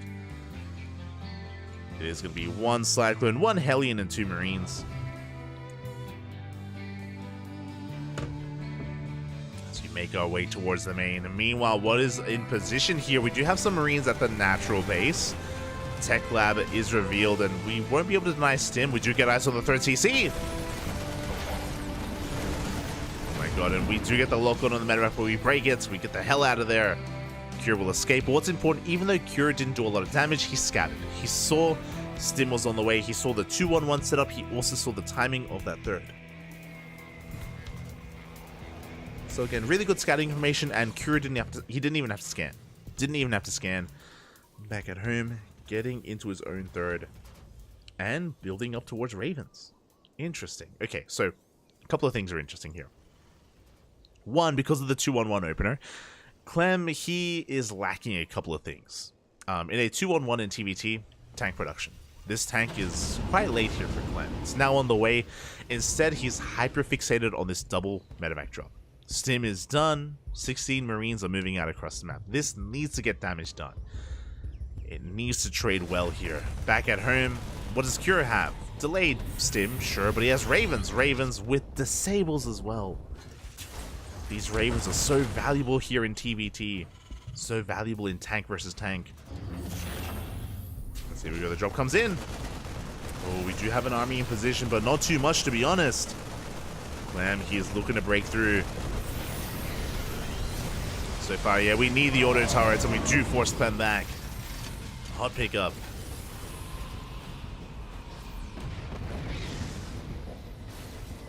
As Clem retreats, but what is he doing here? He's containing his opponent to 2 bases.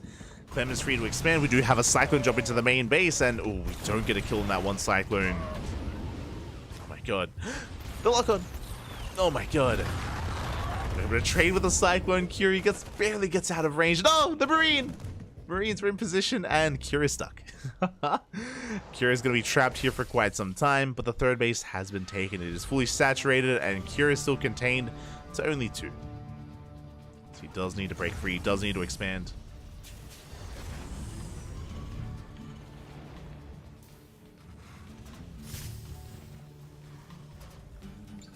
Marines, they do stim, they do contain Curie here to the top left-hand corner of the map. We do have the double Marine drop still in position. The Ravens! Oh, he wants them! Ravens, they will survive. Oh, and Curie finally establishes his own third base.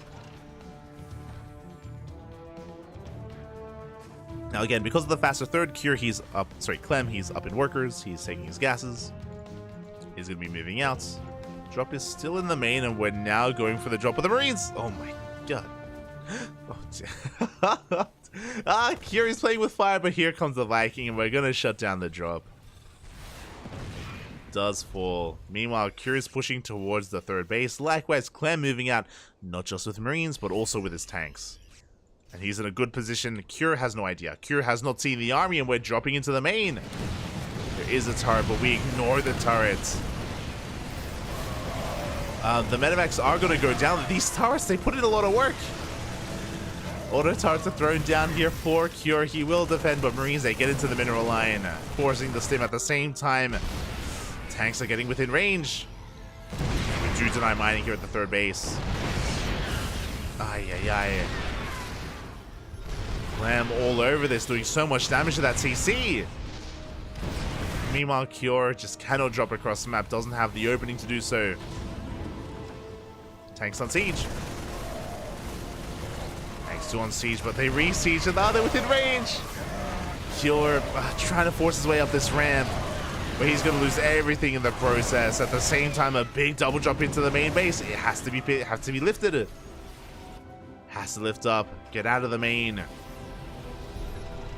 And pushing on forward, but we have the Ravens. The disables. The disables are just a little bit too good. We disable the tanks, but the Marines, the libs. They force back Cure. Dropping the main base, still being active. The disable does run out. Liberators, they barely don't get a tank. Very chaotic here, but Cure, he's holding on just barely. Likewise across the map, this drop is keeping Clem pinned until now. Drop does go down. You can see Cure, he wants to try to collapse on this position, and it looks like he can catch the tanks. Ooh, spoke too soon. We do pick them up. Marines get shaved off, but the tanks still escape, and Clem is able to take his fourth. And he takes his fourth base on location. Cure still stuck on 3 bases. Fourth CC just now begins. But what's important is that Cure did keep his Ravens alive, and they're still gathering up energy. They're getting ready here for another disable. Like, Ravens do change things. We Could try to break some of these entrenched positions. We do have a siege line here at the 4th, soon to be a planetary. The 3rd looking a little more vulnerable. Only 1 tank. Okay, we scan ahead of time. We see the tank. We go for the disable. Tank is disabled, and Cure, he's gaining ground, catching Clem out of position. And the boys, they have to be pulled. Another disable and another tank. SCVs are going down. A brutal trade for Clem. Losing 15 SCVs. Now Clem, he will hold. But he lost so much in the process. Oh my god. The Ravens do get cleaned up though. Cure overextending. Reinforcements are on the way. But he has lost his Ravens. He's down in tanks. Meanwhile, this planetary is now exposed. Tanks have rotated over. Ooh. And from here, Cure is going to back off, taking his own 4th base, and now Cure is able to take a slight worker lead here after that trade.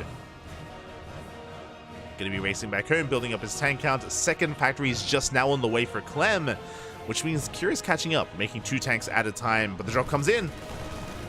Still not a planetary. SCVs are going down.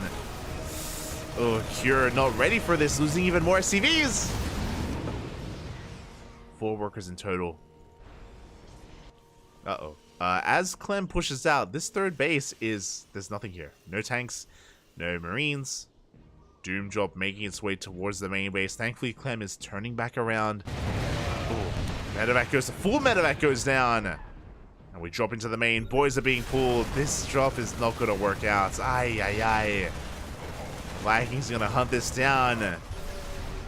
Cure in a lot of trouble. Yeah, the drops are going to get completely cleaned up. This was so much supply. But at the same time, he's going for a big counterattack. He's going for the planetary. But the planetary is going to be able to buy time. And here come reinforcements.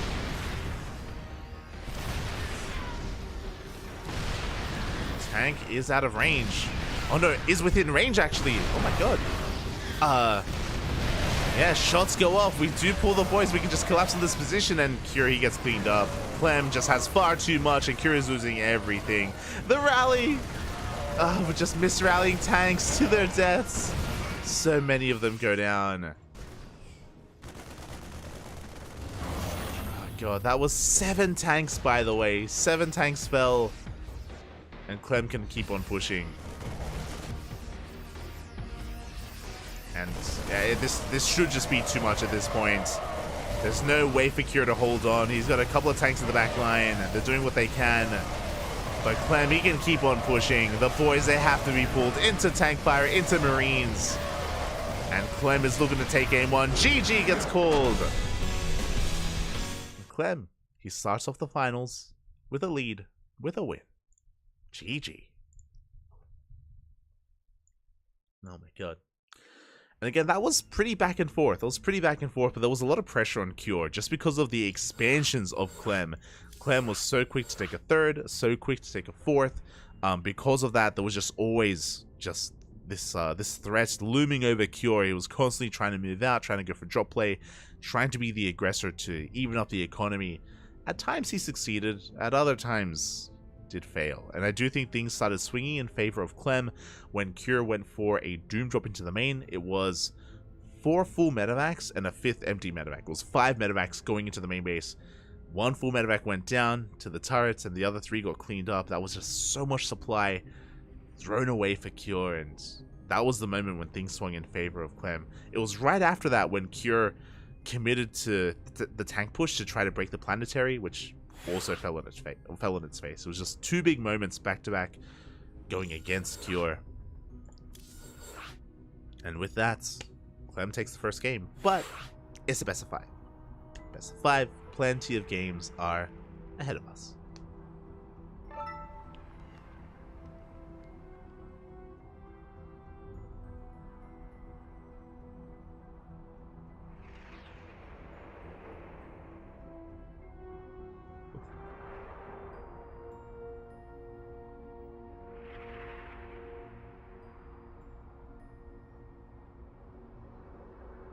There you go.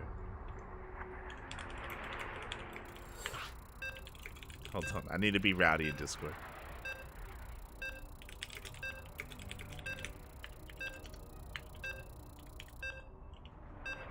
Okay, we're good. Here we go. As we're getting ready for game number 2, again, Clem has a lead. Still gonna be, I mean, we still should have a longer series, and again, I expect this to go back and forth. I expect us to have more of a competitive match between these two. At least that's what I'm hoping for. And here we go. We're loading into game número 2. And spawning in the top left-hand corner of Hardlet, we have the French Terran player leading the series 1-0, representing Team Liquid. It is Clem. And spawning in the bottom right-hand corner, we have his opponent. We have the South Korean Terran player representing Team Liquid as well. They are teammates. It is Kyor.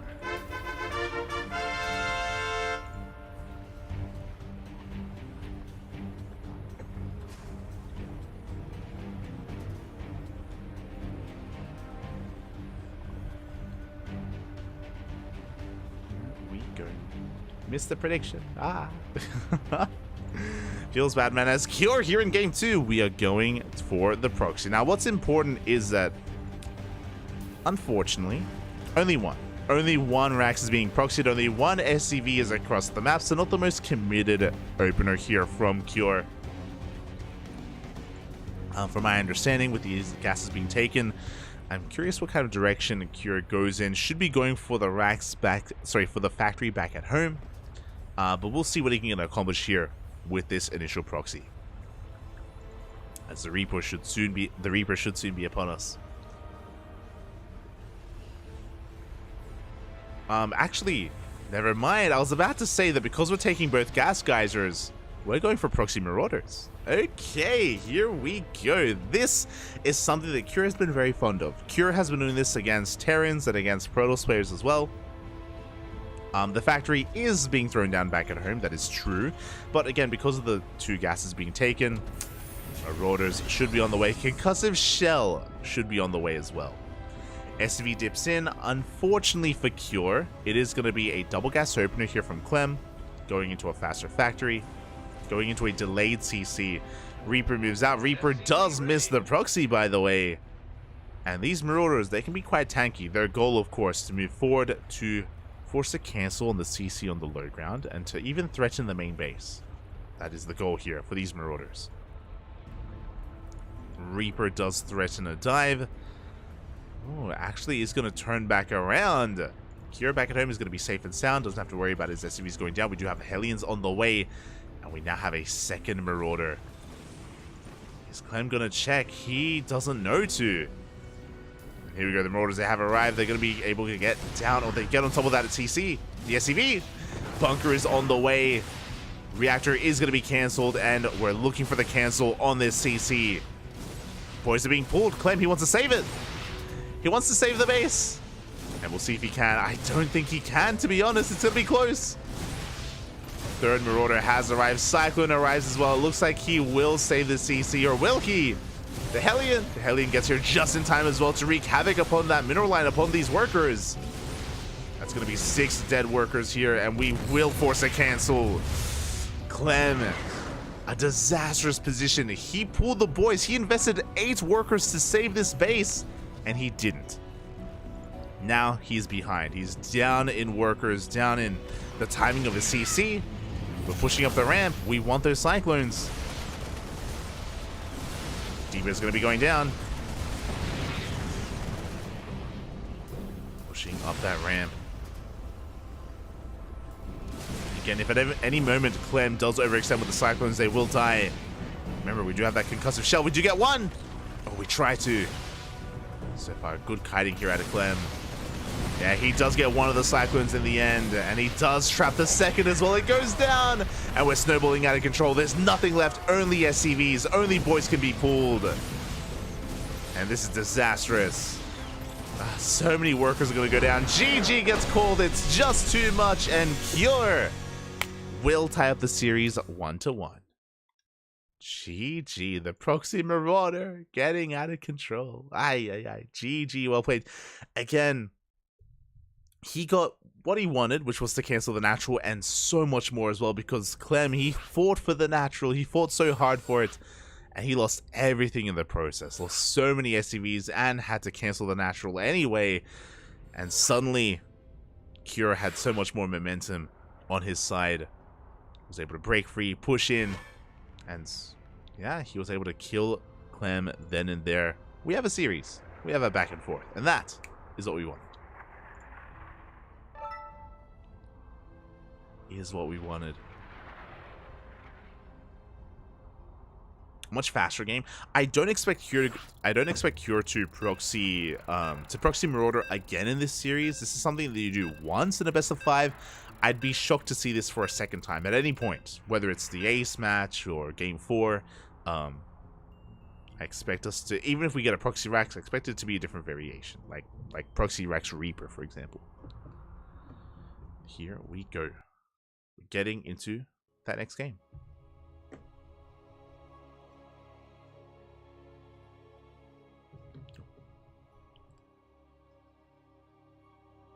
And which direction are you going to take us in?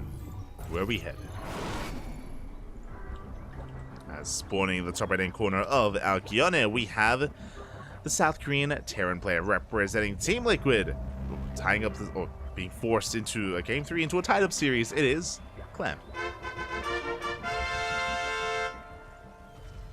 And spawning in the bottom left-hand corner, we have his opponent. We have the South Korean Terran representing Team Liquid, tying up the series 1-1. It is Cure.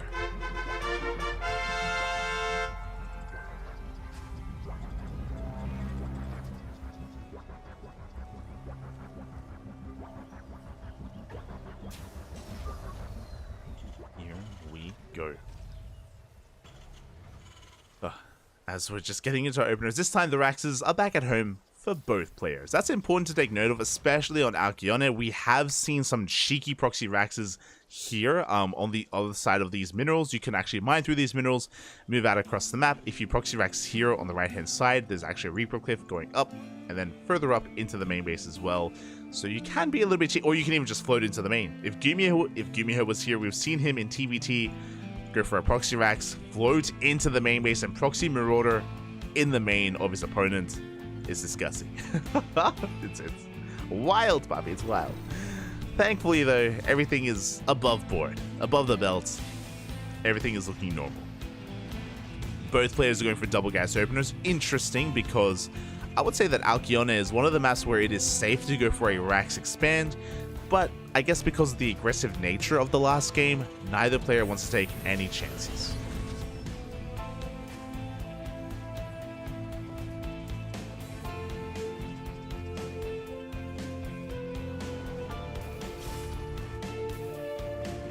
Go. Again, with the double gas opener, both players are going into their factories. We should be getting into Cyclone production from here as well, as we have seen in TVT's past.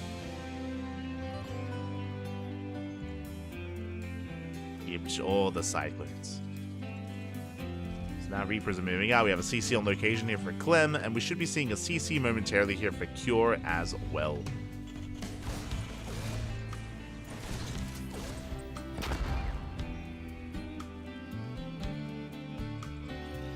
This Cure is going to be zoning Clem away. Was able to shoot first, was able to force him back. Meanwhile, there are those Cyclones, at least initially for Clem. We do see that Cure is going for a more traditional follow-up instead, going for a Hellion first. I'm curious if we're going to be add-on swapping here once the reactor is done, and how hard we commit. As there we go, Cyclones are in production. Again, Cyclones, they have become a very important part of the early game TVT, just because of how mobile they are, how much DPS they have, and how quickly things can snowball in favor of one player or the other. As there it is, we're going for a Cyclone drop for Clem. Likewise, a Cyclone drop from Cure. Same openers. Same follow-ups. They are mirroring each other for the most part. Slight deviations here and there, like Cure going for a faster Hellion, or going for a Hellion first, just to be safe. And there's that add-on swap. We're going to be doubling down here on Cyclone production. And likewise, so is Clem. The early game of TBT typically dictated here by these Cyclones.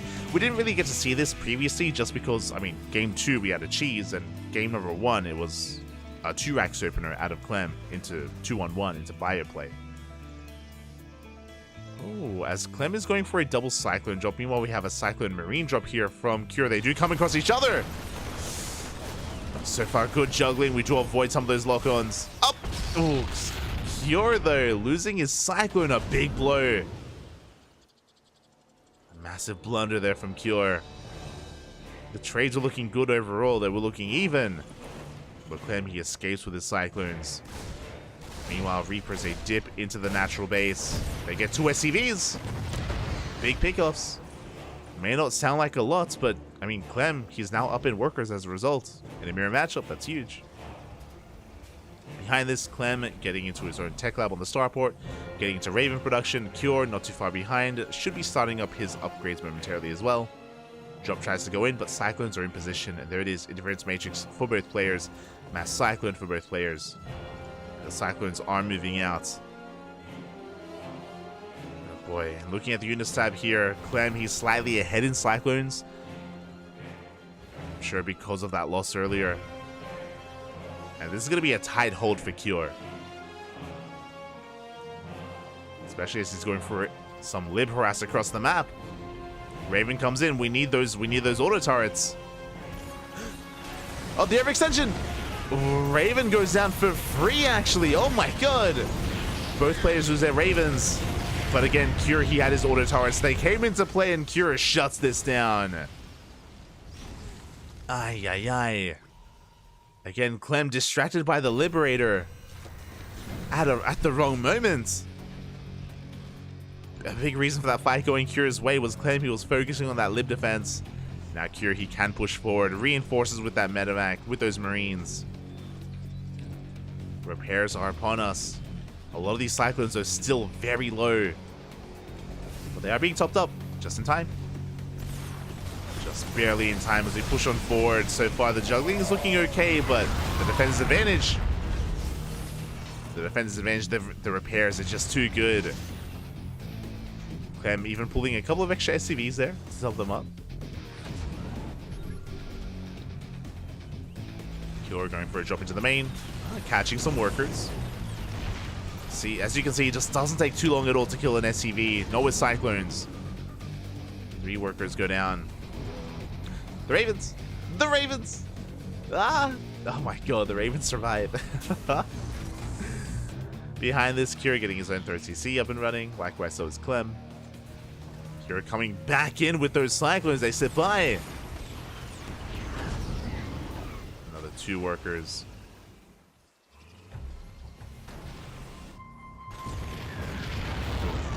Trading Cyclone for a Cyclone. Oh, we do get some extra hits in though. Clem losing a little bit too much and he has to lift up. He has to evacuate that 3rd base. Cure, he has too much momentum pushing forward with that Raven.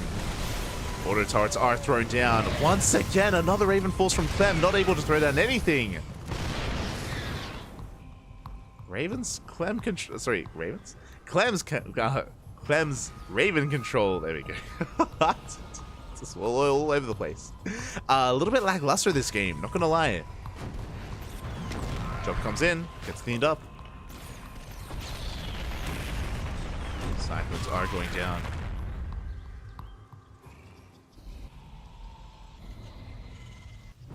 How do we not have a player called Raven? What I just realized. Aye. Yeah, baby Marine, but no Raven? Shaking my head. For now, though, 3rd CC is getting up and running. Cure. The dust is going to be celebrating. We're calming down. We're calming things down from here. Trades have been going on back and forth. But now both players should be settling. Both players should be getting into tank production. Looking at the units tab here, we have 2 tanks for both players. 1 Raven each as well after the chaotic early game. Cure is pushing out with a couple of Marines, but has been spotted by Clem. He is able to keep up. Cure does have the map control. Oh my god, that drop about to come across the drop of its opponents, of Cure. Does pull back in time.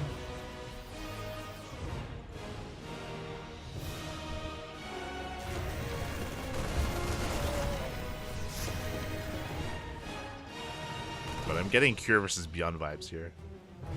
It feels like we were just on Alcyone with the TVT. Here we go. Cure is now pushing out. And even in tank counts, we have Clem slightly behind in upgrades, but +1 defense should finish up momentarily. It is only bio upgrades, so not the biggest advantage from Cure, but I mean, he is slightly ahead in upgrades overall. Marines are pushing forward. He does scan ahead of time. Does see the tanks. He's going to back off. We're going to rotate around. Clem is working on his 4th CC, so is Cure. Cure is on location. Tanks are going to be sieging. Cure does come across that depot. And he is going to retreat.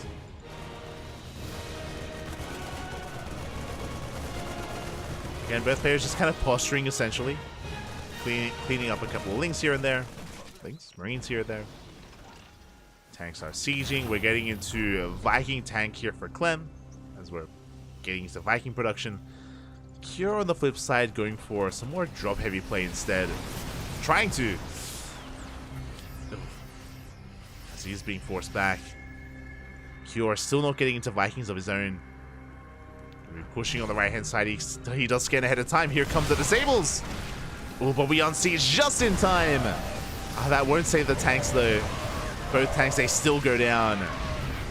And Cure, he sieges up behind the mineral line. A brutal position.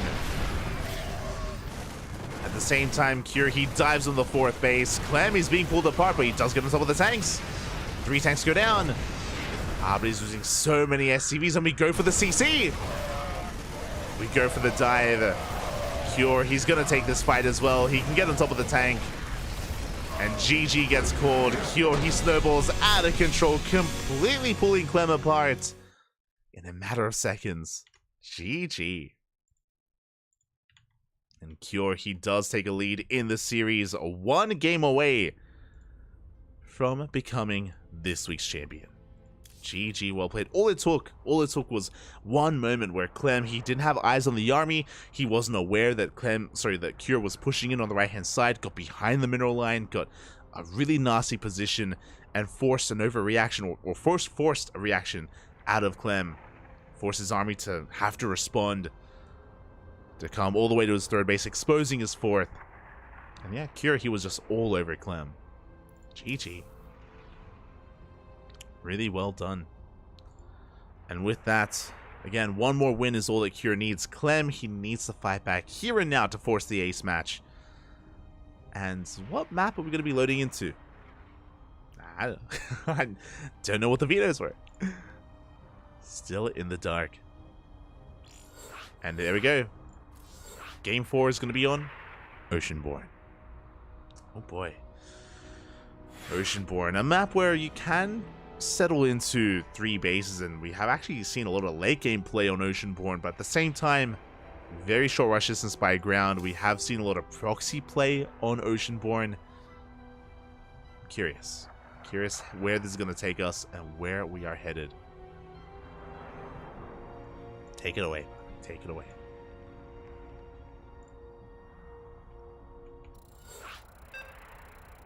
As it could all end here. Hello, the original Booger. Hello. Liquid Cure versus Liquid Clem. Could be a very fluid series. Oh. Ahí está.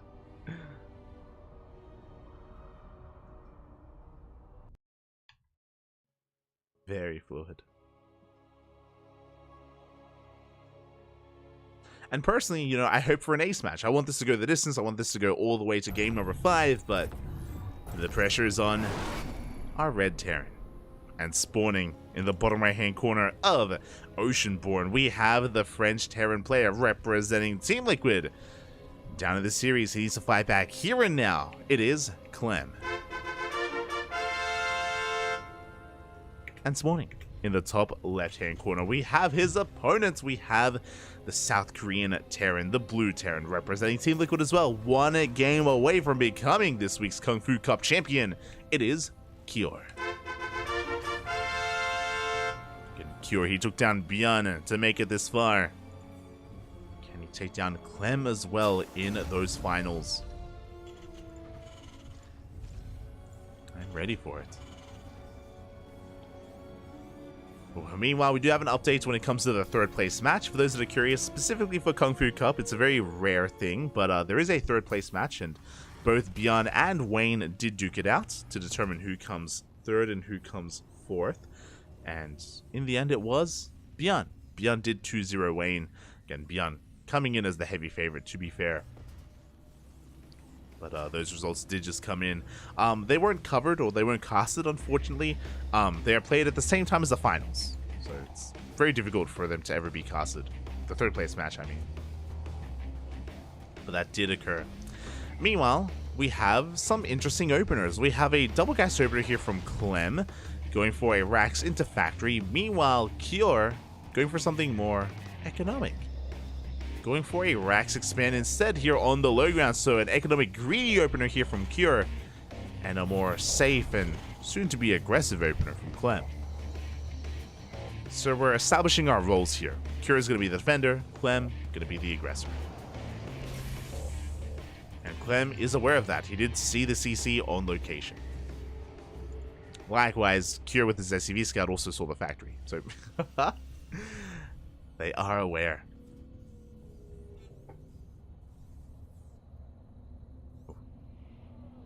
Here we go. I love that we kept the SCV as well. The goal here for Clem is to soak one of those hits. And he does soak it. Ooh. Just like that, Clem, he does shoot first. Does force back that Reaper. Oh, the Marine has arrived, though. Another SCV is pulled. And Cure is holding. Again, it's a slight kind of a slight kind of micro adaptation there from a lot of these top tier Terran players to have that SCV just to soak a hit. Was not enough. And Cure, he does hold on for the time being. Meanwhile, we're reinforcing with another Reaper. Hellion is on the way as well. The CC does finish, it won't be delayed. Clem tries to bypass the army, tries to slip into the main base, but once again, Cure, he does keep up with the movement of Clem. And behind this, Cure, he's getting into his 1-1-1. Clem getting into his own CC on location. We're getting there. And Cure, he can't really break free until he gets a Cyclone up and running. Cyclone is in production. Meanwhile, Cure bypasses the army, is going for the CC. Can he delay it? It's going to be close. Oh, it is going to be close, and it looks like we do not get a kill on that SCV. It barely does finish just in time. Reaper goes down. Oh, that was close, though. Behind this, we do have a tech lab on that starport. Looks like we're going to be getting into, I imagine, earlier Raven production. Meanwhile, we have Clem doubling down and getting into a Cyclone drop. Again, drop play early on is quite popular. We saw it last game from both players. Clem moving out with a handful of Marines. Cyclone to meet up with his Hellions and Reapers here in the center of the map. Can Cure hold on? The Raven should come out in time to throw down an auto turret. We're going straight for a third TC as well. The greed here from Cure. Trying to get further ahead economically, but here we go. We have a split push. We have Clem getting ready to push into the natural and also a drop into the main. The drop does force a reaction out of those Cyclones. SCVs are just barely not going down. We have the auto turret, and Cure, he holds onto his natural, and he does hold onto his main as well. Only losing one SCV so far. Good defense. A solid defense here from Cure. Tanks are coming out. There is no more auto turrets. Tank is going to siege, but the Cyclones, can they get on top of it? Barely doesn't. Cleaned up the Marines, but not much else. Cure, he is holding. He's maintaining his economic lead. Maintaining his worker counts. Raven has arrived for some auto turrets as well. We have a disable available. Good. Clem is pushing forward. Again, he's threatening that dive. Forces the unsiege as well.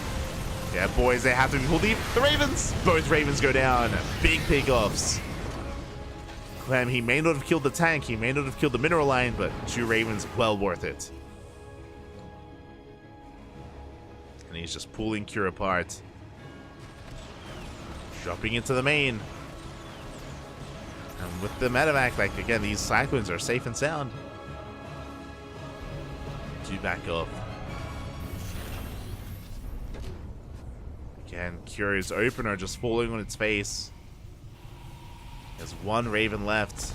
And there's the disable. We shut down the tank. We shut down the Raven as well.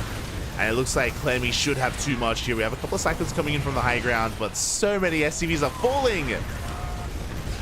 So many SCVs are Cyclones as well. We get on top of the tank. And this should just be far too much damage. GG gets caught. Clem snowballs out of control. And he takes game number 4. We are going to the ace match. GG. We're going all the way to game number 5. Again, Cure just being a little bit too greedy, rushing into his 3rd TC behind it as well. As a reminder, again, did go right for that 3rd base. And from the get-go, he was just losing a little bit too much too quickly. He lost his Ravens initially, lost even some of his Marines. Again, just losing too much, and these, like, every unit counts here in the early game. Every unit does count.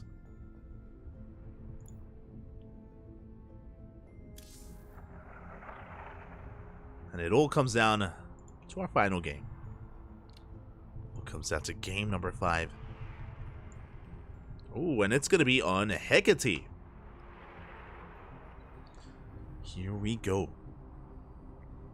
The final game of the series. It's been a long one. It always is. 5 hours, Poppy. 5 hours. Oh.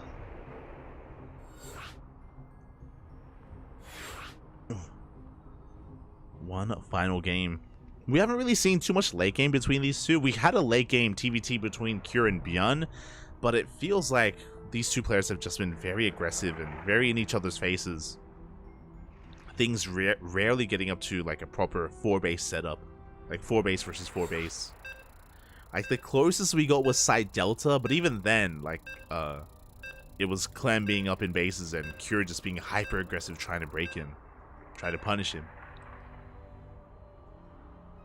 But that could all change here. Are we finally going to see 2 maxed out armies face off? We'll see.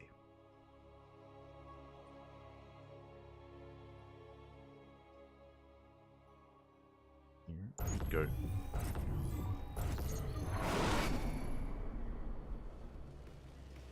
I enjoy a little competition. Oh no.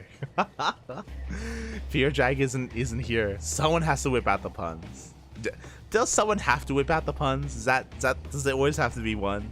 Aye. But here we go, spawning in the bottom left-hand corner of Hecate, we have the French Terran player representing Team Liquid, forcing the ace match, forcing game 5. It is Clem.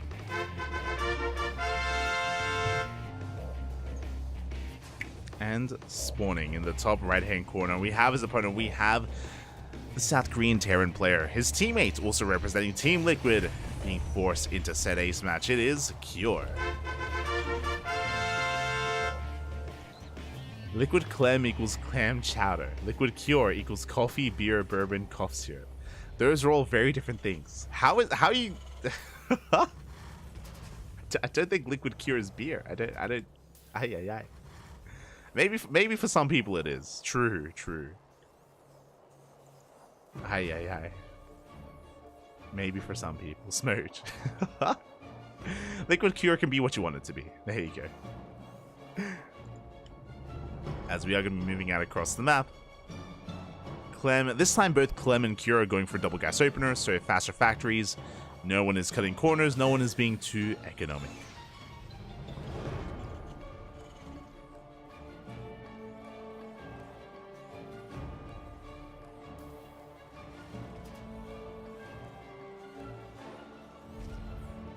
As the SCV Scout does confirm this, both players, they get eyes on each other's factories, so they both know that, they're both going to be working towards additional Reapers, Hellions, and Cyclones.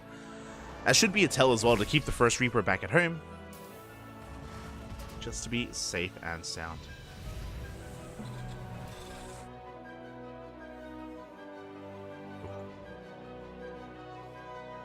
So we are going to be backing off and settling into this. You can see Clem just waiting on top of the ramp for any kind of Reaper to move out. Likewise, so is Cure. The Ursadak. Hello, Odd. I'll be honest, the Ursadak it looks so weird. Like it's like a elephant hippo. It's like a hairy elephant hippo creature. I mean, I don't mind it, but I think it's because I'm just so used to seeing like the Tastalope or the Artosalope or like the little birds. It's a unique critter that we don't get to see too often. That we don't get to see often enough. Maybe is the better way to put it. Ah. We're getting used to it, bud. We're getting used to it. As we're getting into our openers again. So we have the Rax Factory to CC on the low ground from both players, getting into our 1-1-1. No one is doing anything crazy and getting into a second Factory for mech play or a second Rax for a 2-1-1. It's all by the book, and just like we've seen previously, we should be getting into additional Cyclone production. There's the add-on swap, getting into double Cyclone production for Clem. Interesting from Cure, he actually makes a wave of Marines first before the add-on swap, so we have a slight deviation here from our blue Terran player. It is going to delay Cyclones for him, unfortunately. But he should be able to get them without too much issue. Medivacs are on the way. Cure, of course, going to be going for a Marine Cyclone drop as he moves out. And the move out is going to be spotted by these Reapers. Does have to turn back around. One SCV goes down as we dive into the main. Dive into the main base. Additional SCVs are going to be falling. Good trades here for Clem. 3 SCVs for three Reapers. Not too bad, bearing in mind that Reapers, they do lose value over the course of the game. They don't scale well into the mid-game at all.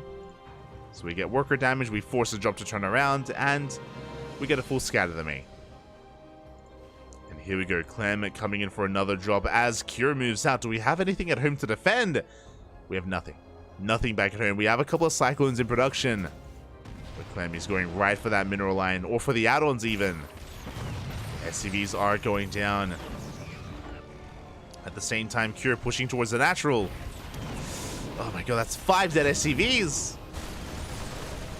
At the same time though, Cure, he does take control of the natural waste of Clem, denying so much mining time as well. Auto turrets are thrown out. The Raven. No! Raven is going to fall as well. Big pickoffs. It's saying that Clem, he is forced out. Meanwhile, Cure, he still has control of the natural.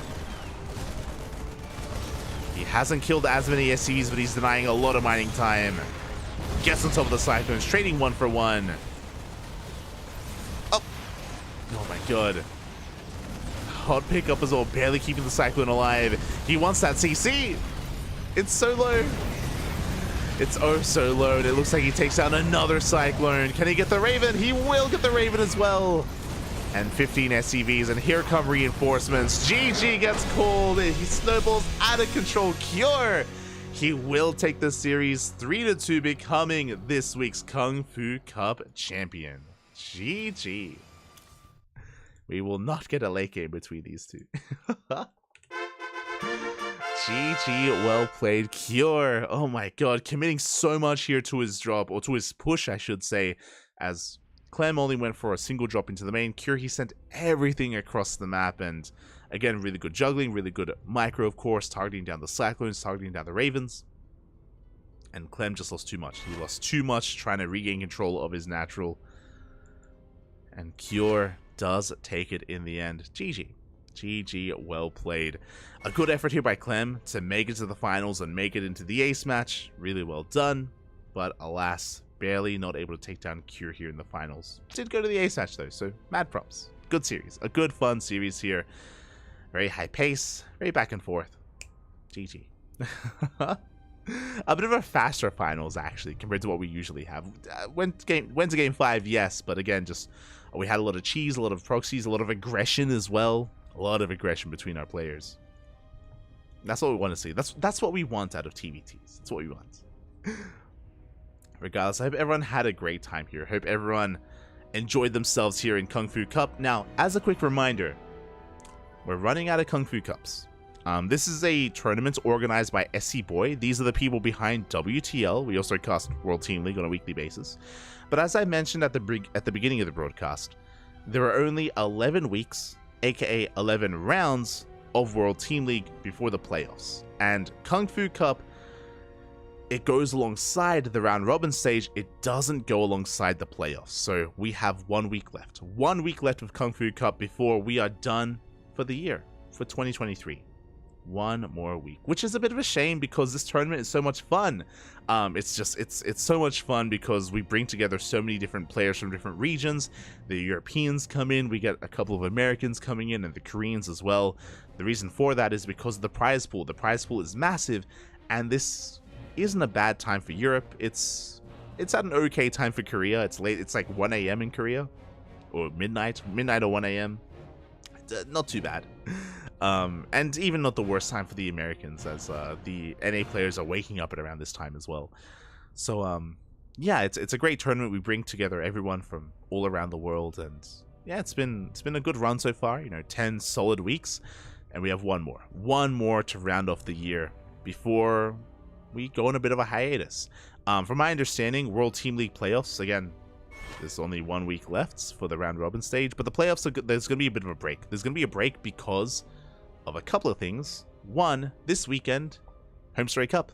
Home Story Cup, it snuck up on us, but Home Story Cup is this weekend, Friday, Saturday, and Sunday. Be sure to tune in for some Home Story Cup action. We won't be a part of it. There is a B stream, but I think Steadfast is covering the B stream, and the main stream is being covered by Wardy, Rotterdam, and Loco, so they got you covered there.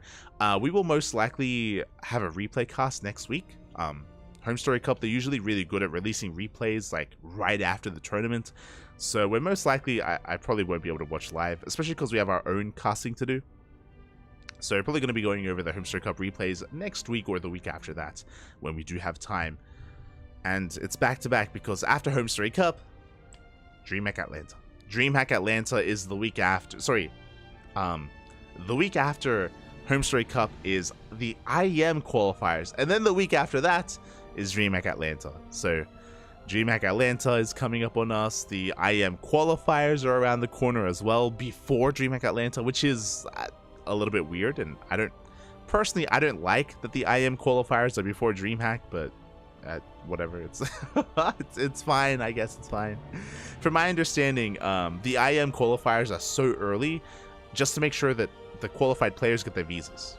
We've had visa issues in the past, and we want to make sure that there are no visa issues anymore. So or we reduce the visa issues as much as possible, giving the players as much time to get those visas going. So that is going to be happening momentarily. We will be casting the IEM qualifiers as we always do. We always cast the qualifiers for IEM and DreamHack and everything. And I should actually message them. We will most likely be a part of DreamHack Atlanta as well. Last year we were, I think, the C stream or the D stream. We were one of the side streams for DreamHack Atlanta, covering the open bracket, and we're going to be looking into that. We're going to be looking to do the same thing once again, as we always do here on the Cranky Ducklings. So plenty of StarCraft coming up, plenty of StarCraft on the horizon. Home Story Cup, DreamHack, IEM. Then, of course, we have WTL after that. We have all of our own weekly tournaments. December is going to be busy. it's going to be a busy month. And, I mean, there's going to be it's going to be a busy month, but January is actually going to be a little bit light for us. We're going to be calming things down in January. We're going to be taking some breaks. Instead of casting every day, January, it's going to be like 3 casts a week instead. Like, we're calming things down, taking a break for the New Year's. For the first time since last year, January, basically. We don't take breaks here on the Cranky Ducklings unless we're forced to, so be sure to tune in. If you enjoyed the cast, follow us. Follow us on Facebook, Instagram. We have a YouTube channel as well. We have a Twitter. We have a Discord server. All things Cranky Ducklings. ! Socials in the chat. So again, if you enjoyed the cast, if you want some more action, we got you covered. We got you covered all over the place. I highly recommend checking out YouTube. If you watch StarCraft on YouTube, then we upload on a daily basis. Plenty of VODs, plenty of content on YouTube. And we cast everything, so everything eventually is on our YouTube channel as well. Literally thousands of matches on YouTube, and thousands more to come I think I have like 300 VODs ready to go live over the next couple of months. Look, we're 3 months behind. We're 3 months behind on YouTube. We're catching up slowly but surely, and I think I have like 370 like matches to upload. We're getting there. We're getting there. We upload 1 tournament a day on our YouTube channel, or sometimes 2 tournaments a day. Regardless, thank you so much for watching, everyone. Thanks so much for the support. Hope you enjoyed the broadcast. Hope you enjoyed the stream. We're going to be back tomorrow with a replay cast of ESL Open Cup Asia.